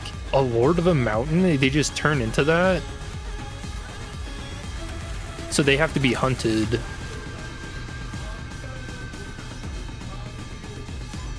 Martial Arts of Perseverance. On Clash Win, gain +2 poise count 2 times per turn. If you target this unit, skill hit has less than 5 bleed potency, inflict 1 bleed and +2 bleed count at attack end once per skill 2 times per turn. Prioritize the main target. There are those who persevere in training for lack of talent. Then there are those who are blessed with talent, only to let it rust. All men say that the title of Apex Blade can be seized only by the gifted. It matters not, until the day comes for this blade of mine to rise high enough to meet the clouds. I shall persevere in honing my prowess. Clash lose, gain 1 head-splitting memory once per turn. Max stack 1, turn end, gain 1 bind next turn, turn end, current turn count divided by 4, clash power up, rounded down, max 3. Alright.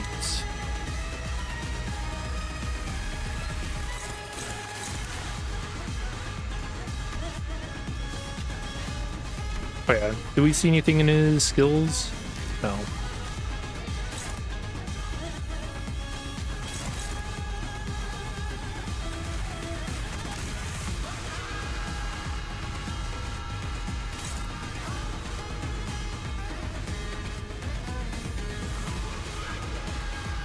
I can't believe Bamboo-Headed Kim really isn't helping us with this fight.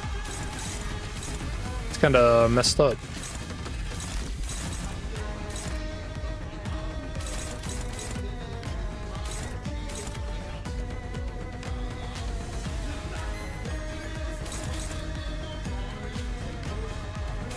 Alright, so we just straight up have to clash with that every time. Was he weak to? No clue.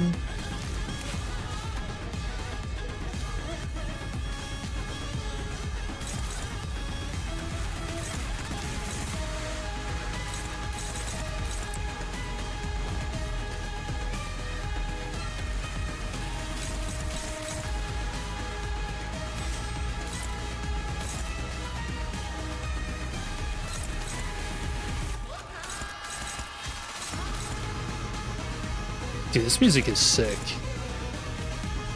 And we should probably take advantage of the assist defense.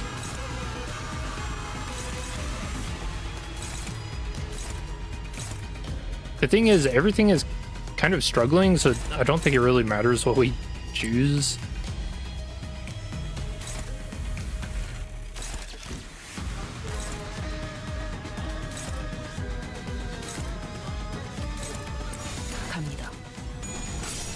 Easy win.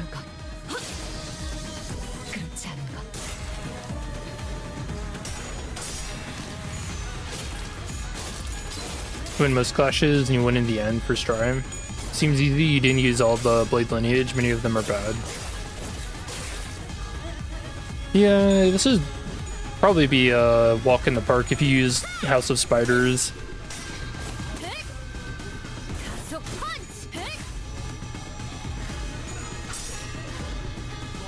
You guys think in the upcoming 3 Cantos we'll have to deal with basic enemies with over 400 HP?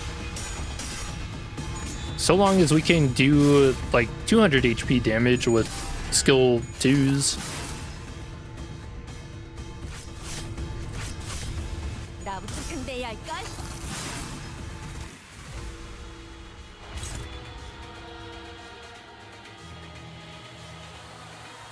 Okay, so what? Okay, so he's in bear form now.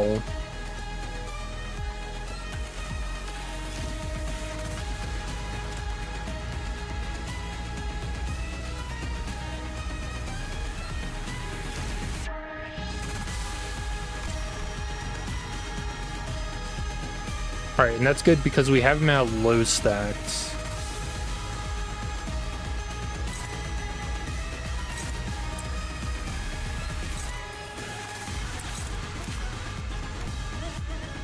Was this Sword of the Homeland Sal, Sword Honing? Clash start, gain 3 swordplay of the Homeland Sal, target skill assist defense. exclusive skill. This effect does not activate.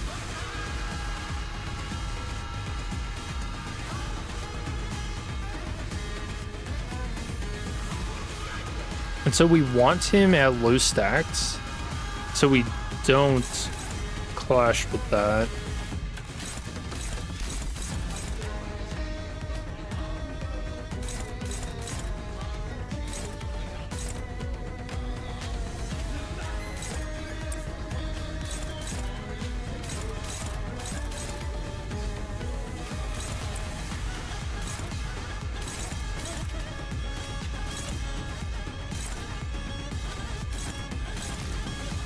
I'm just trying to find clashes where I can gain sanity.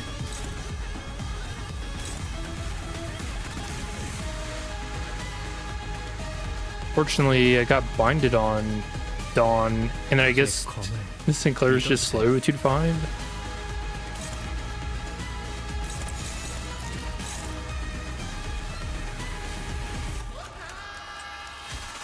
망설임이 없도록.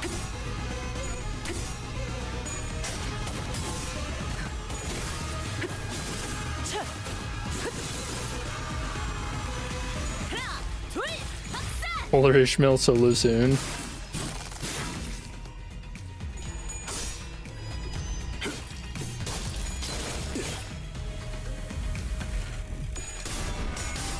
Ooh.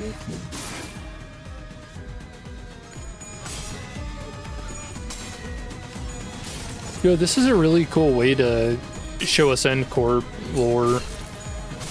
And we get to learn more about Bamboo-Headed Kim. This is awesome.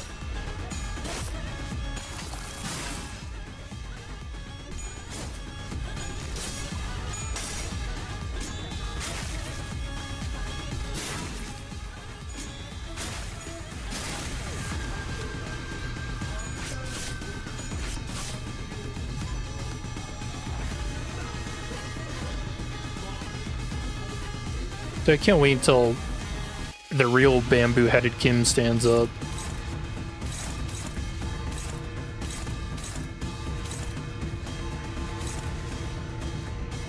Okay, what form is he in?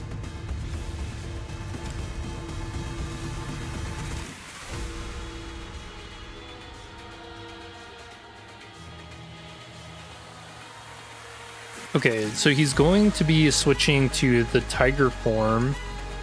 So we want him to gain stacks.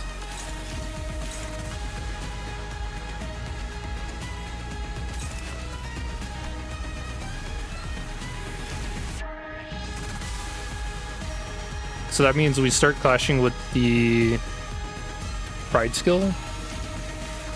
Yeah.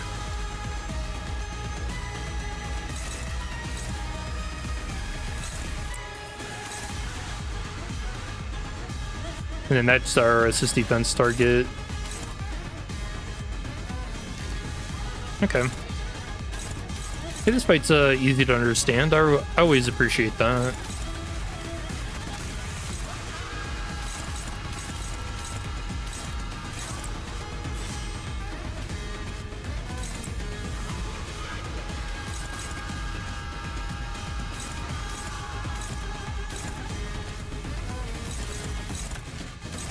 Ooh, neutral.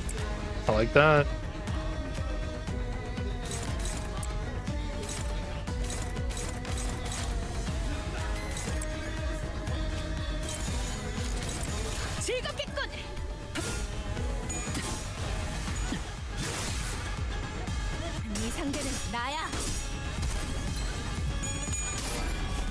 Oh, I probably should have checked to see if I could get the event ID.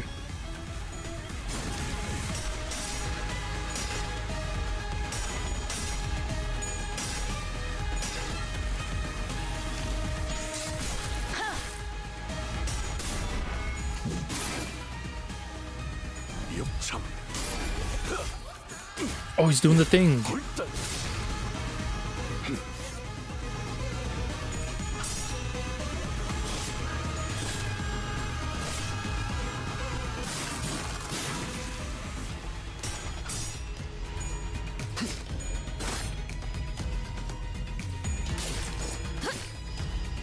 I mean, so far this fight doesn't seem so bad. Uh-oh. Oh, what? Flash Phenomenon Projector. Oh, it's only a 10th, man. Kind of feel bad about putting them down. It's not even doing anything.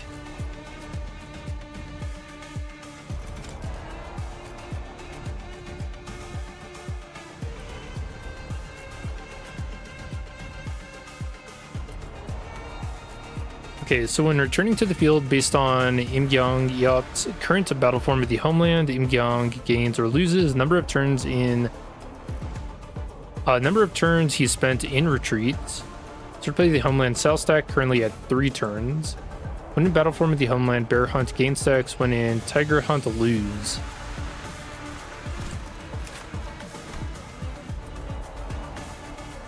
Alright, that's all the same.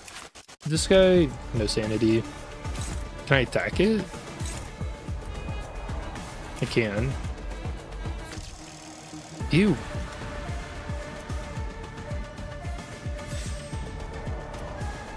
I get the sense this is more of an opportunity to kind of thin the herd, isn't it?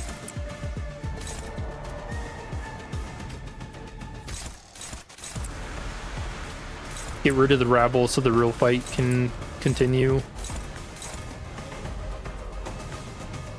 Or maybe it's an opportunity to try and nuke this guy down.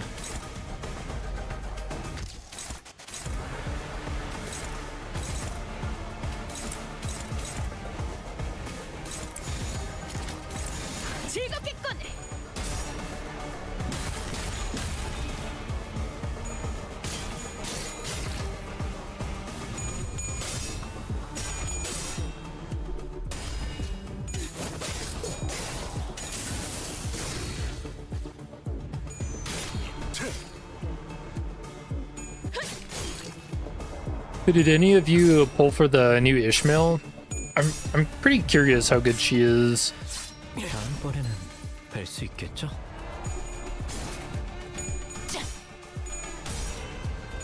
Ooh.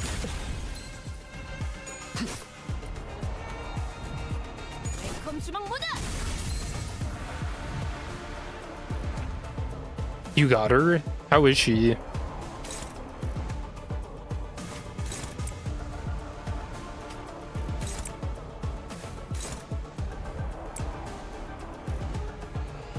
Yeah, but you still don't have luck.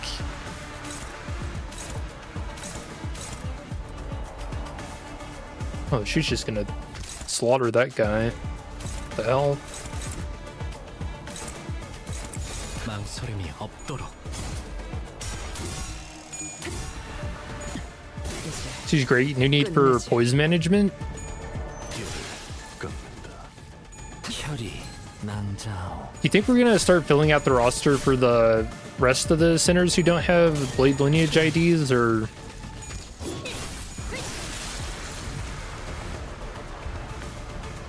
No, it's just you, Projector.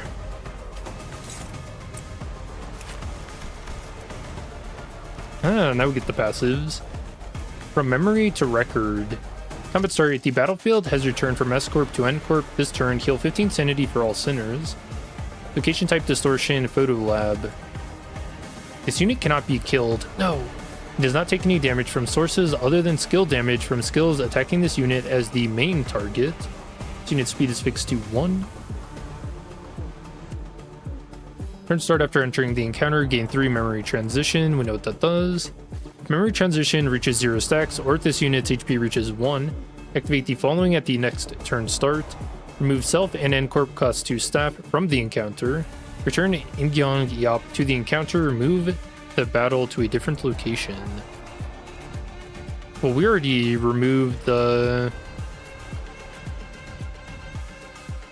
We already did that. So I don't think killing it's really going to do anything for us. And we're probably going to need the skills for Imgyang.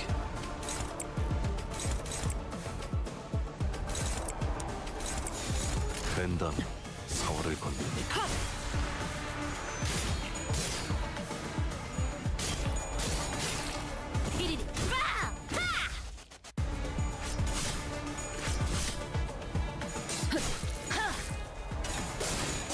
You just need 4 blade lineage IDs, including her, to maximize her blade lineage bonus stat.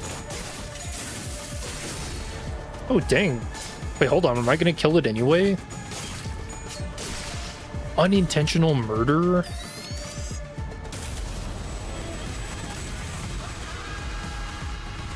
Silent in form, poised to act. Opportunity lasts, but for a single instant.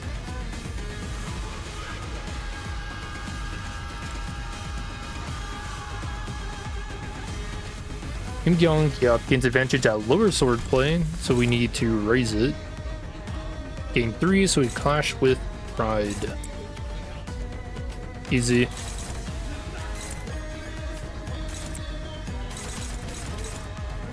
Oh, and that's at Clash start too.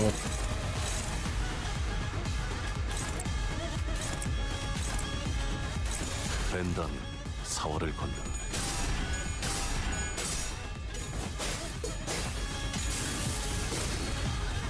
Yeah, that's a lot of unbreakables.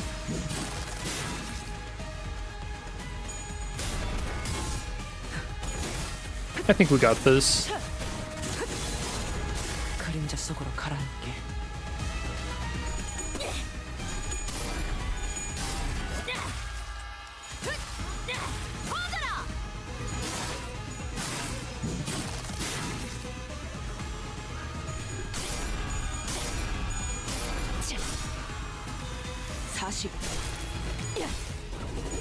먹지.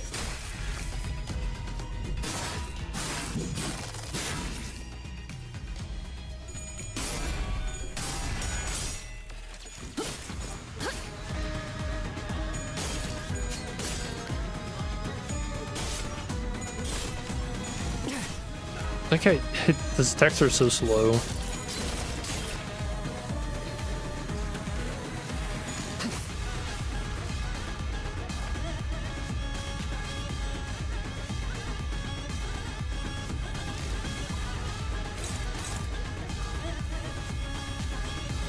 I don't know, I almost feel like... Nah, I'll keep clashing with it. Just have one more turn, and then we can start changing it. The sword stacks again. Gain stats. Don't clash that.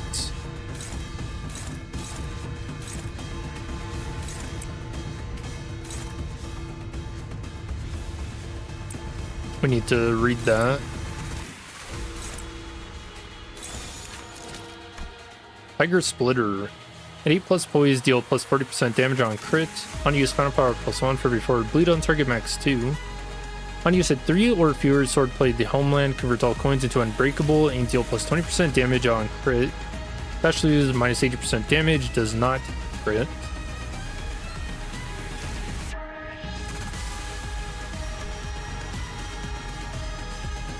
Scanning for flavor text. None found.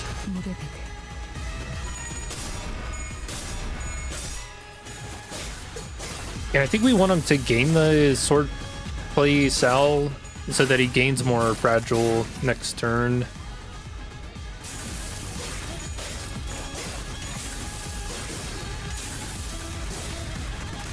Dang, Ongdu. She's actually doing all of the heavy lifting. Her and Ezra.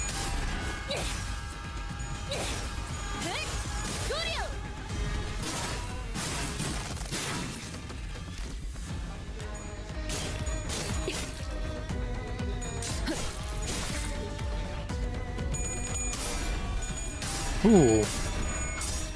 Alright, you saying I saw that Tails on 45 sanity.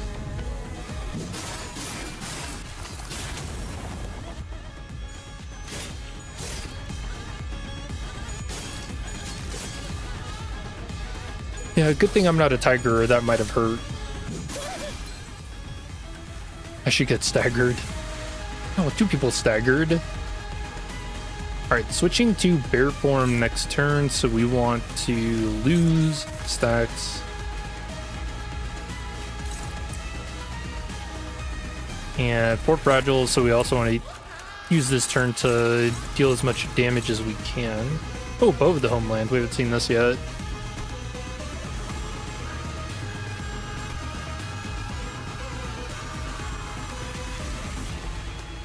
Arrows targets the enemy that has the most bleed, unaffected by swordplay of the homeland. Unbreakable on hit, inflict 5 bleed and +4 bleed count. Jeez. Hit without cracking, raise stagger threshold by 10, inflict 2 bind, and inflict 3 fragile. Who's that after? Ezra. So I just let her get hit, right? Oh yeah, I don't want to clash with that. 16 to 24? No thanks. Also, it's not even like Ezra has a stagger bar to worry about.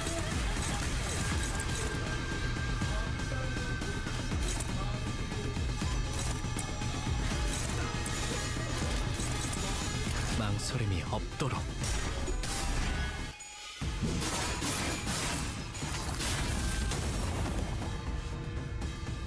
Oh wait, do you think there's anything about these IDs dying and you just automatically lose the fight?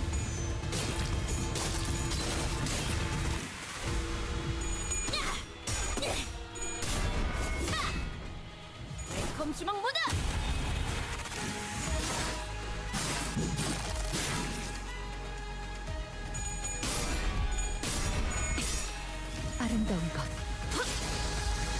그렇지 않은 것.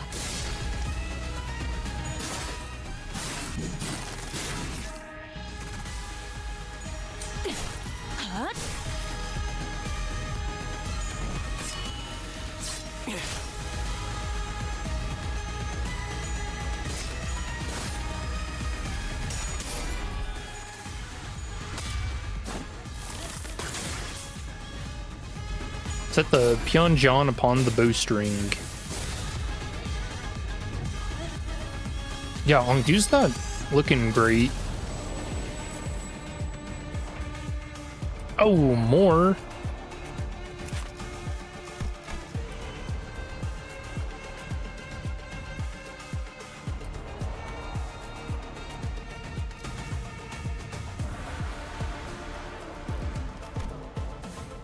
Alright, I see no conditions that if she dies, we lose.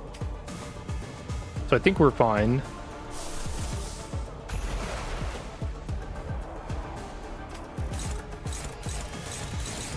I'm gonna take this turn to heal a little bit.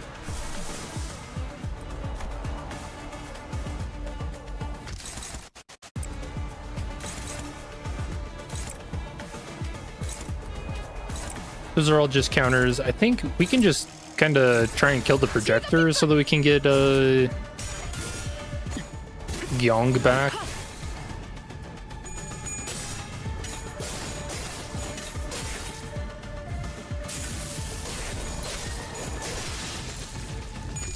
Oh, your bleed.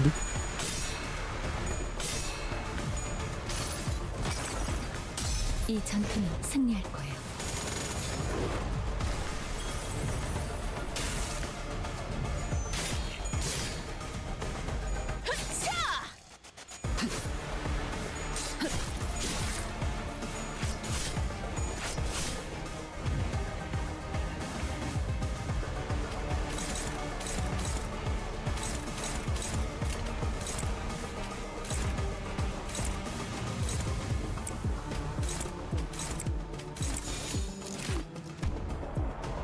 Make sure you didn't gain any special effects.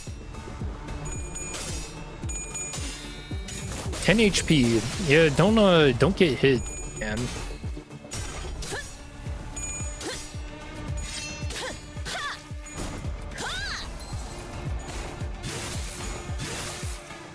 So what do you guys think about this Intervallo? I think this has been a pretty fun one.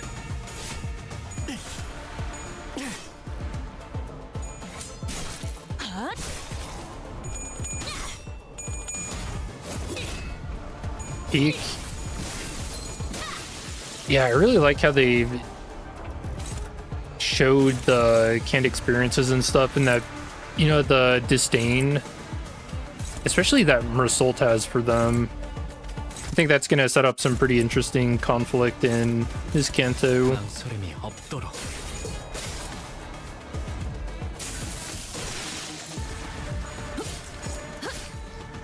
And you know, that also begs the question, what exactly was his job when he did work for Corp? Mind and body is one. I shall bear down upon them. Alright, pair form. Takes advantage of higher swordplay. Oh, he's at max stacks. No. What have I done?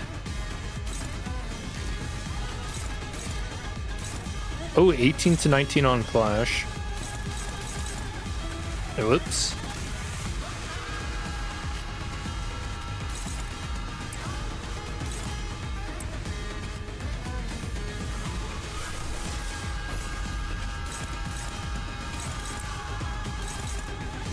Oh wait, yield my flush moment. 망설임이 없도록.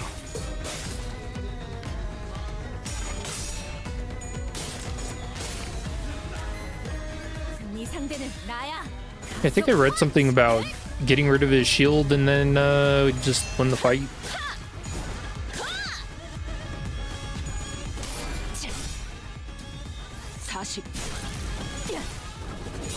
먹지.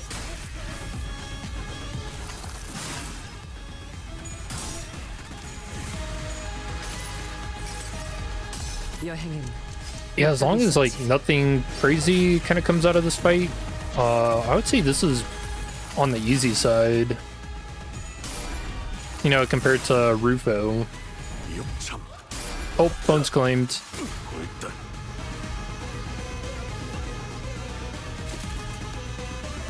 I shall set my form aright.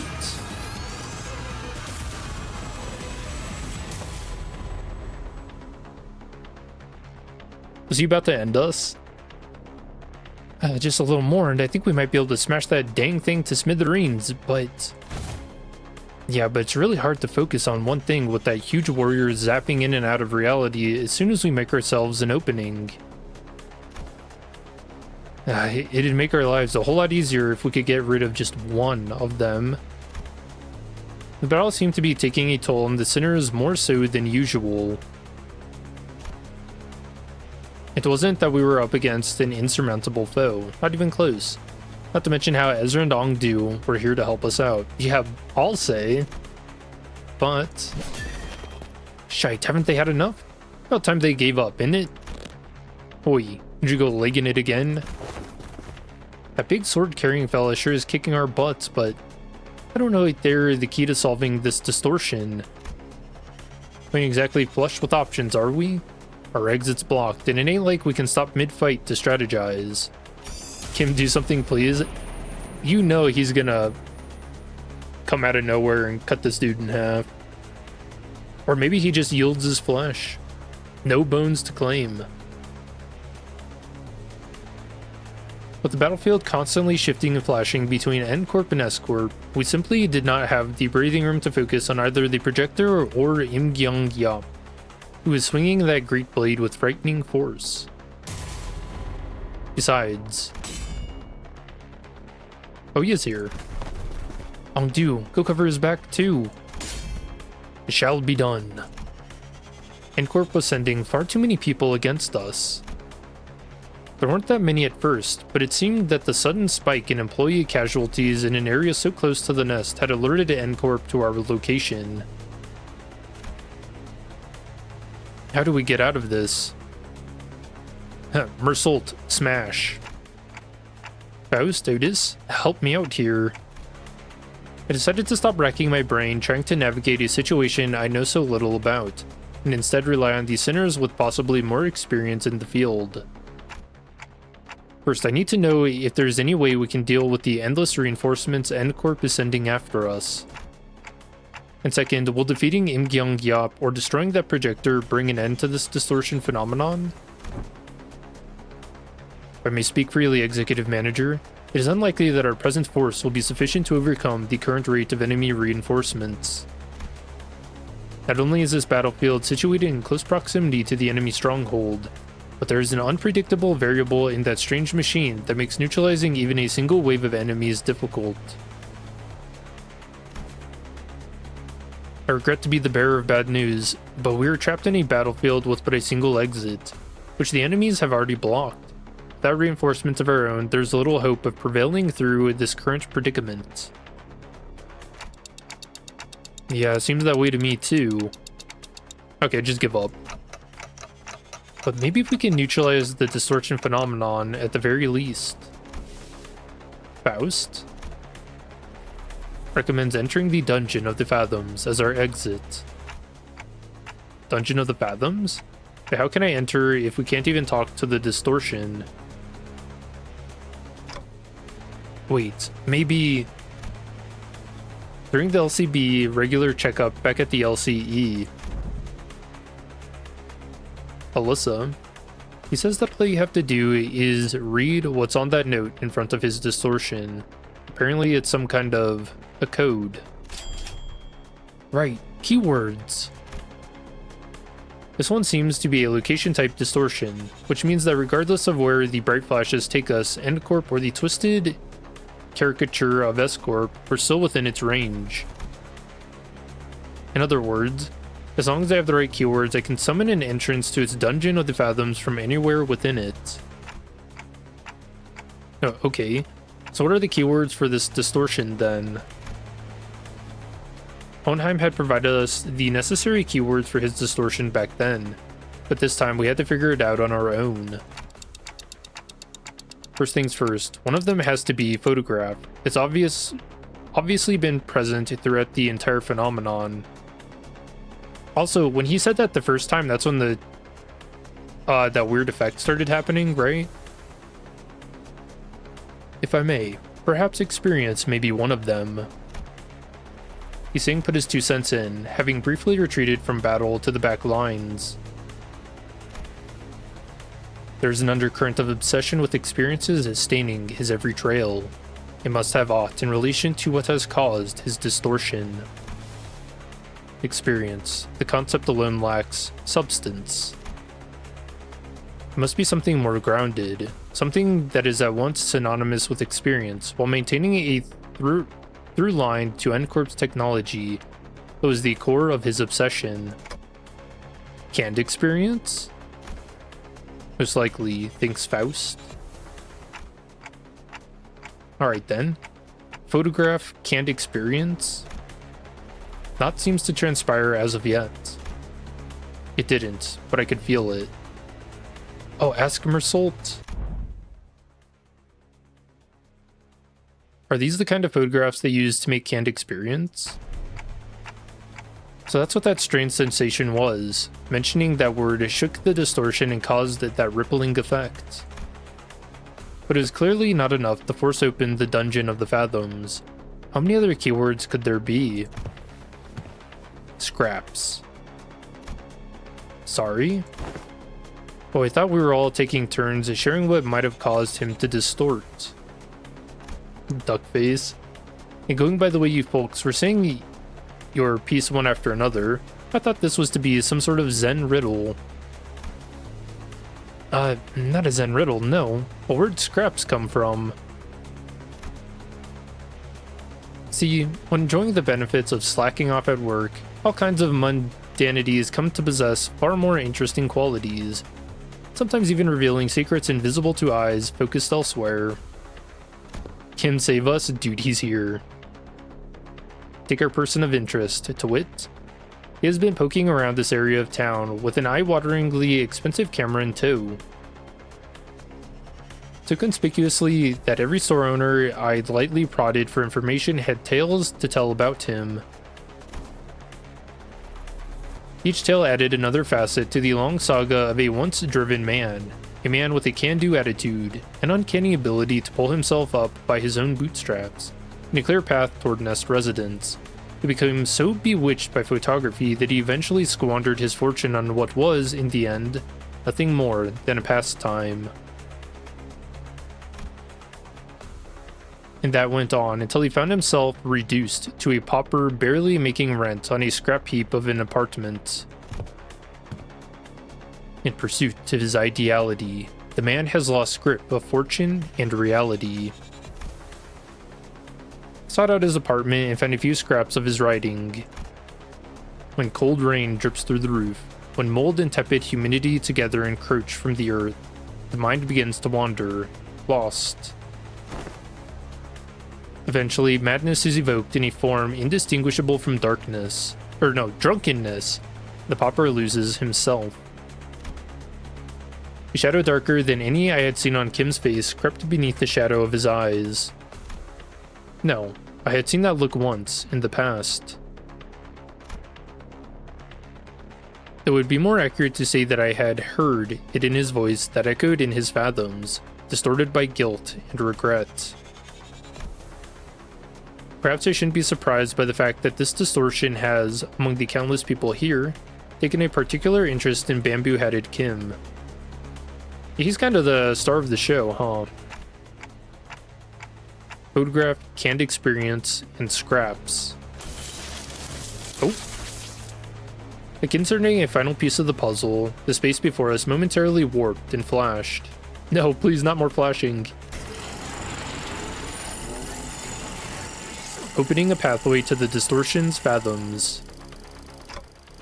It really is Kim's Kanto. Well then, we'll be right behind you, Executive Manager. Miss Ezra, this is what I had seen then. The gateway to one's fathoms. Yeah, this is it, huh? Neat stuff. But, before she could finish, Ezra had to redirect her focus from our discussion back to the battle. Most of the sinners were caught in the same predicament. Some managed to disengage from the battle and prepare to enter the dungeon of the Fathoms. But Honglu, Gregor, and several others were still busy holding off the Corp employees.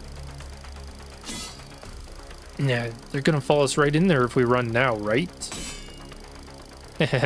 Probably. Even those who aren't chained to Dante like we are can travel through the pathway once it's open. So yeah, let's not drive ourselves into an even narrower corner. I'll keep them at bay. Hearing that, bamboo-headed Kim stepped up. Oh, tell me he puts the hat on. My sword arm's not what it once was, but it should be enough for this. Besides, I have little wish to set foot in some ill-omened place and be tangled in such a bizarre mess. Is that really what he thinks? There's something in his eyes that led me to believe this was about more than just staying behind to protect our rear. He was WTF. Like he's running away. What a terrible front. At least try to pretend to be sincere. Make it easy for us to believe you. Did you think that terrible excuse was going to fly? What are you trying to avoid, sword swinger? You're not some kid trying to get out of doing his homework. I remember hearing that entering a dungeon of the Fathoms will bring one to the spiritual fathoms the distortion is gazing into. Then what lies within must be my very own, for that is what the abomination is gazing into. It's decided then, you're coming with us. We ain't about to walk in blind to a place we know shite about, mate. Get us in there, yeah? No, that's... He keeps it simple. You try that too. Learned the hard way that homework, like summer reading, doesn't go away just because you don't look at it. It's still there, even as the summer breaks comes to an end, ruining the last day of your vacation into an all-nighter. I like all-nighters. Procrastinating's great. Raishiki's scabbard vibrated cheerfully in agreement. Stop procrastinating. No, go do your summer reading. What was it you said? Face the homework. Save the GPA? Okay. No, man. Face the sin, save the ego. It is, after all, the attitude the company expects of its employees. Marco Jr. You guys too, LCB. I can handle them all on my own. You will make a lone stand? Hey, who the heck do you think I am? Heh, I'll show you why Team Leader Moses felt safe sending me out alone with you guys. This is basically a Monster of the Week situation for Team Leader and me back in our duo days. I can handle them on my own, no problemo. Wanted to see how you guys handle the inflection points, but I guess you can never really have it all. Ah well, guess I'll just have to trust our own Osir team newbies to handle that. Now that I think about it, I think I'm setting a pretty solid example as your team senior, aren't I? I don't like this, but it seems that I have no choice in the matter as long as this employee card hangs from my chest. With a sigh, Kim shook his head and joined us, dragging his feet all the while. I shall take the vanguard. Ah, Mentor. Be warned that the entrance is floating. Take a tall step over or you may trip. Pretty long chapter, that's good. Yeah, we're about 5 hours in. I can clearly see that Ongdu. Bring me a ladder if you're really that worried, why don't you? No, she's gonna do it. She's got the face. Have you need of one? A mere jest, you needn't worry.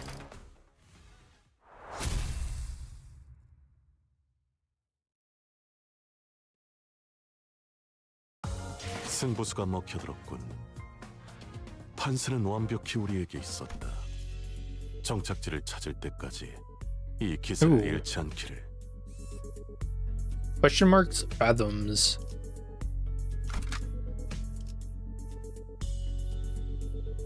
I kind of feel like we should probably go in with the real team.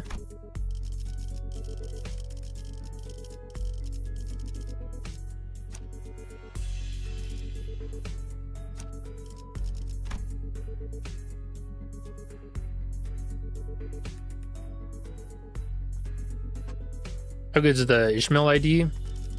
Someone was saying earlier that she's pretty decent.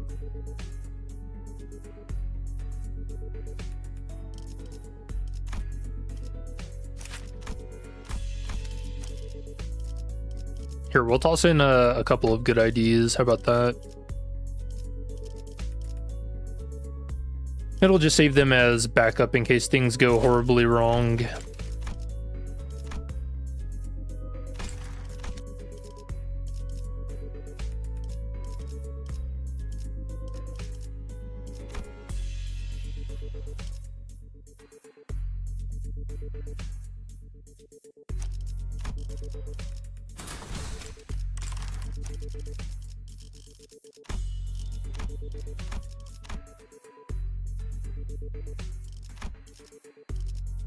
Ooh, I don't even have these guys equipped with ego. Alright, good thing I checked.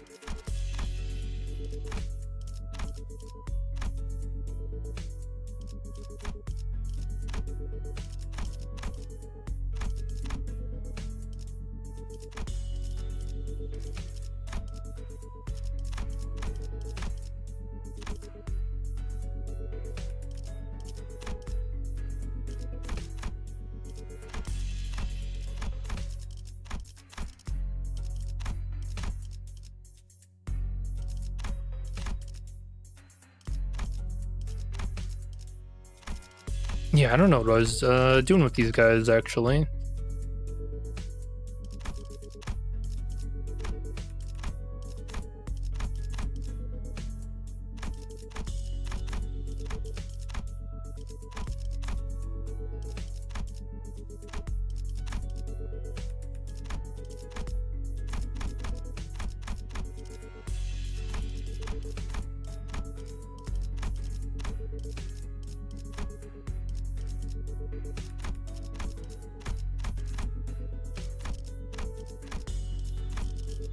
Alright, good enough. 상태?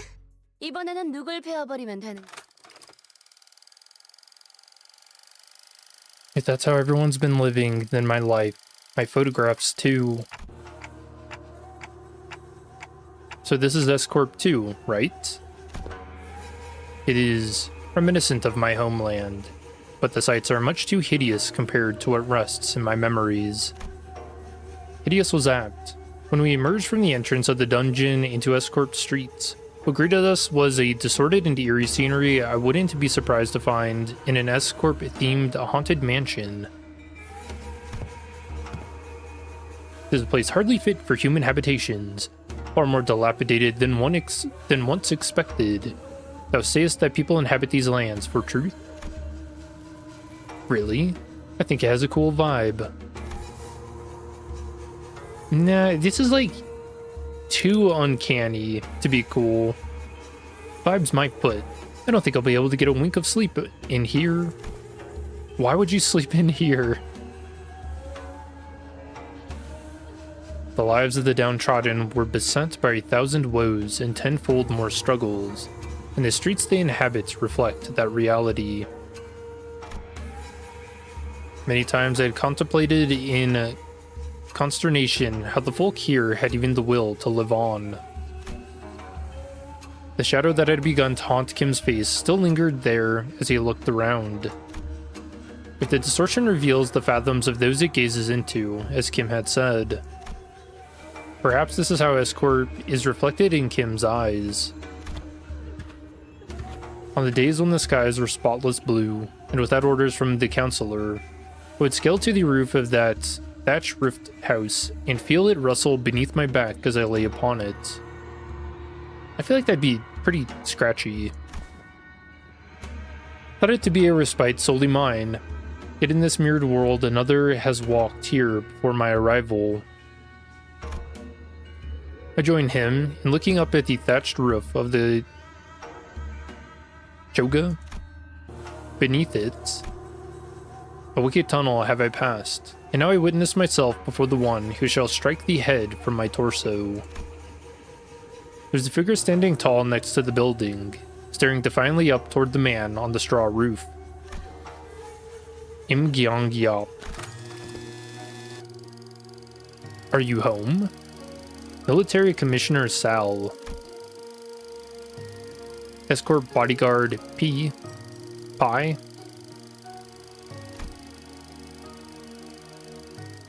Are you home? I asked. Whoa, he's decked out. What the heck? Oh, this is what I didn't recognize earlier. That kind of pin with the red and blue. Okay, but why are they calling Bamboo-Hatted Kim? That's not bamboo. But a strange visitor I have. On a call at the front gate if you come seeking the master of the house. Be not like a dog barking up the wrong tree. It's unbecoming. A dog? Really now? I can see you up there, lounging on the roof. I'm not going to speak to the door like I'm blind. Has a spell of some sort befallen the day? To have such an odd occurrence transpire twice, successive. The work of a bewitching spirit, I say. What's so bewitching about checking in on someone? Isn't it odd that a high and noble military commissioner of our esteemed corporation would come in person to simply check in on how a lowly mercenary fares? Lowly mercenary? What the heck? He does not look the type. You know me? Heh. She certainly knows her jests. She marches forth, vested in War Strider armor, yet expects no violence. She wields a two-handed great blade like a demonic yaksha, yet harbors no hostile intent. Why, who else might she be but Military Commissioner Gyeonggyop the Principled, of the famed Im family? I just noticed she's got a suit and tie under all that. You're certainly in the habit of speaking in hyperbole. I'm not so noble that I deserve to be complimented with an epithet so grand as the Principled. Not a compliment. You see, Commissioner, this is a rhetorical technique known as a backhanded compliment, in which I damn you with praise. or you are so bound by your precious principles that you would rather be unreasonable than betray them. Smile. Does an officer rank 2nd Ordnance have no wit to engage in such banter? Oh, she's gonna bring the roof down. Why? Am I out of line, as they say? You two are friends, right? It's a she? Yep. Who would have thunk? This was our first meeting, so no, not at that precise moment. I know, I'm just saying that if I were her, I wouldn't ever let myself become friends with you after such a bad first impression. Can't imagine becoming friends with someone who keeps pushing my buttons. Yeah, maybe, but people do find friendship in such personalities if they have a taste for prickliness. You've got a friend in us, don't you? Cough. Fine, you have a point. I guess I do have a habit of pushing people's buttons, too. No, not you, Ishmael.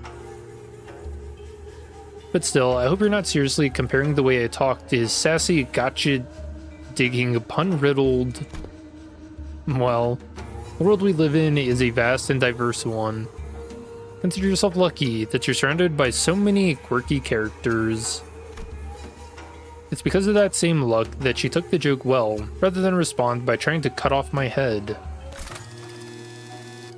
You are out of line, yes, but I knew you would be, so I won't take issue with it. But I must admit, the rumors of your sharp tongue do you no justice. The streets speak of a man they call Kim Lib, Bamboo Rain Hat, a man who once had intended to pursue the path of the brush, only to realize the sins of his forefathers and exiled himself to the back streets. With the sheer power of will, gritted teeth, and scarred heart, did he find in the path of the sword another way into the nest, as the Wright State Councilor's sworn guard at that. That's you, isn't it? All those superlatives? Yet the reality is that I've merely found the path of a man butchery as a viable way of life. Direct any compliments you have toward the right state councilor, if you will, and but a butchering blade that happened to fall into the right hands.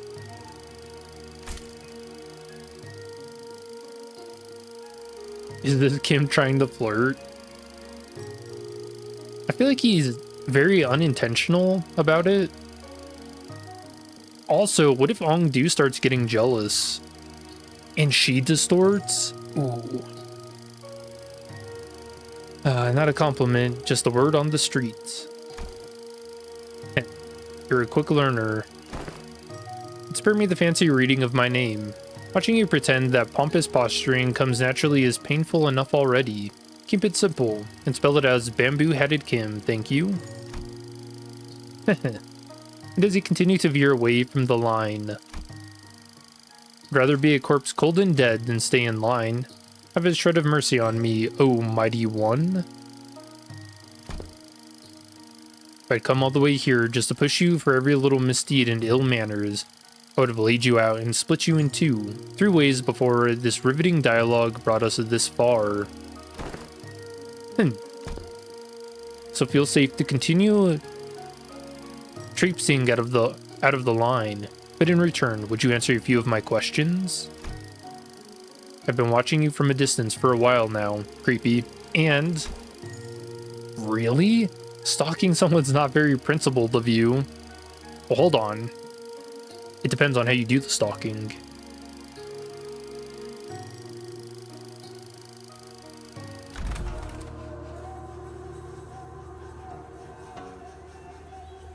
Sure she didn't give you a good wallop after that? No, truly a mystery, isn't it? Besides, she did give me free rein to continue traipsing outside the line. Can any good conscience turn down such offers of kindness? Not that I ever do. Sure have a way with words. A way of finding your way under the listener's skin, huh? Perhaps. Yet are such japes not to be expected among fellowships of close mutual bond? They don't look like friends yet, though. So care to tell us why she's been watching you?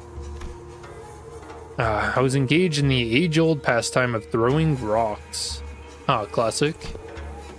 Oh, you speak of the game of rock tossing? Suckagion. Save them for the festivities of Dano. I was throwing rocks at the passers-by.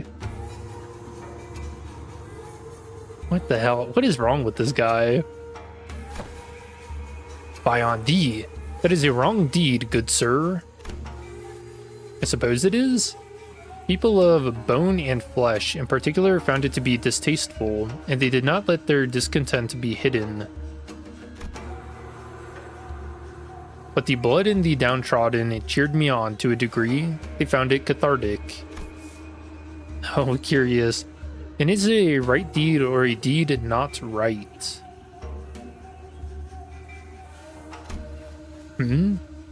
Pio, Sal, whatever is it that thou art describing? It is a well-known truth that S-Corp is also known by its other name. Sal Pipio Agro Industries. Yep, we've known that. A wing specializing in the general agriculture and livestock industry of the city. The vastness and the depth of its responsibilities have necessitated such divisions of labor. Thus, District 19 is split into 3 court circles responsible for different aspects of the industry. Sal, Pi, and Pipio, each meaning flesh, blood, and bone, respectively. Sal, responsible for the cultivation of rice and other grains. Pipio, responsible for meat and livestock. And Pi, in charge of the technological aspects of both. As a scientist and a researcher who once toiled at S-Corp, he must have felt the persecution the Pi faced firsthand. It is believed that the Trinity was designed for balance, that they would provide assistance when requested and keep one another in check when needed. It was once a promise of cultivating a fair and sustainable S-Corp. Alas, the noble intentions of yesteryear now lie sullied. The Trinity now degraded to 3 quarreling bands of profiteers blinded by avarice, relying not on honor but betrayal and perfidy to claim the top of the triangle. An adherent of the flesh claims the position of the chief state councilor and monopolizes rice as the common folk starve. An adherent of the bone, once a right state councilor, toadies to Sal and rises to the seat of the left state councilor. One such shameless conspiracy permits not the common folk to even till the land as they please. Anguished cries of suffering flood the streets. Thus, the common folk are reduced to livestock bleeding out, hanging from a hook, while bone and flesh collude like that of the emaciated dead.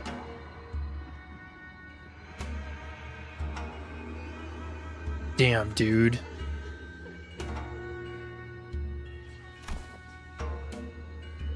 Who shall claim the severance of flesh and bone and force them both to yield?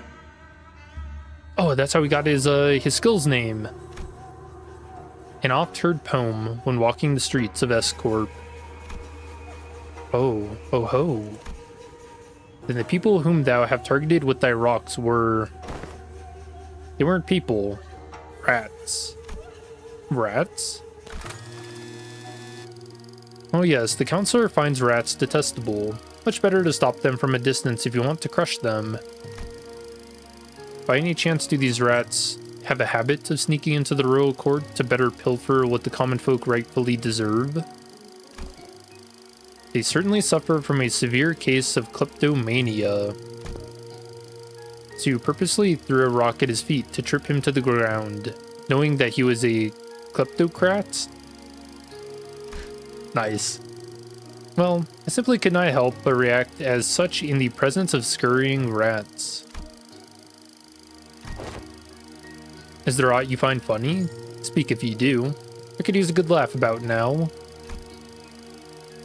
Just heartily expressing my gratitude, that is all. Those whose corruption is revealed ought to readily receive their scarlet aura bonds, the gal to scamper away with their expensive prosthetics. My men were having some trouble apprehending them, until now. Well, if that is your intent, you are invited to leave a token of gratitude somewhere in the vicinity. Perhaps I'll happen to pick it up. Wouldn't want to get thrown in the dungeons teeming with real vermin. Oh, so he doesn't fully trust her. I don't blame him. Oh, I was going to do just that. So, when do you stop being a sword and be human again? What? When do you clock out? The way I see it, you're not the kind of person who will ever let a drop of liquor get to his tongue while on duty for the right state counselor. Oh, she's got a face. Return to this choga when you're human again. I'll buy you a drink as thanks. Ha. She's a funny one, Mentor, then this fellow you had often mentioned fondly was... Oh, she's gonna get jealous.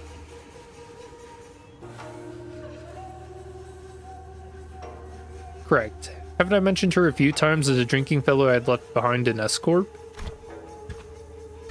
I must say, I myself found that relationship most intriguing. That a military commissioner of the Sal faction would fraternize with a bodyguard of the right state counselor who was of the Pi faction. Still, I knew not that the fellow was none other than the military commissioner of Corp. You ship them now? Dude, you're gonna piss off Hongdu. Hongdu's eyes had gone wide in shock, her voice rising unconsciously. It is news to me that you have had ties to a second ordinate official, a military officer with command over high-ranking employees of the wing at that. Well, I was in the service of the right state counselor, who's a first ordinate, you know. Well, that might be true, yet... You would like to know why I, with such a powerful friend by my side, have ended up in exile from Corp? Yes, your silence over matters of such great import is why I have come to introduce you to others as a reticent one, Mentor. We had made the Blade lineage our home, for Corp availed no home for us but the lineage. But you, Mentor? I would rather show than tell. Let us proceed, shall we? This enchanted place seems intent on unearthing all of my past, both savory and unsavory. All shall be revealed in due time.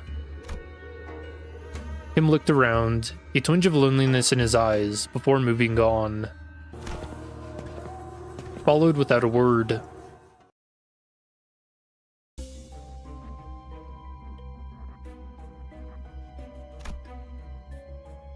Yeah, more creepy pictures, man.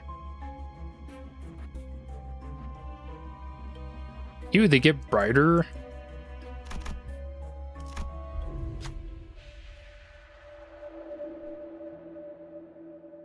We emerged into a dark and muggy cavern, filled with air so stale it almost felt stifling. Up ahead, a thin ray of light shone through the darkness, seemingly guiding our path. Following the light led us to a four-way fork in the road. A constant, powerful gust howled through one of the paths. Another was filled with a metallic tang, the smell of blood. Then there was a path that was entirely silent, and the last one echoed with the harsh noise of sword striking against sword. Which path should we choose?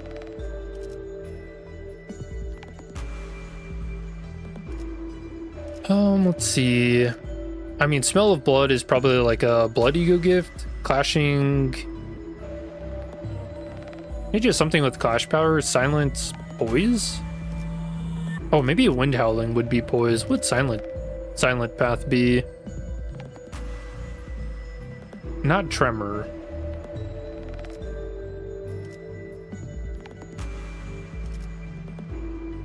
I'm gonna go with the clashing swords. Just how many people are fighting up there? Must proceed with caution, Executive Manager. There may be a battle underway. Listeners all looked disconcerted at the strident noise of metal against metal.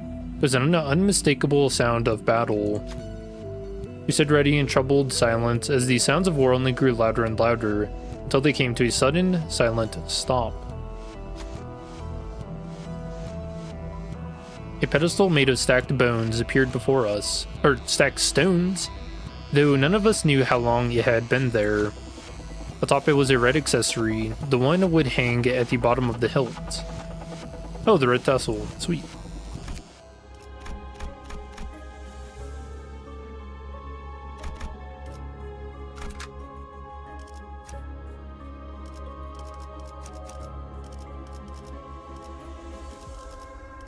So yeah, the plan is to use Blade Lineage until... I mean, I could probably toss Ryoshu in there, right? She's poise.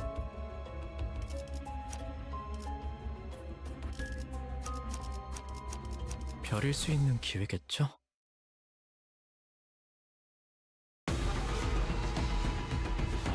Him being forced to confront his ex is the most awkward way possible.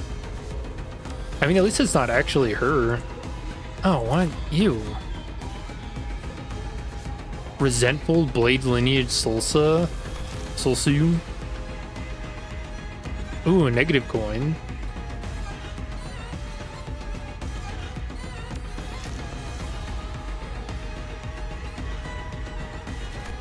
The Last Breath. This unit is defeated, apply 5 poise and plus 2 poise count on all Blade Lineage allies at the next turn start. Turn start at 20 plus poise potency, equip /series on the leftmost slot. Bearing of a Solsu.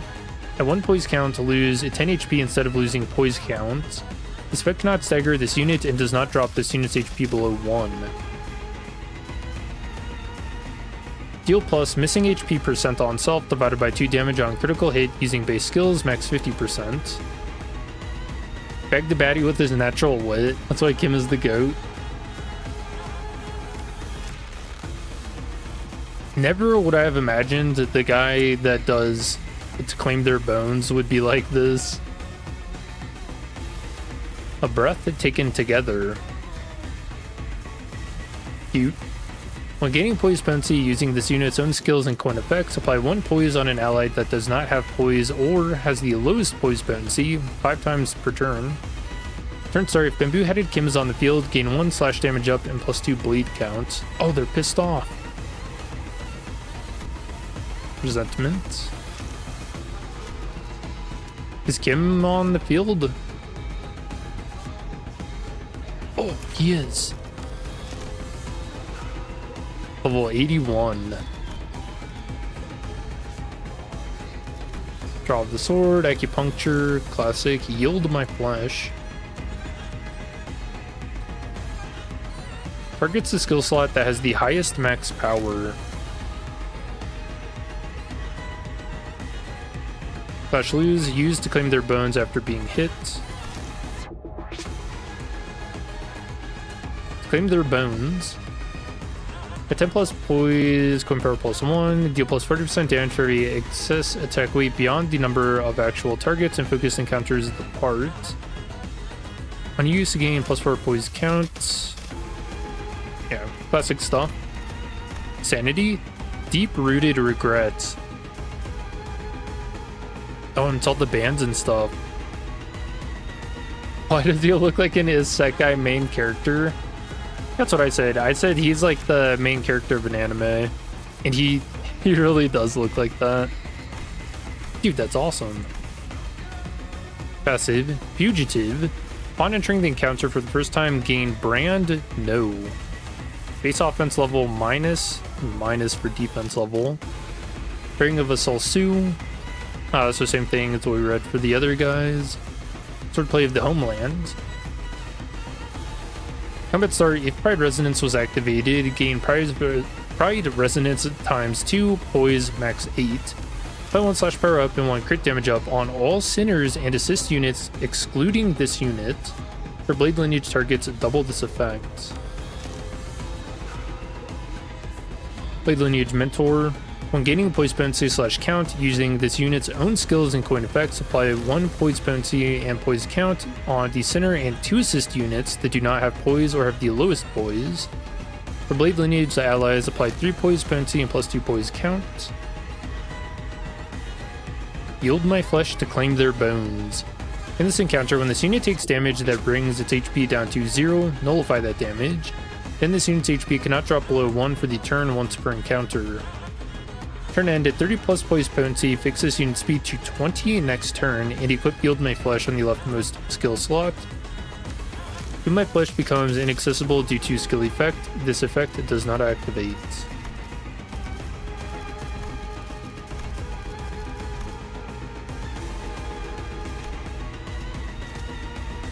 Awesome.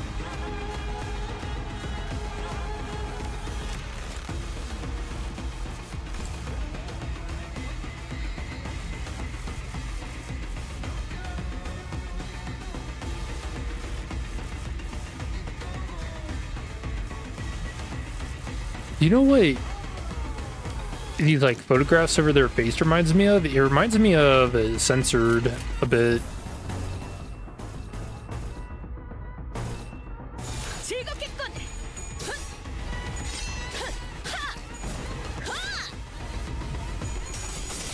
He's got basically his entire Runa moveset. Yep. He's got Overthrow for his counter. He's saying stuff. Ah, is he supposed to be me too? Look at him, so self-serious. Must be after something. Oh, his eye.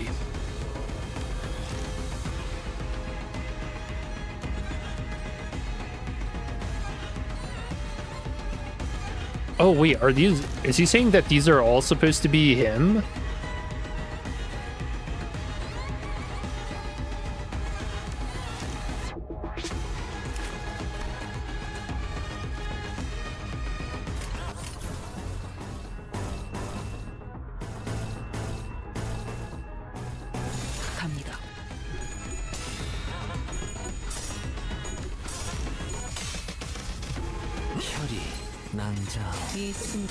Finish the Intervallo, need to farm a bit more for the Honglu ID.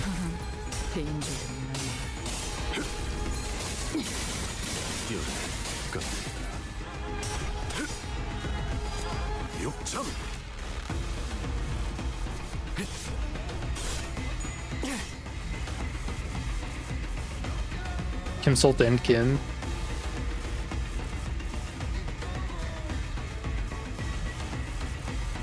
See, now you might be confused at which one's the real bamboo-headed Kim, because only one of them is actually wearing a bamboo hat.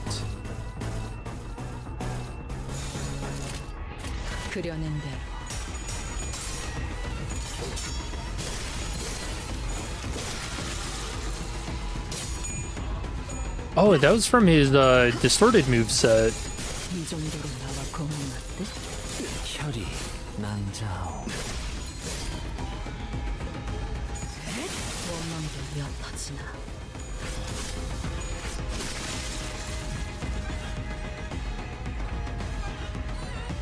So he's glowing more? Oh, he's trying to yield his flesh. 0-1? Oh, hold on. We gotta let him do it.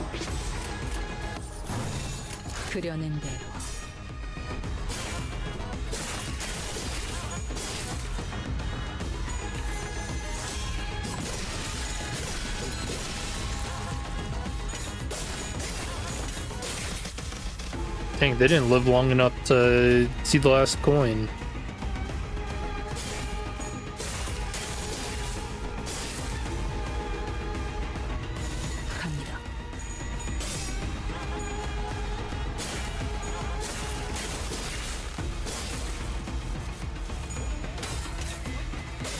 Oh, now she's claiming bones.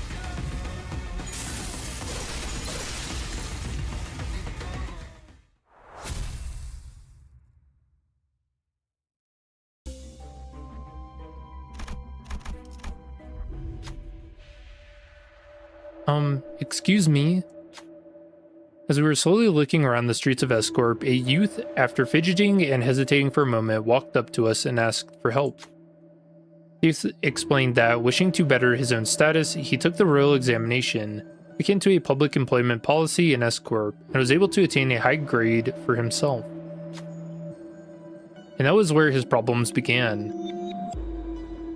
As far as he knew, people who passed the exam with flying colors like himself had their travel expenses paid for the homeward trip and were to be granted a guide. But there must have been a misunderstanding or something, because when he left the exam grounds, no one was there to escort him. Confused by the unexpected turn of events, he wandered away from the exam grounds in search of his escort, lost his bearings, and found himself in these alleys. He's asking if we could help him with directions. What should we do? Get out of here.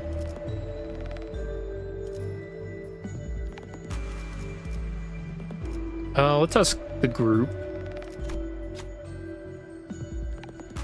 Oh, Bamboo-Hatted Kim, he's been here. Result opened their mouth to begin, stopped, then turned around to where Bamboo-Hatted Kim and Ongdu were. I'm not so well versed in the geography of this area. Perhaps Mentor would know better. Come on. Kim let out an audibly disconcerted sigh, then walked up to the youth to give him directions. And take off that royal celebratory flower crown. You don't want people to know you've passed the exam. But why would... It's for a good reason. Just do as I say and you'll thank me one day. The youth stared back at him in puzzlement, before seemingly deciding that giving proper gratitude for Kim's assistance took precedence. He handed us what appeared to be a small ceramicware vessel. Might this be a water dropper for brush calligraphy? Though you may have no practical need of this, for I see none of you are much acquainted with the art of grinding ink against inkstone. Impart this gift to you in hopes that this dropper may form a small flow in your rivers of life. Ha! Though it would have made for a rather moving moment had it not been for the exaggerated scoff Kim gave, youth hurried on his path without minding the sudden discourtesy. Hongdu later asked Kim what had spurred his sudden outburst, but he did not give her a reply, instead choosing silence behind pursed lips. Huh.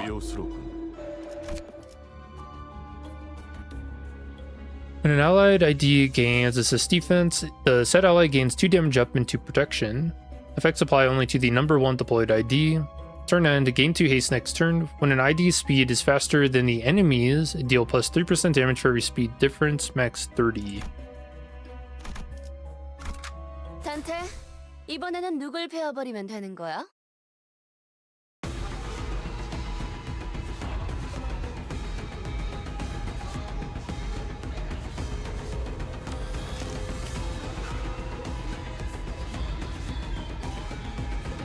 Oh, doesn't look any different. 죄를 새겨주겠어.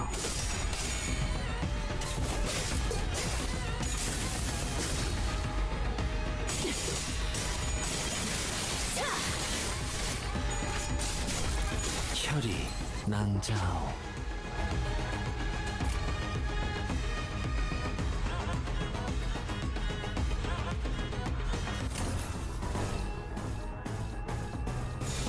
뺀다면 사활을 건네. Look, Kim pop 10 mangs. Oh, it's coming. I'm a little curious if he's gonna distort again or like gain ego. He seems to be on one.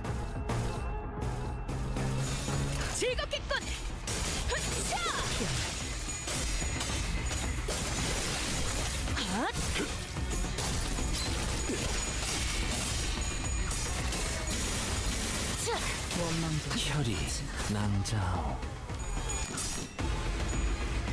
혈이 난자오. Oh, you think that the voice line Kim says at the start of the encounter is triggered by the player deploying Blade Lineage and Result? Oh, that would make more sense, huh?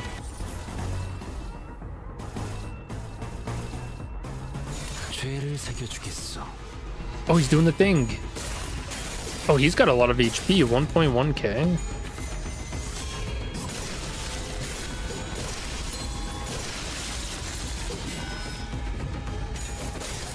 He's so cool. My kills.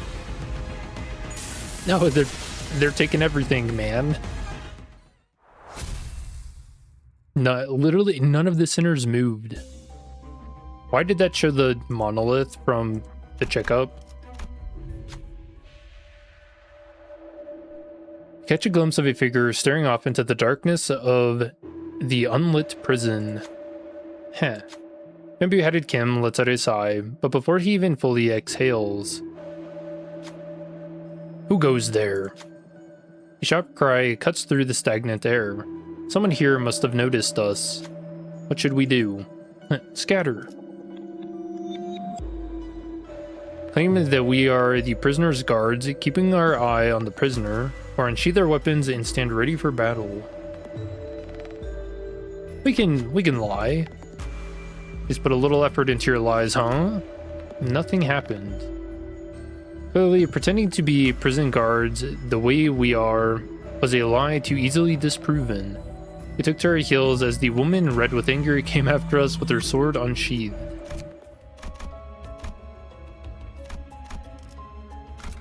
꽃을 피워볼까요?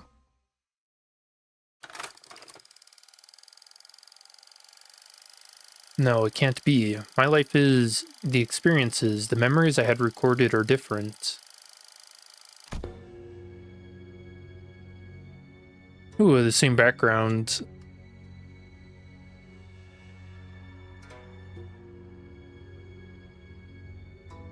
You know, it is pretty hypocritical of the distortion to be like playing someone else's memories, you know? It kind of feeds into that whole idea of canned experiences.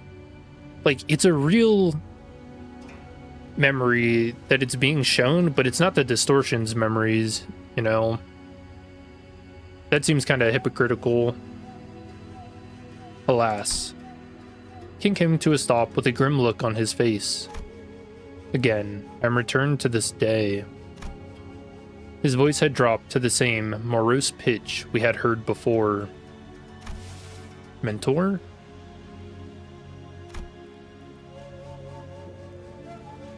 I have been here before. Ah, have you? Had a peek into my memories when I had distorted, did you? I must say, it's a bit embarrassing to have my deepest and darkest secrets revealed like that. Kim grinned sheepishly as though to clear the air, but it was becoming rather clear to me what he was doing. That his flippant demeanor and seemingly devil-may-care attitude were but a mask to hide the true darkness in his heart. Then this must be, indeed, the right state counselor's estate. Someone whom I had once protected, thought was worth protecting. Kim pushed open the main gates and made his way into the front yard. What should I do? Take a tall step over there, or you might trip. Oh, he played the Uno reverse. Ah. There were bodies splayed about the yard, and I couldn't dare start counting them. I felt faint watching the aftermath of the carnage. Some were decapitated, some had their torsos split diagonally, and some of them were so mangled that I could hardly even tell which parts belonged to who. Yeah, so we know what happens here because of Blade Lineage and Mersault's Uptie story. Are they not retainers of the royal court? What were they doing at the counselor's... No. Were they killed by assassins? Assassins did infiltrate the estate, yes. We're looking at what remains of them. Though I had but a moment to glimpse it, I clearly remembered what the S-Corp logo I saw in Kim's Fathoms looked like. The hats these corpses are, or were, wearing are adorned with the same logo. So why is bamboo-headed Kim calling them assassins? In this corrupt land, the right state counselor's life was always as precarious as a candlelight in a tempest. Such is the fate of all those who have the guts to speak the truth in S-Corp, where positions of influence are hoarded by corrupt sycophants whose chokehold on power is ironclad. The most prominent among them, the left state councilor, with the chief state councilor's blessing, sought to wield his own private army to silence forever the tongues of those who would advocate against the corrupt. Private army? But they are prohibited in our homeland. So they're kind of like how the great houses of H-Corp each had their own armies? That is similar to what is happening, but not exactly. If S-Corp circumstances were to be explained in plainer terms, it would be akin to a situation in which a company, whose employees outwardly appear to be all working for the same side, is in fact fractured within, with certain departments pledging allegiances to a different individual than the chief executive. What assassins there had been in the past at least wore masks to hide their allegiance.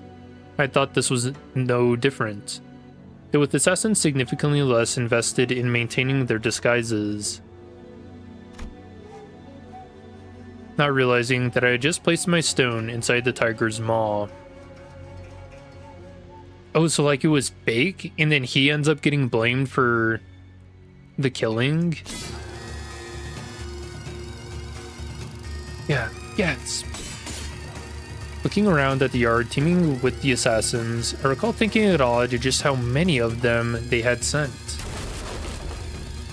Though the left state councilor's power had grown to loom over that of the king, I should have realized how ridiculous such a brazen attempt on the life of one of the triumvirate counselors at the royal court would have been. Foolish. I can't. I have failed you, counselor. There were simply too many of them, as though they had decided that tonight was the night they would finally slay the counselor, or die trying. I was soon overwhelmed, and some of them eventually managed to get around me and reach the counselor's bedchamber. Did he not wake up? The moment I heard them breach the door, all strength left me, and I fell to my knees.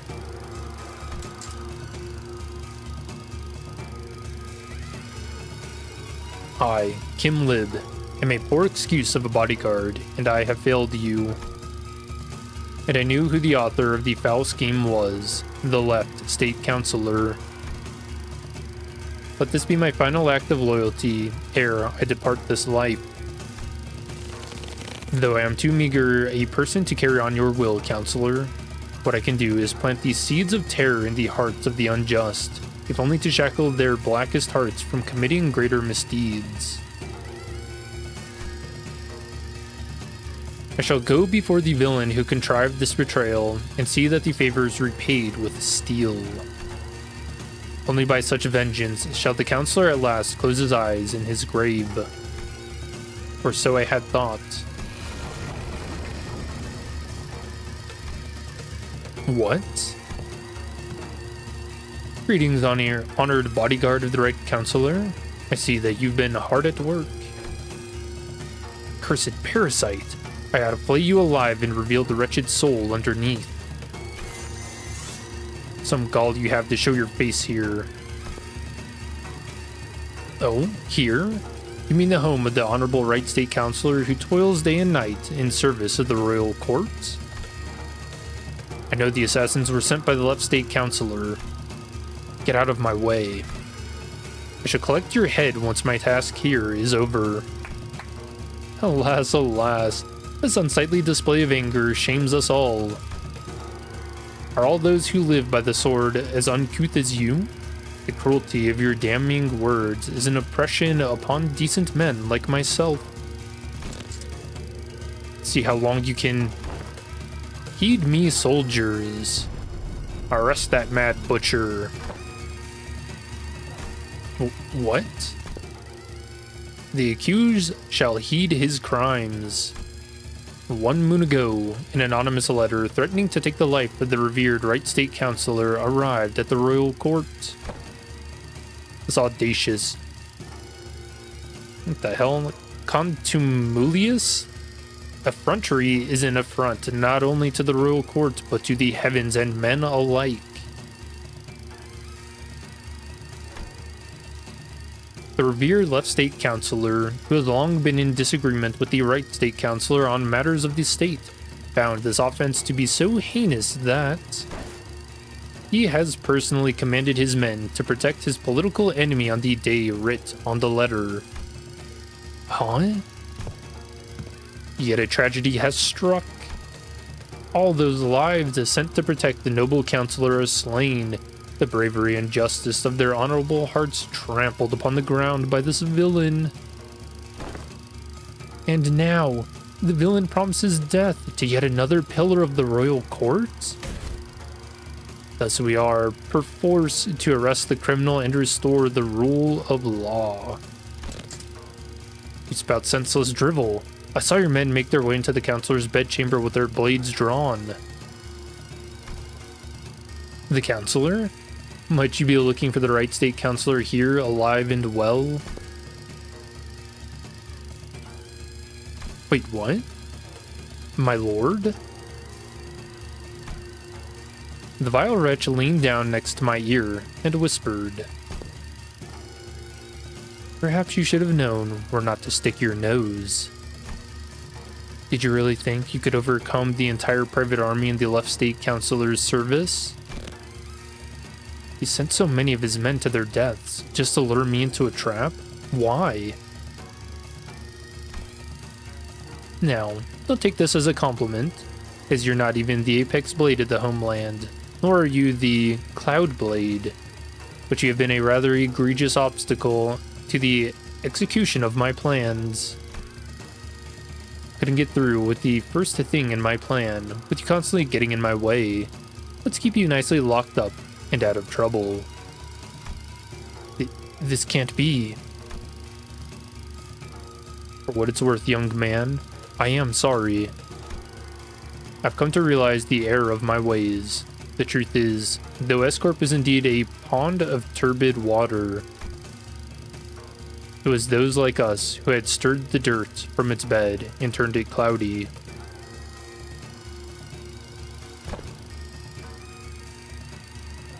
Dang, he betrayed him. Classic Chinese manga moment. Ooh, what a twist. Fearing the worst, we arrived to protect the revered right state councillor. 1,000 curses upon the villain. In his quest for the right state councillor's life, the butcherous man has already watered the ground with Escort's labors, the very lifeblood that runs in the veins of this most serene wing. And that charcoal-hearted villain is none other than the councillor's sworn guard, Kim Lib. Han. Heed us, O villain. Han Hobei, was I. And let the Aura bonds take you. No. Man, poor guy. You've fallen far, my friend. You, who were once considered a candidate to the honor of Ung Jiom. With that brand of Inobi sapping your strength. Even your mastery with the blade will only dull. Are you to be my executioner, Gyang? I hadn't received the orders to behead you, if that is what you're asking. Nor would it be fit someone of my station to sully my hands with an executioner's duty. How will you live on now? I don't know. The councillor has abandoned me. There's no path forward. Salpipio Agro Industries is more corrupt than I had thought, rotten to the core. This is where the game ends. Time to resign my stone. Indeed, it is. Why are you freeing me? Once a game has been lost, you start anew and test other gambits in the next round. Why don't you stop playing this unfair game, where the opponent always starts with stones placed on all 9 star points on the board? and find a place where you can begin anew in equal standing. As soon as they realize it was you who freed me, they'll come after you. It's okay. Unlike someone who made a fool of himself and fled after passing the royal examinations, I have the royal court's backing as its military commissioner. A position in the court isn't so fickle that they would cast me down right away just because I let go of someone like you. You're a branded criminal. In the eyes of the royal court, you're as good as inconsequential. A report that even if you were to flee, you would still be nothing more than a plaything in the palm of their hands. Damn. I didn't think you were the kind to go against your honorable principles. Some things can't be done without bending a rule or two, and you are needed. Escort's future is in need of those who are less bound by expectations, like yourself. Besides, it's not the rules I stand by, it's my own principles. I did say I owe you a token of gratitude, didn't I? Consider this a settlement of that. Gratitude and vengeance, after all, share a common quality. They are both debts to be repaid. Gyeonggyop. Come with me. There is no hope left for S-Corp. You said it yourself, didn't you? We'll never win as long as we're playing their rigged game. Listen, they might have a 9-stone advantage over you, but to me, it's as small as 3. Damn, I like her. I'll manage and keep my finger on the pulse.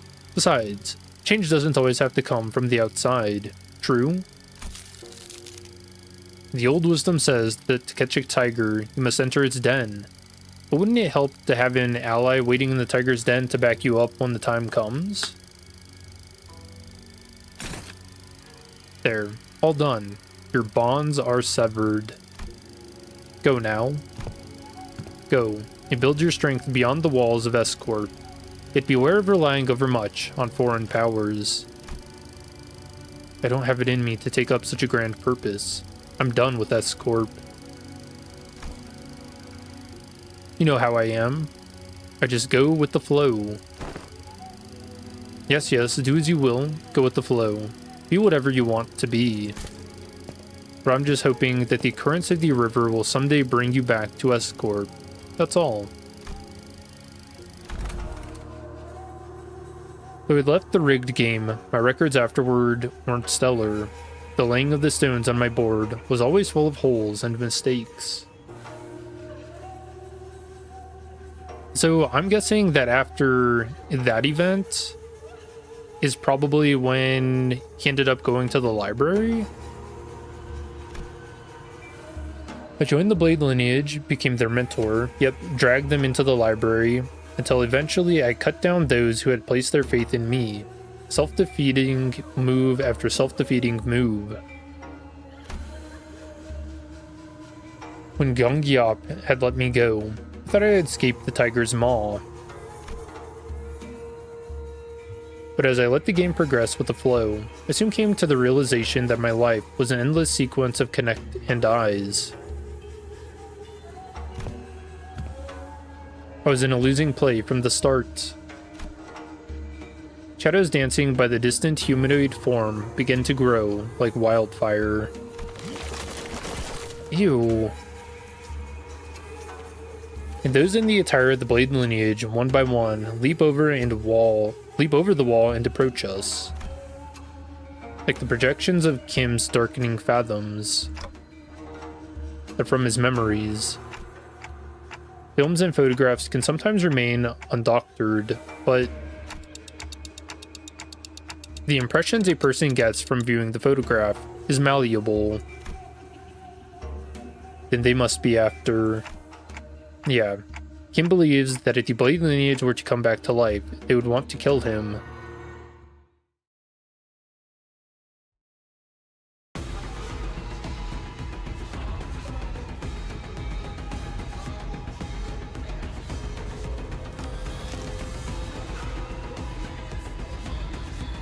Yeah, you know, he kind of has a point though, because Ongdu, you know, tried to take revenge on him. the clash.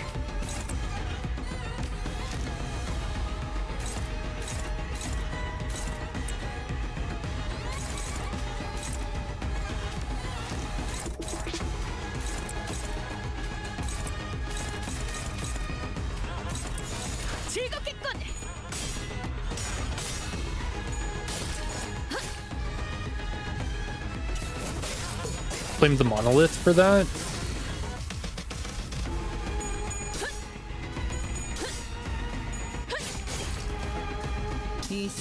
I mean, I guess, but also at the same time, like, you know, she still did it. And I think her, here, we'll check her sanity passive. For sanity, I think it's still resentment.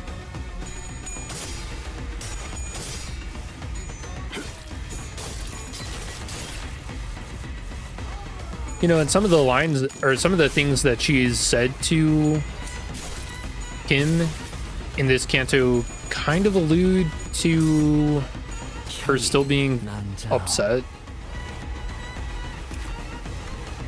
Yeah, see resentment.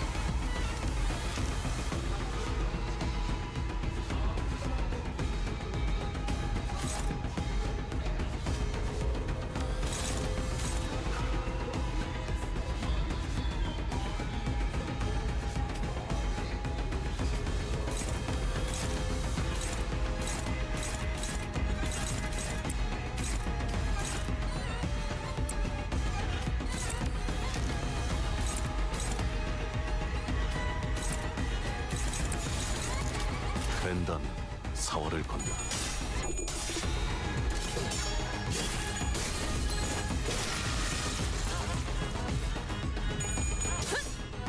Yeah, can we get another bamboo-headed Kim ID?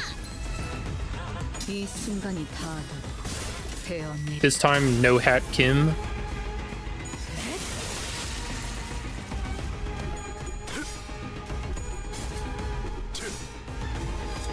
No, he's winning. That's also because Kim keeps trying his absolute best not to face the issues. That's true. Yeah, because that's why she got specifically upset about him at the beginning of the Intervallo. I mean, it really is his canto.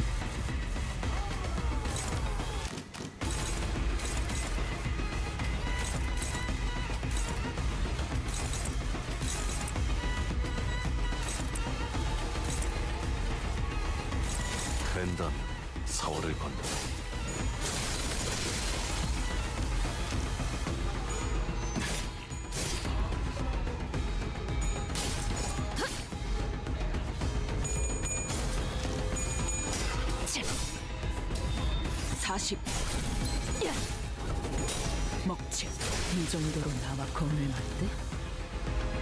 This has been the most canto-like Intervallo yet.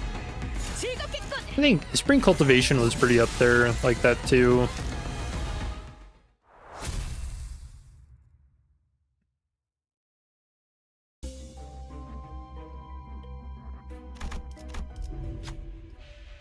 Someone carrying a sword on his belt and a sack on his shoulder leaped into a haystack near us. Oh, it's Assassin's Creed! A few moments later, a small squad of Chunokuns, torches in hand, rushed in from the same direction the man had come from. Saw a criminal who has coveted the kingdom's properties flee in this direction. Speak up if you have seen the wretch. The Chunokuns began walking up to the civilians and questioning them about the criminal's whereabouts. Despite all having seen the man jump into the haystack, all of them shake their heads and refuse to give up the criminal. Are they hiding him for some reason? Soon, the Chunokuns, having made their way through the crowd, approached us as well. What should we do? Oh, I'm turning him in. Say that you don't know, then slowly turn toward the haystack.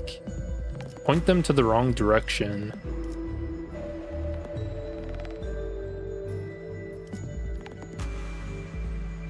Nah, I can't do it.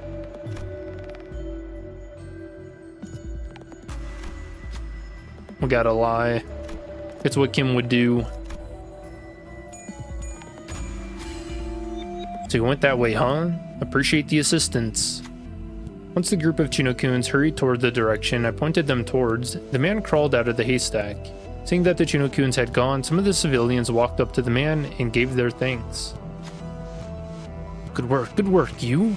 Can't have those vile Chinokun take a noble thief like you away, a thief of the people. They're all wretches, I say, wretches. So well fed while we all starve. I bet they'll bleed rice if we gut them. He returned their gratitude with a polite bow, then approached us. You have my thanks. I did not expect to be shielded by outsiders such as yourselves, but this is a welcome surprise. Who am I, you ask? Well, I have no name to give you, but it seems that the common folk have taken to calling the like-minded the Blade lineage. I'm only stealing these sacks of rice the corrupt officials have stolen, and returning them to where they belong, just as mentor Bamboo-Headed Kim had once done. Ahem. Kim squeaked out a small, embarrassed cough. I've lingered here too long. They're already on my trail again. It's about time I saw myself off.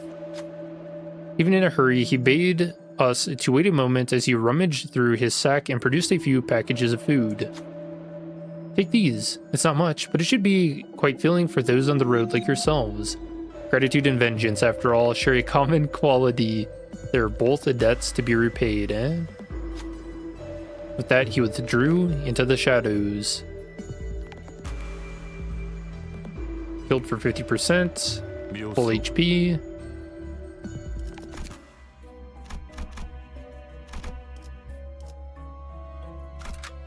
서두르지 말고 느긋하고 여유롭게.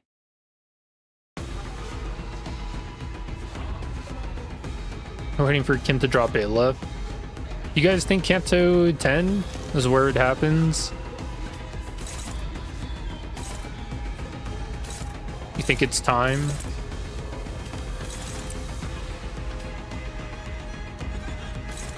If that's the case, which Aleph do you want first?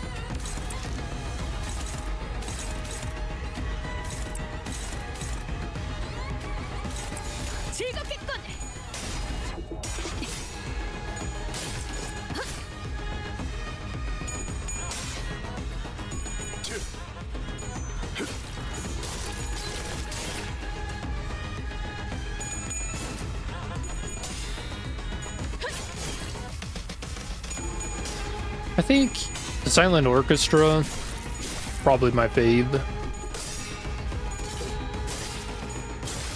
Totally not biased because it's got a scythe for a weapon. Nothing there. That's a classic. 이 순간이 다도 되어내리라. 되어냈어.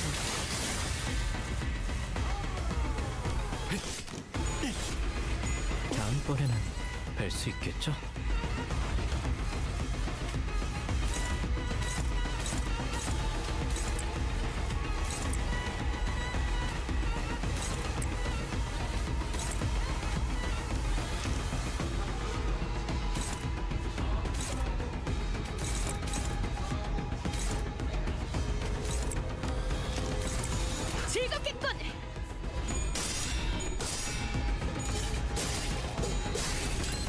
Ooh, censored, since Corp does have tabbies on recording.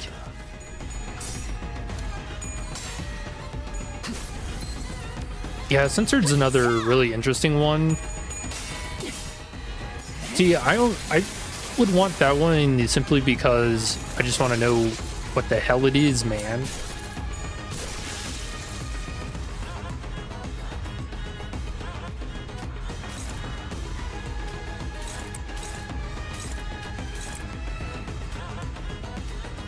Want to learn the mystery behind it.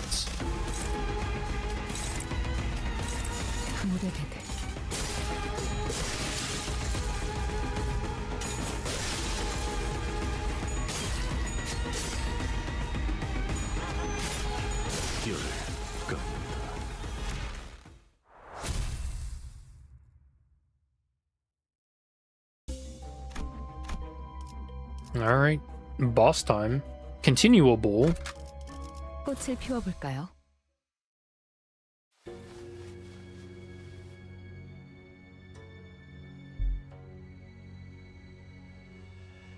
Like a prey, backed against the cliff's edge, I am left bereft of paths. My hand hesitates with no room to place the stone.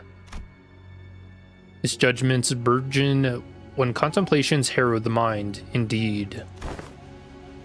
Now all that remains is to neutralize that one enemy combatant in the yard. Tell me, who's waiting for us in there? You should know. This place and its enemies are projections of your memories. Not the hardest guess to make, is it? Expect to find Im Gyeong-gyop in there. Gyeong-gyop was a woman of loyalty and principles, even as a military commissioner. She never stopped wanting to change the way the royal court was. But even she must have broken in the end. I scoured the newspapers and TV for anything I could find on the current state of S-Corp, but it was plain as day that nothing had changed there since my departure. Mentor, is that not but a baseless speculation? Your concerns grown uncontrollably? Never have you spoken to us about such a monstrous one in the past. Thus, what lies before you is but a figment of the distortion reflecting upon your memories. Did this Im Gyeong-gyop appear as that monster does, Mentor? No. Gyeong-gyop wasn't like that. Gyeong-gyop. I still believe that Salpipio Agro Industries deserves to die. But destruction's not the point. The point is that I want it to be a place where I can cut away the average corrupted and have it be a wing that cares for its common folk. Oh, she's back. If I didn't know better, I would have thought you were seeking to supplant the current S-Corp. You know that's not what I'm talking about. I'm just a wanderer, floating down the river's flow to where the currents take him. When the river bent and I hit a wall, someone picked me up and made a blade out of me. Once abandoned, I returned to the flow and found myself a mentor to those who afforded me the undeserved faith. And the river continues to wind, carrying me back to S-Corp. Once I had fled, shall I let the blade sing my inner thoughts? Think I'm satisfied with the way S-Corp is? But your method, as it is now, goes against the principles. Expected better from someone of your wiles. You enjoy those principles so much, then why ask me to leave the game? Because someone has to stay behind and try to bring change within the limits of their principles. I only hope that one of those bends in that river of yours would float you back to knock on the gates of S-Corp once it was primed for change. Has that changed? What do you think? You, at least, seem to think that I have. Because you believe that I shall stand in your path. Stand in my path. And stem the flow of this river evermore.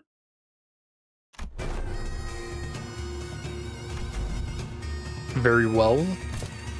The law states that denial of the will of the royal court is a crime deserving of death by beheading. I, Im Gyeong-gyop, Second Ordinance of the Salpipio Agro Industries, official of the sword and military commissioner to the royal court, shall uphold the command and sever the buds of rebellion before they propagate. Yo, Wide Eyes? Oh, she had the same, like, zoom in that Kim had at the beginning.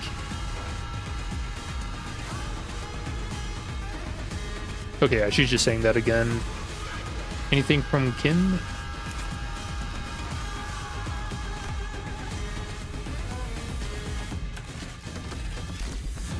Ooh, he's got a Fate Lost condition now.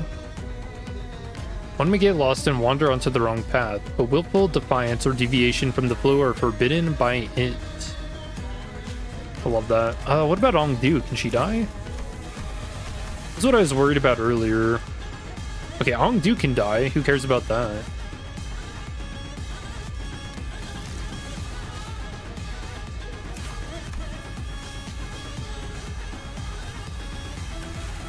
Okay, so I imagine this is probably the same, right?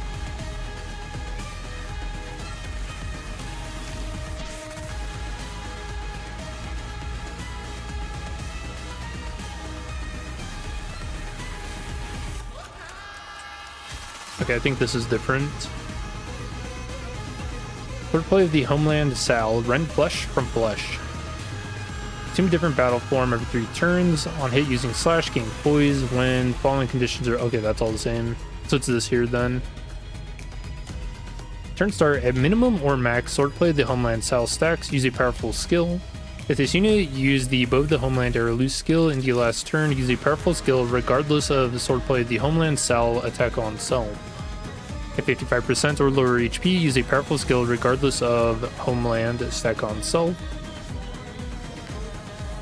The Sword of the Homeland passed down in the Sal Court Circle is not, at its heart, an art of killing. To cut and cut again until blood runs dry and the bone is laid bare. That is the essence of this art that strips the opponent's flesh into ribbons. That is the Sword of the Homeland practiced by Sal.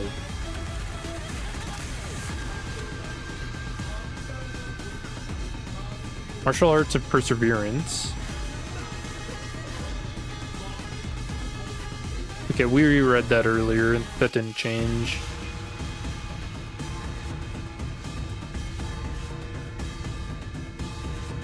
That's interesting. I wonder who the Apex Blade is. Yield my flesh. Deal and take plus 20% damage on critical hit against and from Bamboo-Headed Kim. This flesh I claim. That's awesome.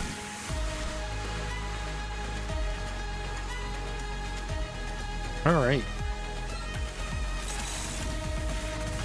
Okay, so she is in Bear Hunt.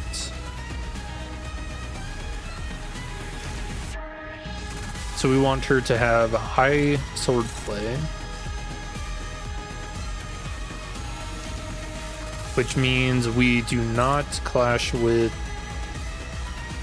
red. Easy.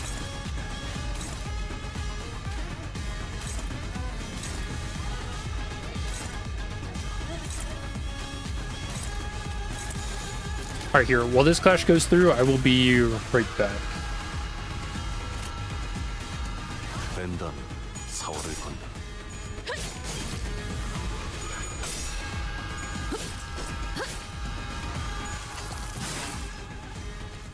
이 순간이 닿아도록 베어내리라.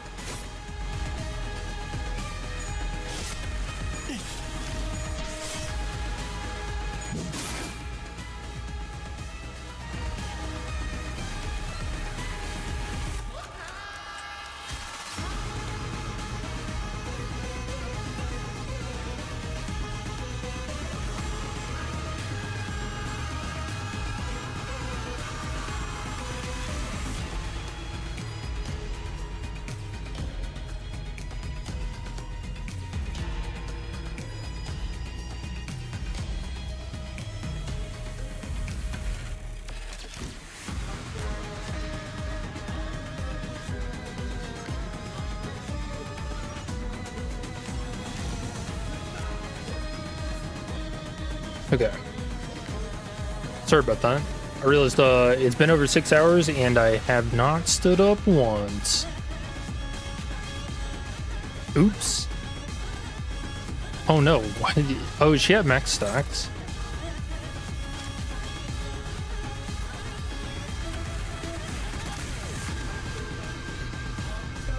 Whoops.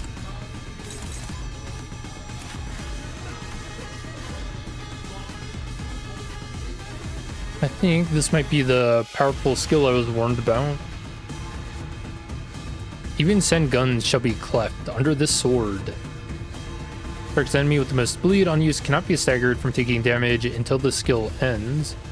Unused final power +1 for forward bleed on target, max 3. Unused at 6, or at more than 6, gain final power +2 for every excess sword play the homeland, stack max 6. Scary. Clash win, this skill always flips heads, hits critically, and does not consume points count. Okay. Dude, she's cheating. Turn 2 cheating.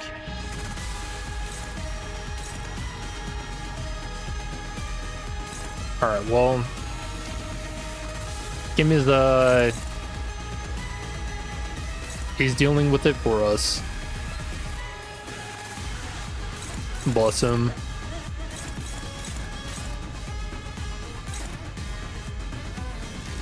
Wait, did I fuck this? Did I read this backwards? Oh, I did, didn't I? Oh, I'm an idiot.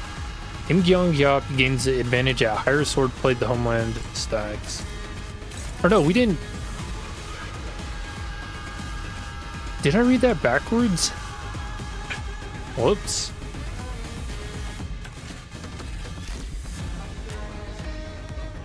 That's an amazing read. Cancer Clash 1 effect. Always head flips is crazy. Bear Spine Breaker. And sand guns, that's to kill a tiger too. Oh, I didn't notice the skill effect has a up or down arrow in it. Yo, they're making the Limbus company for kids.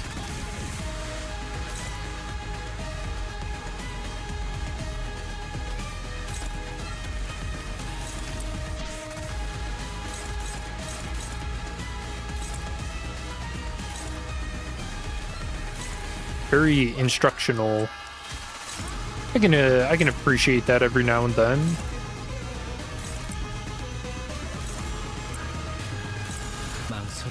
이 순간이 다가도 베어내리라. 낮도 밤도 치우. Okay. 다하도록 베어내리라. Where is my Clash Win flip heads? I can't flip heads on. Oh. Yeah, I can't flip heads on 45 sanity, man. I need effects like that.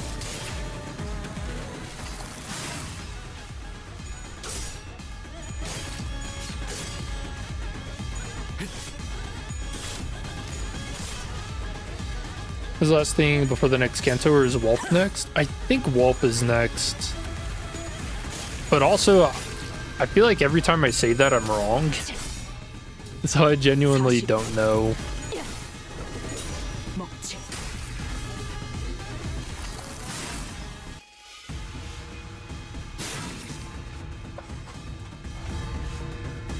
Mind and body is one. I shall bear down upon them.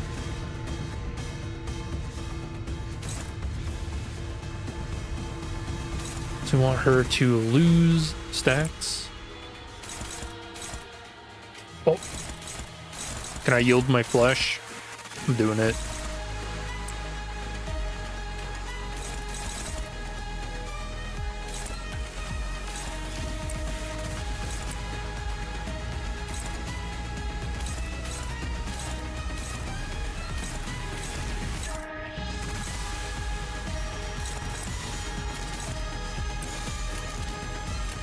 He wins those.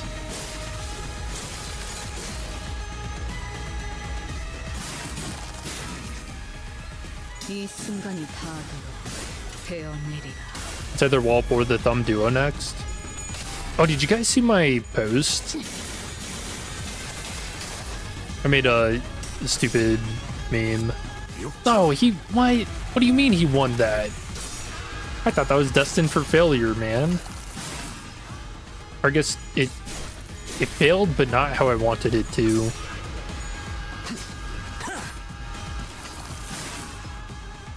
You want all the Nurse Fathers? I do too.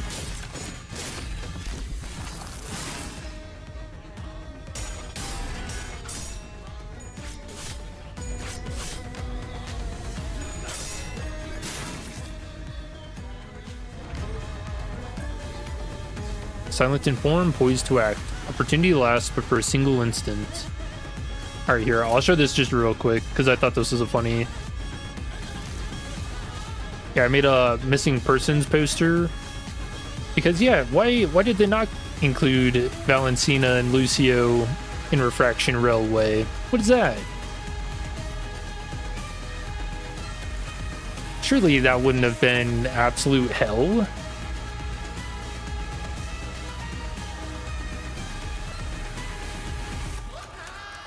Well, you guys don't think that's a good idea?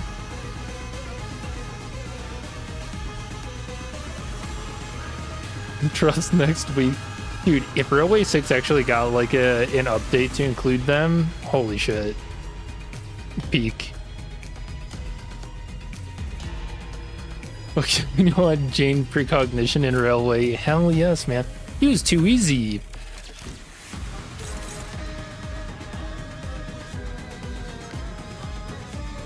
Imagine it's after Xiaomi.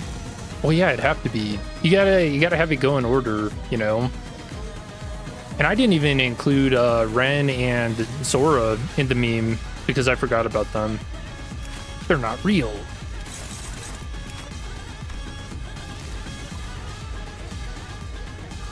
Section 4 is already hell. I honestly don't think it's that bad. It could really stand to have the thumb duo tossed in. Maybe just take off like 200 HP. No tiger's flesh shall be left uncloven. Man, they really hate tigers and bears, huh?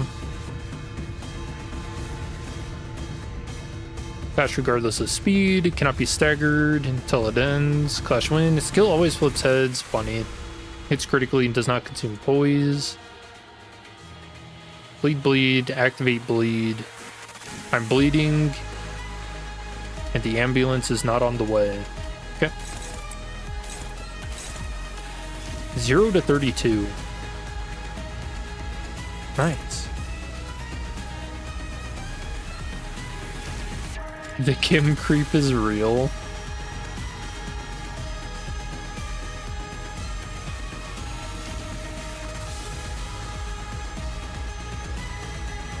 Alright. Gains advantage at lower sword plays, so I need the up arrow. Nice. Wait, what?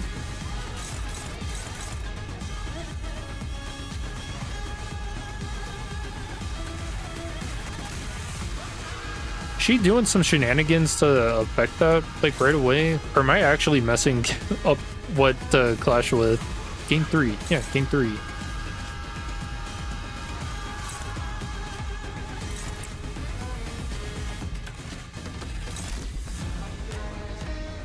Ooh, and she's doing the bow.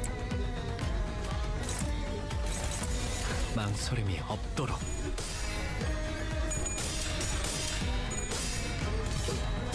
Director has 4 gore.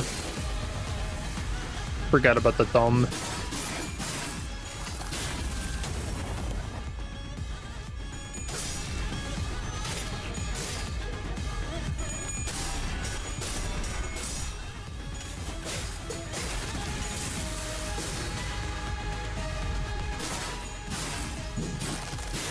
Oh yeah, Hongdu's fighting for her man now.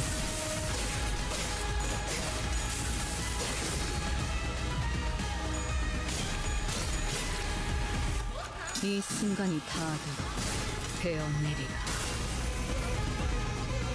Evil Zhao that inflicts bleed.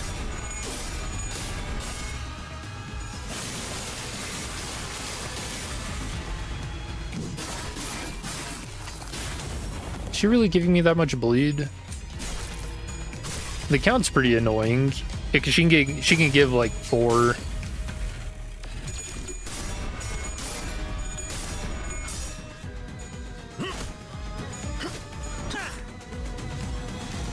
Uh-oh.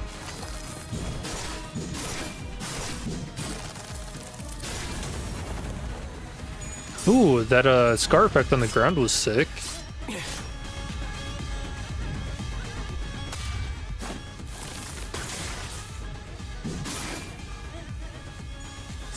You know, I don't know why 절박하게 갈망했으나 she pulled the bow out. I thought it was gonna be way bigger. That was like a small bow. Like, how are you gonna have a giant sword and like a tiny bow?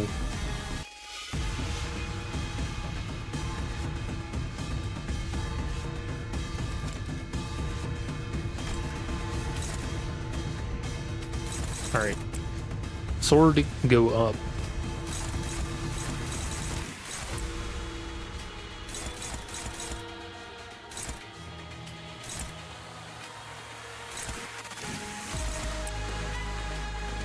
I'm just saying it's like aesthetically displeasing. Yeah, what? That's tiny. She doesn't bring boombox. Ooh, claimed.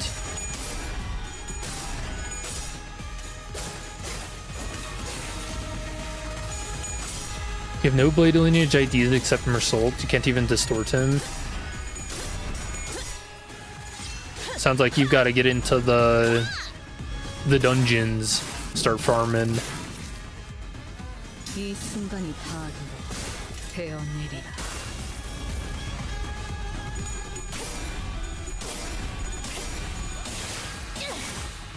I mean, I know this Intervallo is kind of like custom built to be running the blade lineage again, but I don't think they're bad IDs, especially not when you. Okay, never mind. They suck. He lost the clash. Flip tails.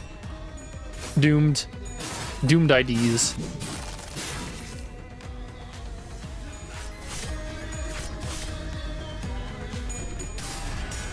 What the hell is that? 45 sanity, flipping tails ass. Deserved. Finish her off, man.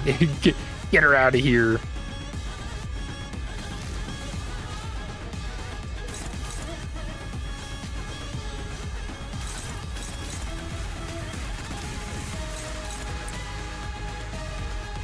Alright, I'm going Insano mode. I'm clashing with both of them.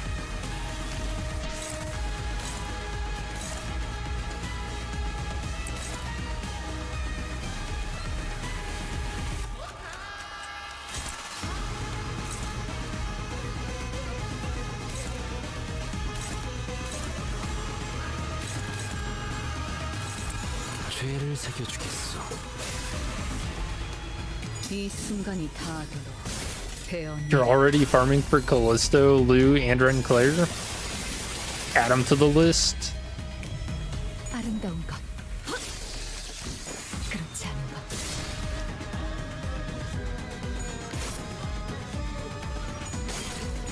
You know, I'm curious. Has anybody like kept on how many modules it would take to farm all of the IDs in Limbus?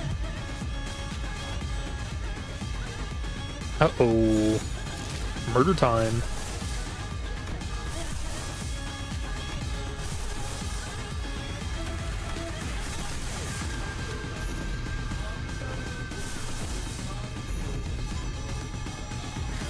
된다면 사활을 건.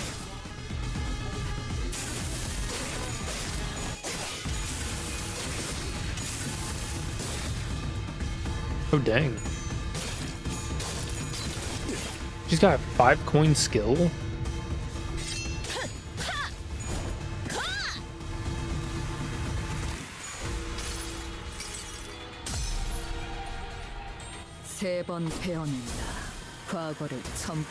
Sometimes you question if that's 5% or more like a 30%. I don't wonder if there's like, maybe it builds. Like you clash, you get the 95% so much and the game starts kind of like building an extra failure chance. Because it's got to be, there is no way it's 5%, man.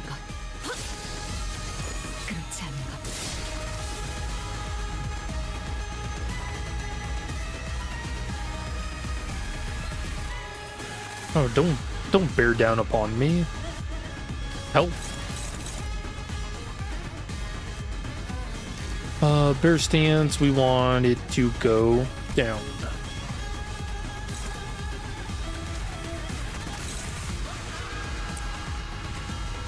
Although I think she might just die.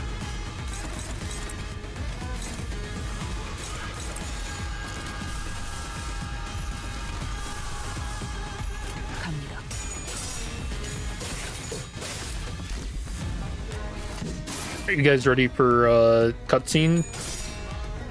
There's probably a cutscene here, right?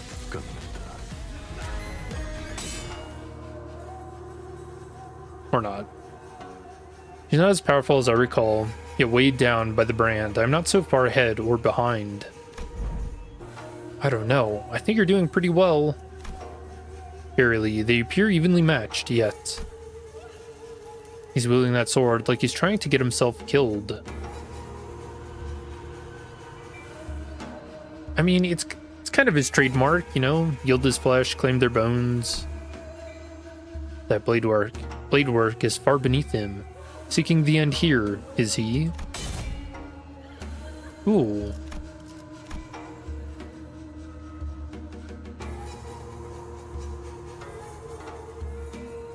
Now kiss. There you go. Can you afford to look away in a duel? What are you doing? You'd rather lock your sword with mine than parry it away? Yo, he's leaning too close. Can't have a proper sword fight without a blade lock, though, huh?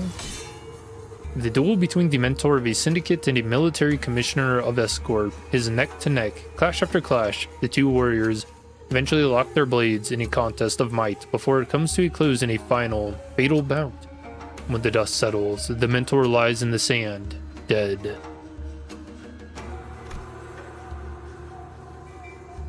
That is what you want? I will grant it. Good.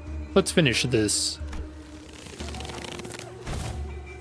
Just as Bamboo-headed Kim and Im Gyeong-gyop readied for their final bout, Ong-du leaped in between them. Oh, the love triangle. No. Ong-du? Are you really so ashamed that you would choose death over life, mentor? Are you so scared to live that you would rather die? She's gonna kill him. Yes, I am. I am scared. I'm terrified of my own audacity to live my days as though I hadn't failed everything and everyone who had the misfortune of placing their faith in me. My mission, my honor, my fellows.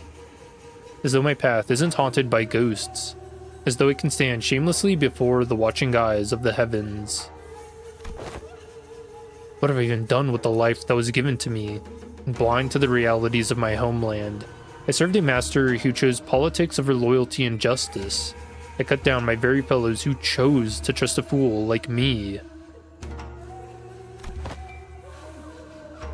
I walked my entire life as the flow carried me, and when I finally had the mind to look back, all I saw were blood-red traces everywhere I had gone. Isn't it about time I admitted that this game cannot be won? That...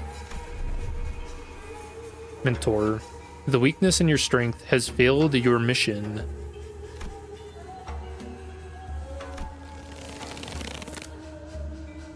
The weakness in your position has failed your honor, and the weakness in your heart had become the fiendish blade that cut down your fellows. Ong-du? I thought you were here to talk me into keep on living, yet your words pain me so.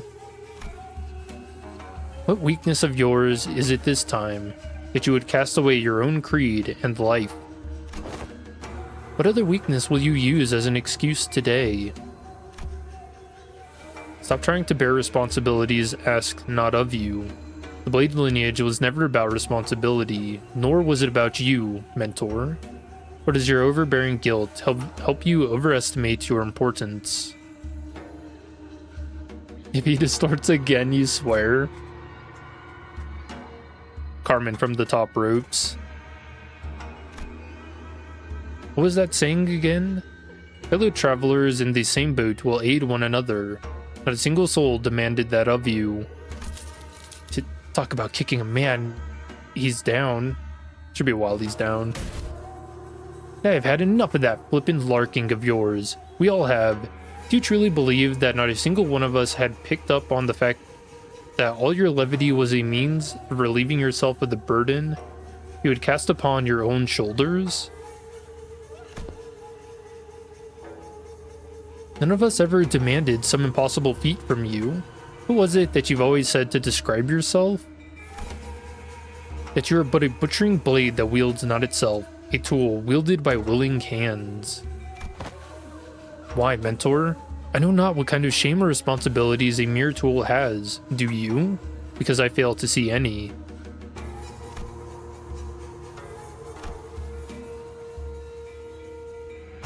If the shame does not subside still, then charge your face with that bamboo hat of yours and live on. Live on, so that you may repay your debts. No way. Out of blades, out of arrows. Even the heart that sought death lies defeated at your feet. There is no stone left for my next gambit. Oh, he's gonna put the hat on. There is nothing more. Why?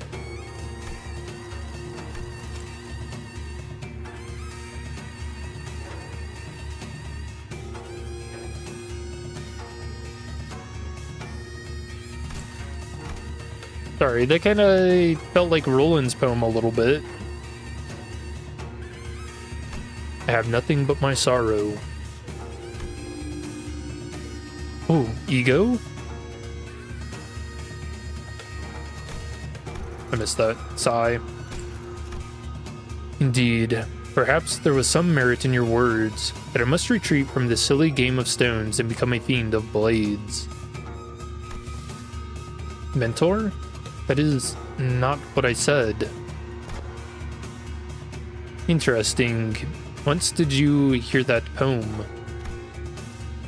Yes, when inverted, a bamboo hat is like an unladen ship. Oh, he's talking to Carmen. Oh no. Hongdu and Im Gyeonggyop were knocked away from bamboo-hatted Kim as though bounced off by an invisible force. Kim raises his gaze to meet the empty air as though someone were there, a hollow laughter escaping his lips. We know who he's talking to. It's the voice. But your last move was not a good one. Indeed, I did wish to become a blade. And what did you do? Forged me into an indiscriminate one that cleaves blindly into friend and foe both. It seems that, in your excitement, you have cornered yourself with that last move. Well, as it seems that I have had an opportunity to retrace our past moves, allow me to try something different this time. He's gonna ego. Be not so vexed by this round. As you say, we never know what the next game shall bring. I appreciate and will treasure the other bits of your advice. But let us play by my rules for tonight's game. Something's different this time, isn't it? Ain't distorting. I think that's an efflorescence, perhaps. Nothing is for certain indeed, yet I trust that the words of my last remaining follower have also reached your ears, Am but a tool wielded by willing hands. Nothing in my life has ever been certain. I know not whether this move is what cements my defeat, but I desire it to be a victorious stone, nonetheless. Thank you. I'll take what encouragement I can. The strange, invisible pressure dissipates, and the armored woman Im Gyeonggyop readjusts her grip on the sword. Kim turned around to look at her, and I saw that a weighty shadow seemed to have been lifted from his face, replaced by a mix of relief and determination. Nope. A bit embarrassing to change my stance now, but Now, I fight to live. And I suppose you will be okay with that? Of course. To hide from heaven's gaze, this hat I wore. An empty boat, it bore my friends along. In bamboo veiled, we drift from shore to shore. With wine, I don my hat to watch blooms throng. In mirth, I doff that shroud to moon adore.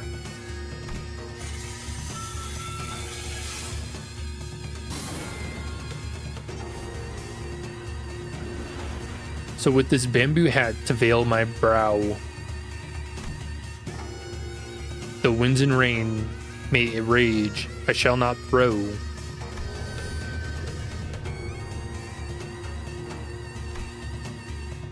I to me, bamboo-hatted one, speak your name, for I find your outfit dubious of character. I am he who has mentored the lineage of blades to its premature end. I am he who has sought to bring salvation to the downtrodden, to no avail. What to call a man who has failed to disburden himself of the world? How to name a man who has failed to bear the weight of the world? There is none. So call me Bamboo-Hatted Kim. Bamboo-Hatted Kim, the treasonous wretch.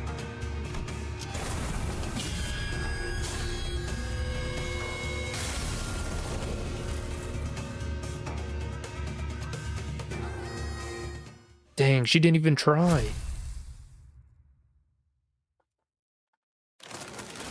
You feel the aura?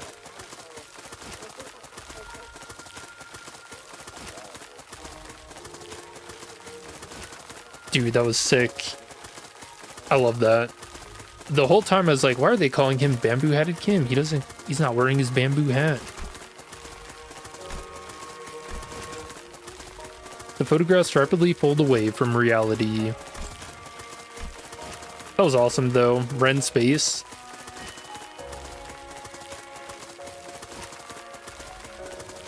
I didn't see any Shin or Ming. Perhaps because Kim had successfully managed to face his own past. When the photographs and memories that were overlaid upon the fathoms are pulled away, what remains is a man in dirty, ragged clothing. The fathoms of S-Corp slowly lose grip on this world, and soon reveals the fathoms of the distortion that was hidden beneath it. I see residents of the backstreets in their blissful highs from taking the canned experience. I'm sorry, are we watching a film? I hear the sound. And a man who's watching them with disapproval. Why? Why is everyone running away from all this? A baker, always surrounded by the smell of freshly baked bread. Florist, who makes lovely bouquets for graduating youngsters. Photographer who captures beautiful sights to remember. They're our lives, our experiences. You want to be a billionaire with an extravagant mansion and a nest? A legendary fixer who can make the syndicates cower in fear just by going on a stroll?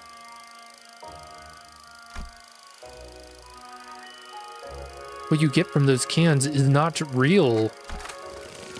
Is everything in your lives, all of this, just empty means to an end? So that you can get high on fake, purchased experiences nailed into a can? If that's all your life is, then my life, and the photographs I've taken are all... No, it can't be. My life. Those experiences and memories I photographed are different. We're all blindly consuming fake experience after fake experience, without a care about the real thing. That's why you're all floundering, grasping at illusions. So let me show you the things I've shot. The memories.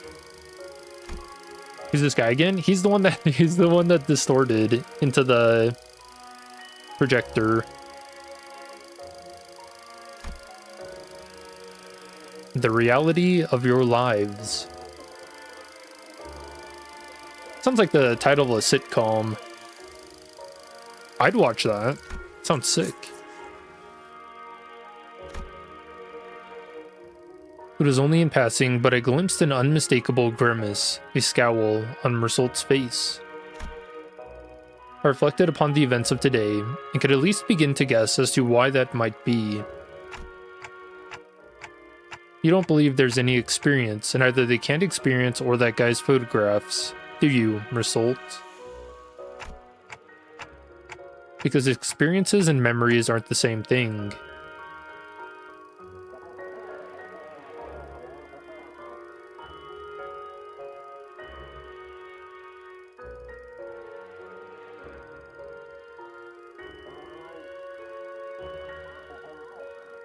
Why is this bum in Kim's Kanto?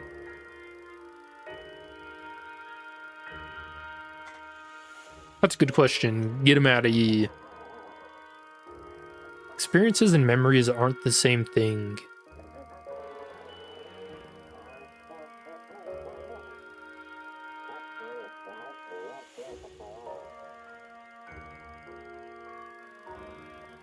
I don't really know what to think about that.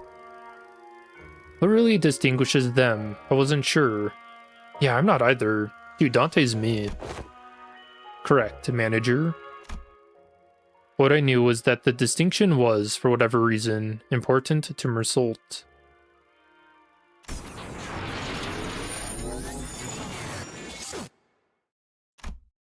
Huh?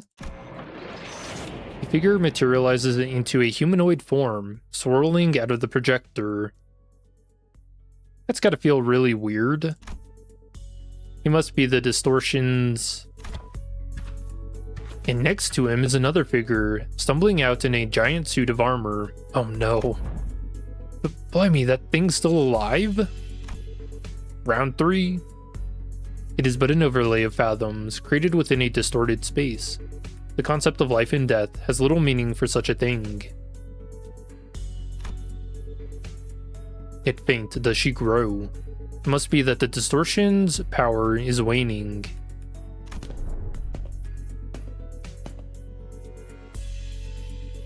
Hark, accused one? For these are your crimes. The crime of fomenting chaos in a foreign wing while impersonating Juno-kuns of Salpipio Agro Industries. The crime of exploiting the suffering of Salpipio Agro Industries downtrodden is a mere veil for one's own fathoms. And... wait, is the distortion gonna kill the dude? Though it be but a part of reenactment, impersonating a military commissioner of the kingdom without the royal decree. Pursuant to the law of the homeland, the accused is to be sentenced to death by beheading.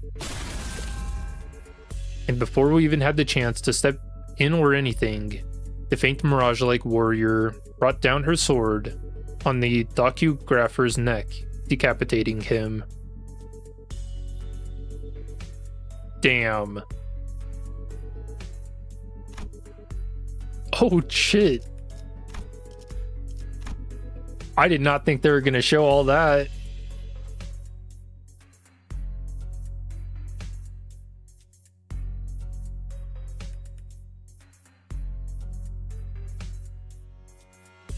Damn, dude. Now he can't even smile for the camera. Can an entity of the Fathoms slay one outside it? I mean, I think we just found out. Such an instance has heretofore never been observed, but as it is happening right now, right before our eyes, I can only say yes.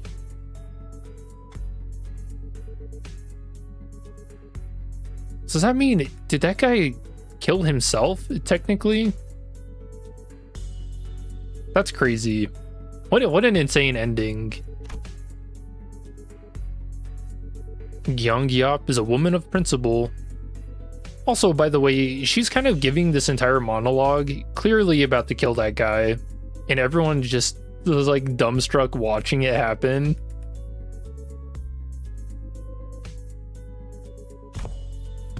She would have done the same to the bitter end had she truly been here. As the headless body of the inflection point crumbles to the floor, Im Gyeonggyop's shape slowly phases out of reality. Or wait, or would you blame Bamboo-Hatted Kim for that? Because technically, that would have been his memory that the distortion brought to reality. So does that make it like a murder-suicide, but on the same person? And we found ourselves back in the projection room. And there... No way. Don't tell me that the headless corpse is... That's your new best friend. Found a large group of injured N-Corp staff thrown pell-mell about the room, and Ezra, who was looking down at the headless body of the docugrapher. I should not be laughing at that. It's just so unexpected. 승부수가 먹혀들었군. Also, what does that mean for Bamboo-Hatted Kim's, like, ego? 정착지를 찾을 때까지 이 기세를 잃지 않기를. Did he not finish off Gyeong? We named the headless Jerry. You know what? I'm actually gonna blame Bamboo-Hatted Kim for that. Yep, right on Gacha team leader. Sigh, and that's the initial report done. Good work, guys. No, not good work. What did we accomplish today? Gained ego for Bamboo-Hatted Kim? Pissed off N-Corp, probably. And got a depressed photographer killed. Tucking her radio back in, Ezra commended us in a relieved voice. The distortion has perished in the mission. Will that not cause trouble? Yeah, that kinda sucks. But it's not like you guys could help it. I feel like we could have. Who would have thought that the distortion would kill its own inflection point? I mean, I think Bamboo-Hatted Kim knew. If we knew that in advance, we probably would have prepared something to stop it, but... sigh. Well, that's for the LCD and the team leader to investigate. All in all, this mission was still a success since we managed to eradicate the distortion from N-Corp, not to mention satisfying our client. Also, Ezra looked toward Ongdu and Kim with a light-hearted shrug, clearly less concerned than she had been earlier. Now I finally know why you've been disappearing on your own without letting us know. But you don't seem to have any more reason to, though, so it's all good. Hey, that's the real win of this mission in my book. It's kind of fucked up. Does nobody feel bad for the distorted guy? I feel kind of bad, man. Phew-wee. The point is, we did it. We did the thing. It's done. Gosh, I swear I am never doing one of these without the team leader ever again. Seriously, I got this close to losing it more than a few times.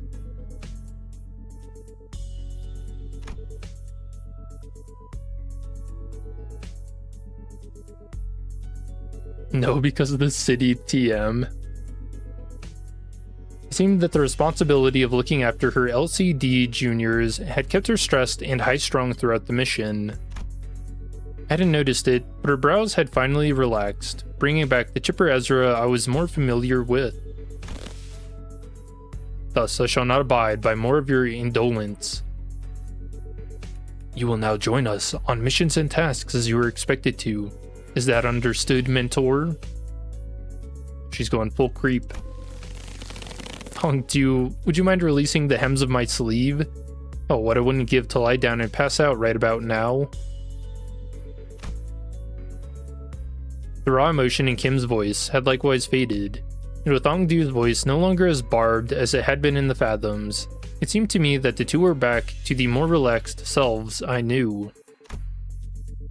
Can't exactly say more relaxed for Kim though, because that's how he's always been, at least from what I've seen. In any case. Fine, you are released. Phew. You've given me a good, hard shake. I don't feel so good. Say Hongdu, I'm afraid they may have gone overboard with upgrading your arm. With your hem released, allow me to reiterate that... Stop! My heart finds peace as well as I watch them bicker. Is everyone doing okay? Yes, Executive Manager. Our forces have only suffered minor injuries that do not require you to go through the trouble of rewinding the clock. Hang on, mate. I've got a dislocated shoulder. I can pop that right back into place for you. Allow me. I've taken care of similar injuries in the field. Yeah, and guess what happened to the last time I let you do that? You rotated my bloody arm the wrong way and turned the bones in my shoulder into little chips. Don't sweat it. I can rewind that. By now, I've already grown used to the pain of rewinding the sinner's injuries. A dislocated shoulder shouldn't be a big deal. I have ought to ask thee. Clarification, if thou wilt. Yeah? Must thou recall how, as we battled the N-Corp's, pin frame team, the foes have taken photographs of us. And?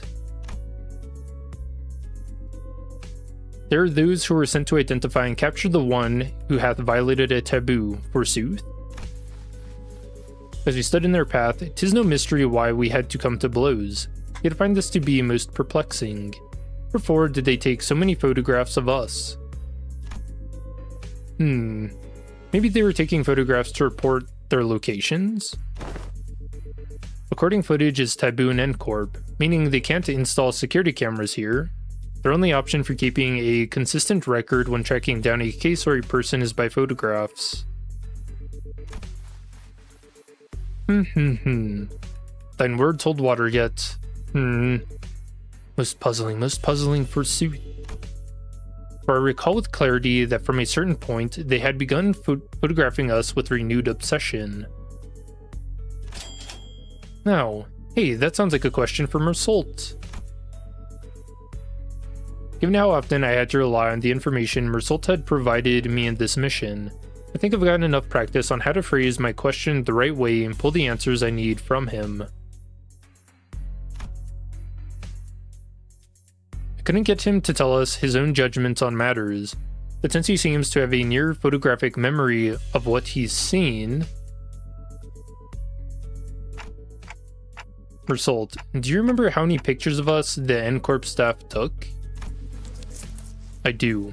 56 times. That's a lot of pictures. You actually remember the exact number of times they shot us? I do. It's always so neat seeing his memory in action. So did you get the chance to see which one of us got the most photographs taken? Is it going to be Mersault or Dante? I did. Oh, who is it? Who is it? Who is it, me? I make for a fine model if I do say so myself.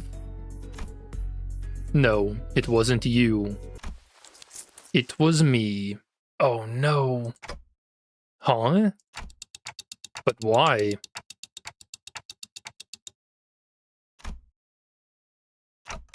I mean, what's the most statistically likely reason that it was you? Uh-oh. It was at that moment that I heard the sound of pebbles crunching under boots approaching us, louder and louder. The bell tolls, duty's getting taken away in shackles. What the heck?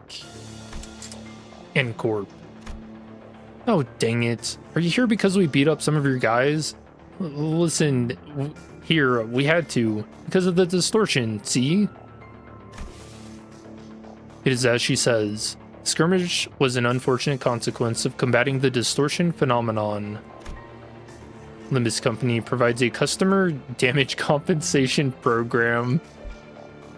That's so fucked. In case of such unforeseen events, instead of engaging us in battle, please elect to contact the emergency response team at our headquarters as your first. Yes, we fully understand the circumstances surrounding the battle, and we intend to submit an expeditious request for damage compensation as you have recommended. But we are here on different business, so if you would be so kind as to let us speak. Different business? Result's going to jail. They're here to arrest me, manager. Hold on, Mersault. Let's hear the map. Wait, what? Mersault did not resist. He walked past us and joined the group of Corp employees. Please confirm that you are Mersault, formerly one who nails, and a former member of the maintenance and management team at the Grand Magician Sisyphe headquarters.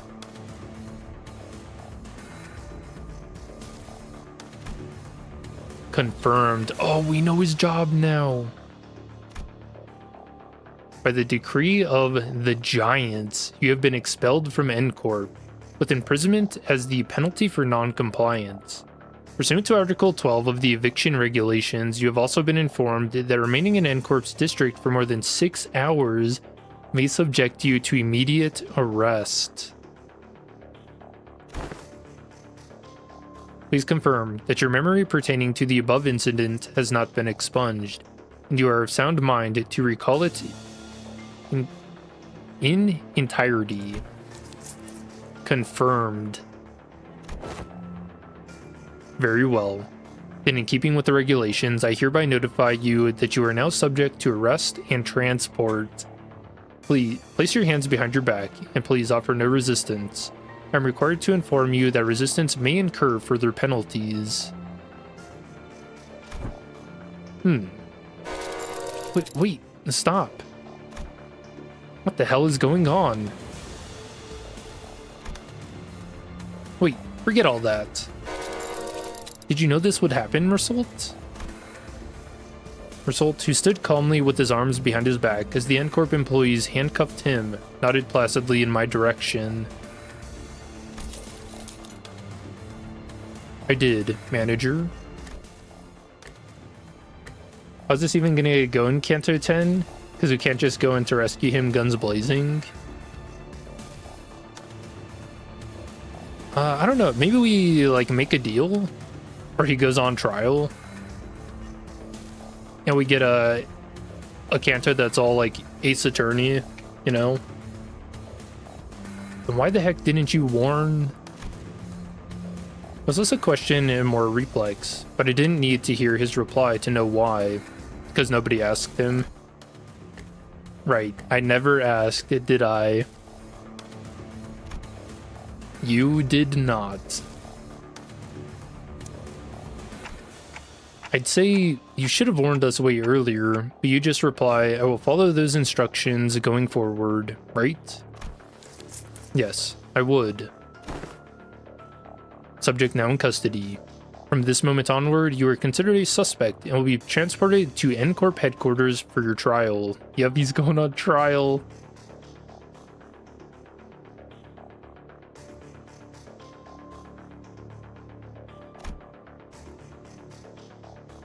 As for the rest of you, would you be the organization the suspect is a part of?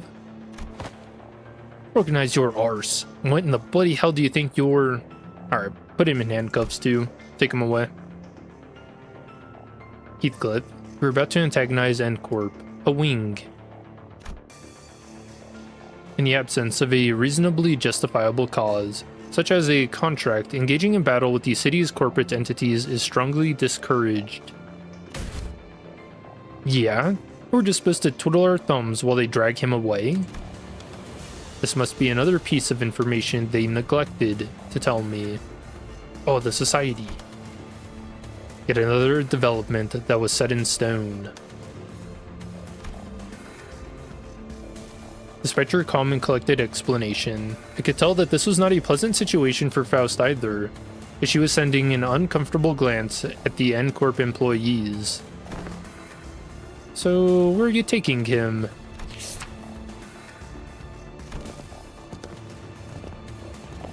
Your retrial will be scheduled for the execution of the exile's sentence. They replied dispassionately as they took Mersault into custody. We looked back at them, not knowing what to do or say. The late afternoon sun pricked at us like 1,000 hot needles. Mersault, now in cuffs, gazed at us with an expression that would not have seemed out of place on any ordinary day.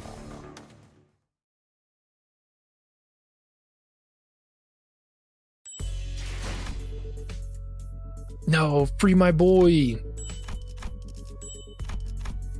Not Mersault, man. He's a innocent encyclopedia, man. What could he have done that was so bad? You know? Save him.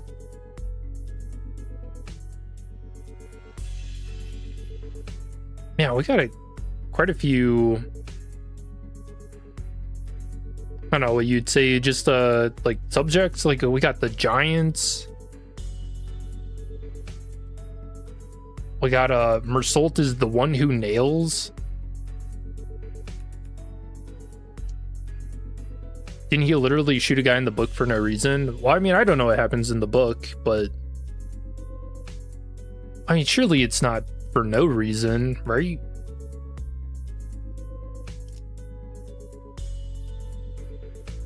Wait, even if they kill him, can't we just, rewind him? Oh yeah, good point.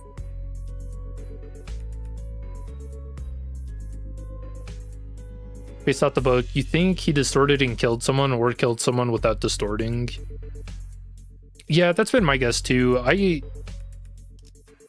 don't know. They didn't really allude to Mersault distorting. Like maybe he's just kind of a weird guy.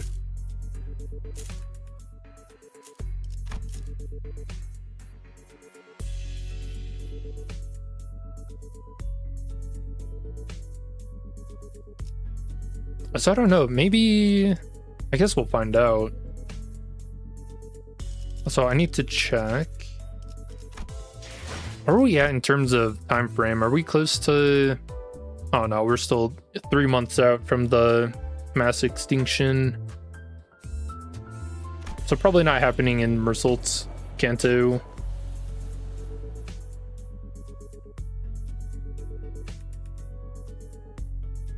Maybe he shot a guy with a camera. The camera was actually a gun.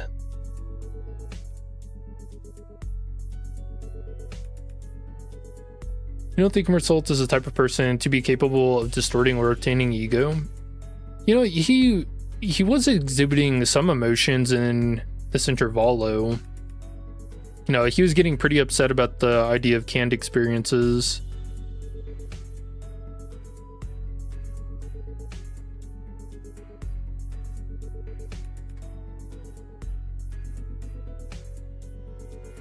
True, Kim's Kanto was fun. That really did feel like Kim's Kanto.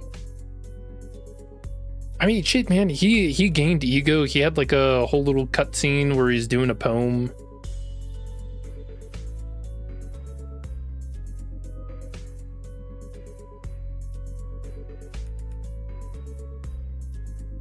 Kim's Kanto is amazing. You don't know why we didn't get a pass on though.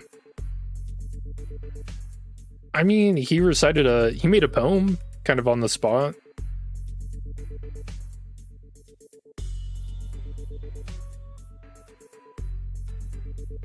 No, Kim was the 13th sinner all along.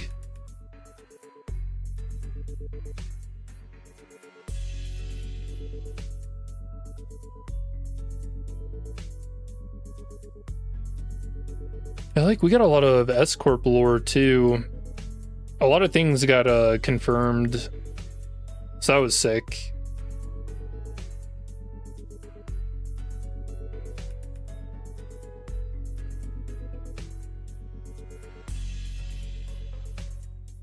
And I can't believe it. They really betrayed Kim like that, though. That was pretty insane.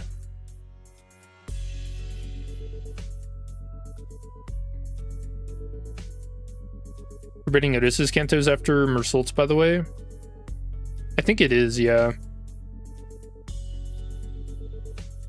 Really love this characterization in this Intervallo, all jokes aside. I did too. You know, I think at the beginning it was a little weird, you know, seeing him without his bamboo hat. But they did such a funny freaking thing there.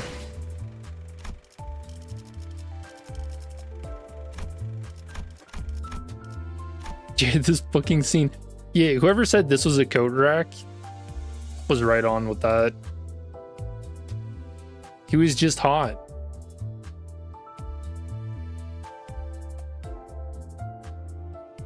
He was just hot, man. Why didn't they give him a beard? Probably because it's funny.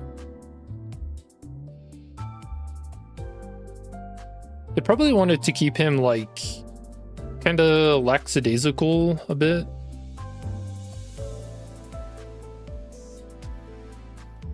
Dude, this fucking guy, man.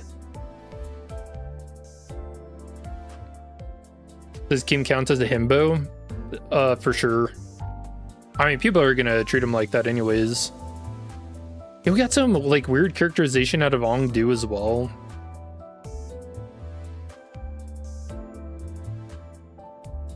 She's kind of a psychopath. I can't wait to see where that goes. Dude forgot his bamboo hat, needed to awaken ego to get it back. Yeah, they never said what happened to the hat. Did he just forget it?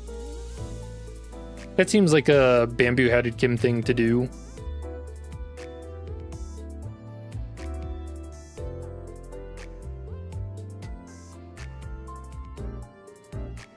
It's like the first few scenes were unintentionally made to address us. Yeah, I blame Ongdu for that. For her characterization of bamboo-headed Kim.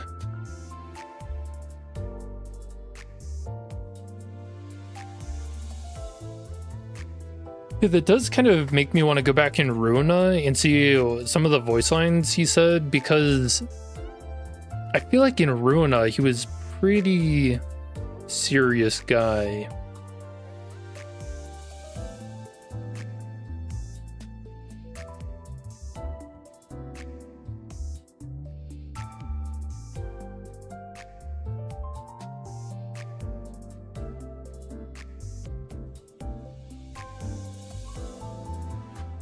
She feels a lot like Gintama. I've only ever seen clips, but yeah, I can feel that.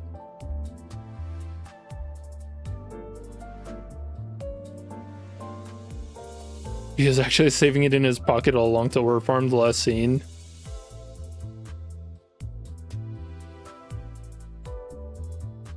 Nah, I really like that. His conversation with Carmen too.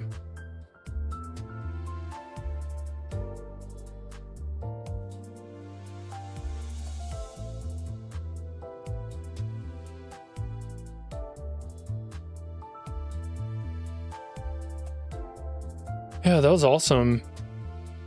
I still feel so bad for the docugrapher. Does it show him? Okay.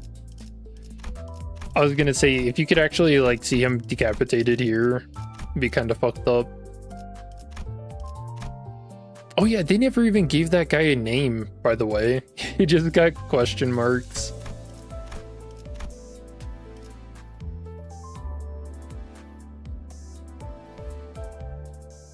Man, that's kind of sad. He's just a forgotten dude.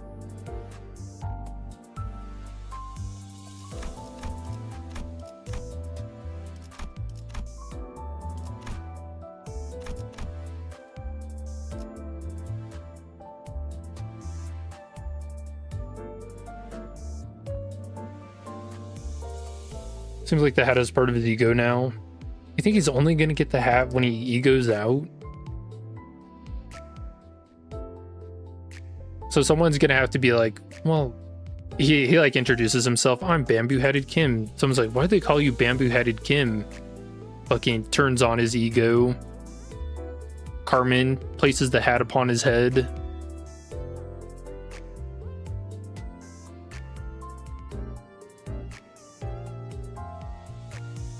Did you try a hung creep ID? Nah.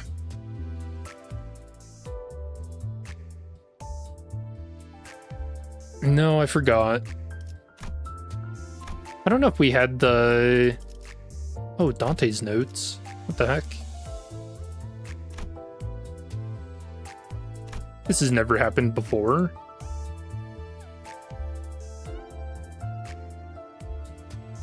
I guess we might as well read this. One was involved in a syndicate strife against the Kumo clan. The Blade lineage was apparently split into two groups.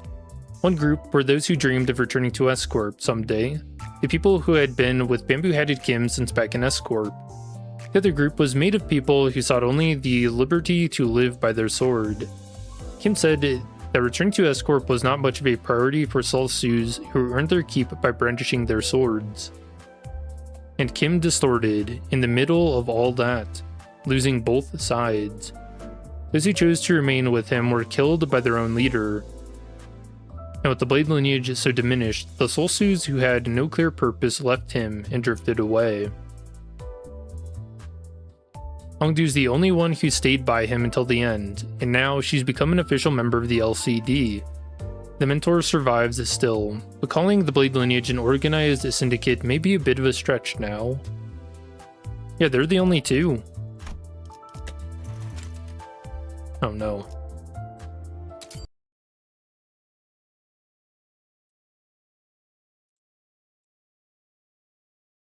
I will say, I think the final fight was maybe a little too easy.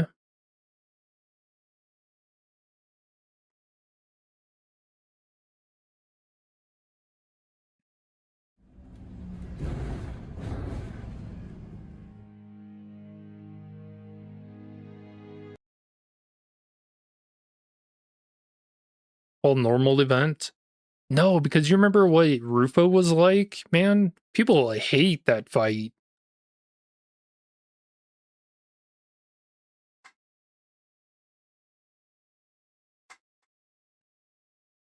Blade lineage is in the LCD, it's two people.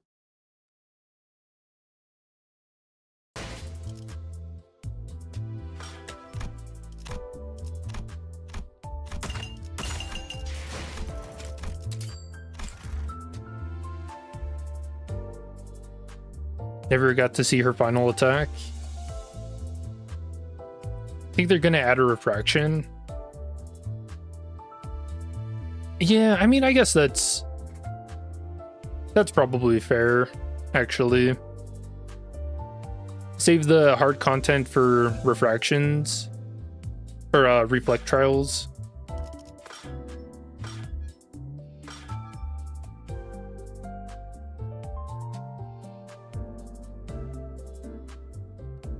As long as they don't, like, I guess, purposely make fights easy in the story, because that does kind of ruin the Ludo narrativeness, you know? Like, you can't go calling an enemy super strong and then, you know, looking one drop kick later and they're dead. Because that just feels weird. The new ego is really good, is it?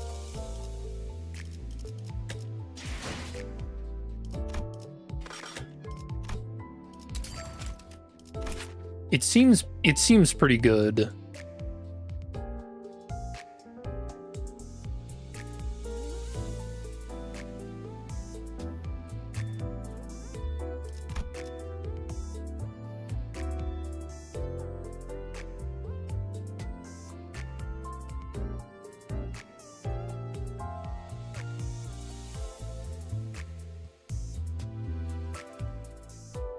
I think the only issue is, how do you get your teammates killed?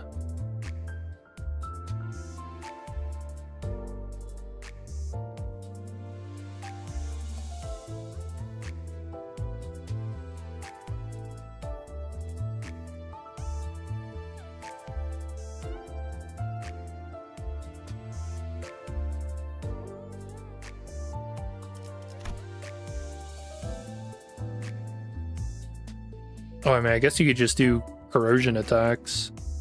Indiscriminate targets randomly, kill your own people. It's the perfect plan. If it was destroyed with sinking, a lot of enemies are bosses. Ricardo gets pretty easy with sinking too. In fact, I think sinking is the best team to take into Refraction Railway at the moment.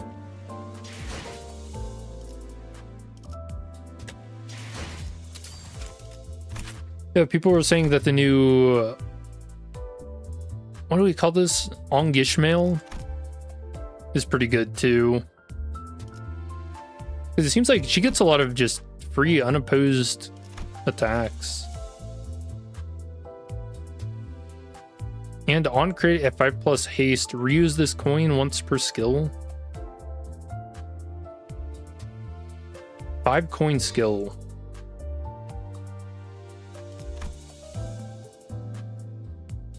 Oh yeah, she's got assist defense.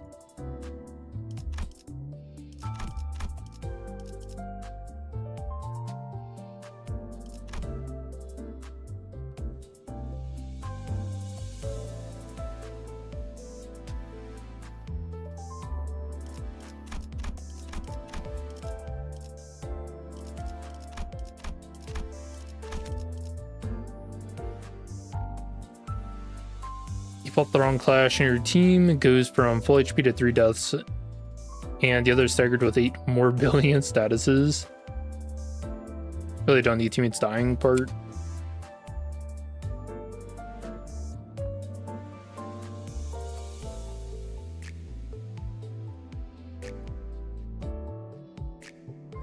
Bone Claimer Ishmael. She does have to claim their bones.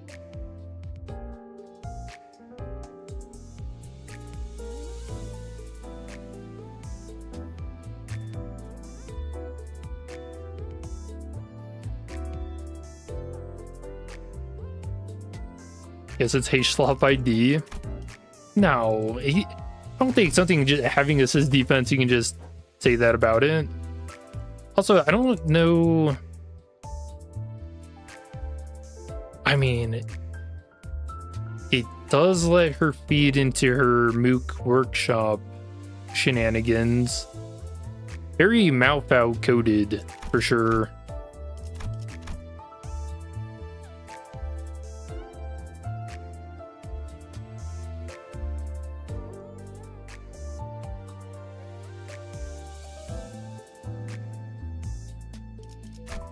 Yeah, I think next week when I can shard these, we'll get all of them and do a stream. And then maybe they'll have the Reflect trial out. I don't think they haven't said what they're gonna do next week, if anything, so. Yeah, you just never stop spamming defense with her. I don't think, well, the defensive skill doesn't convert to his skill 3 at all, right?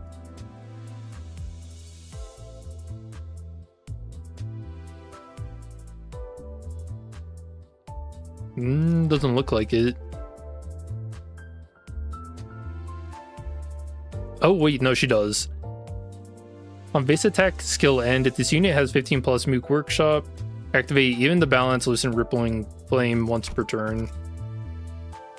Yeah, so her enhanced skill 3. Dude, she actually Malfow 2.0. Sick.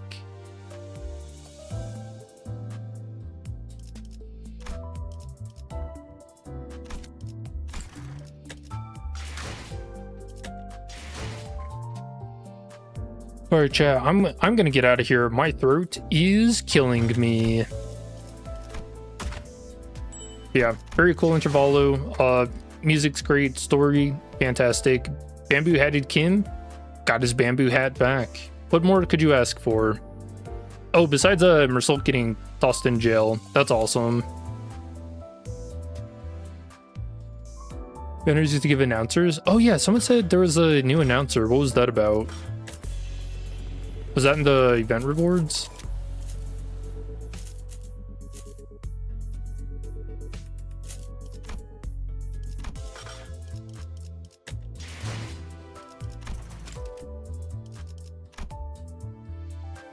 Well, Bamboo had Kim and Ong do. Yeah, well, we already knew they were gonna be here. Alright, so that wasn't much of a spoiler, but yeah, like I said, I'm gonna get out of here, so hope you guys have a good rest of your day and or night. I will see you in the next one. Peace.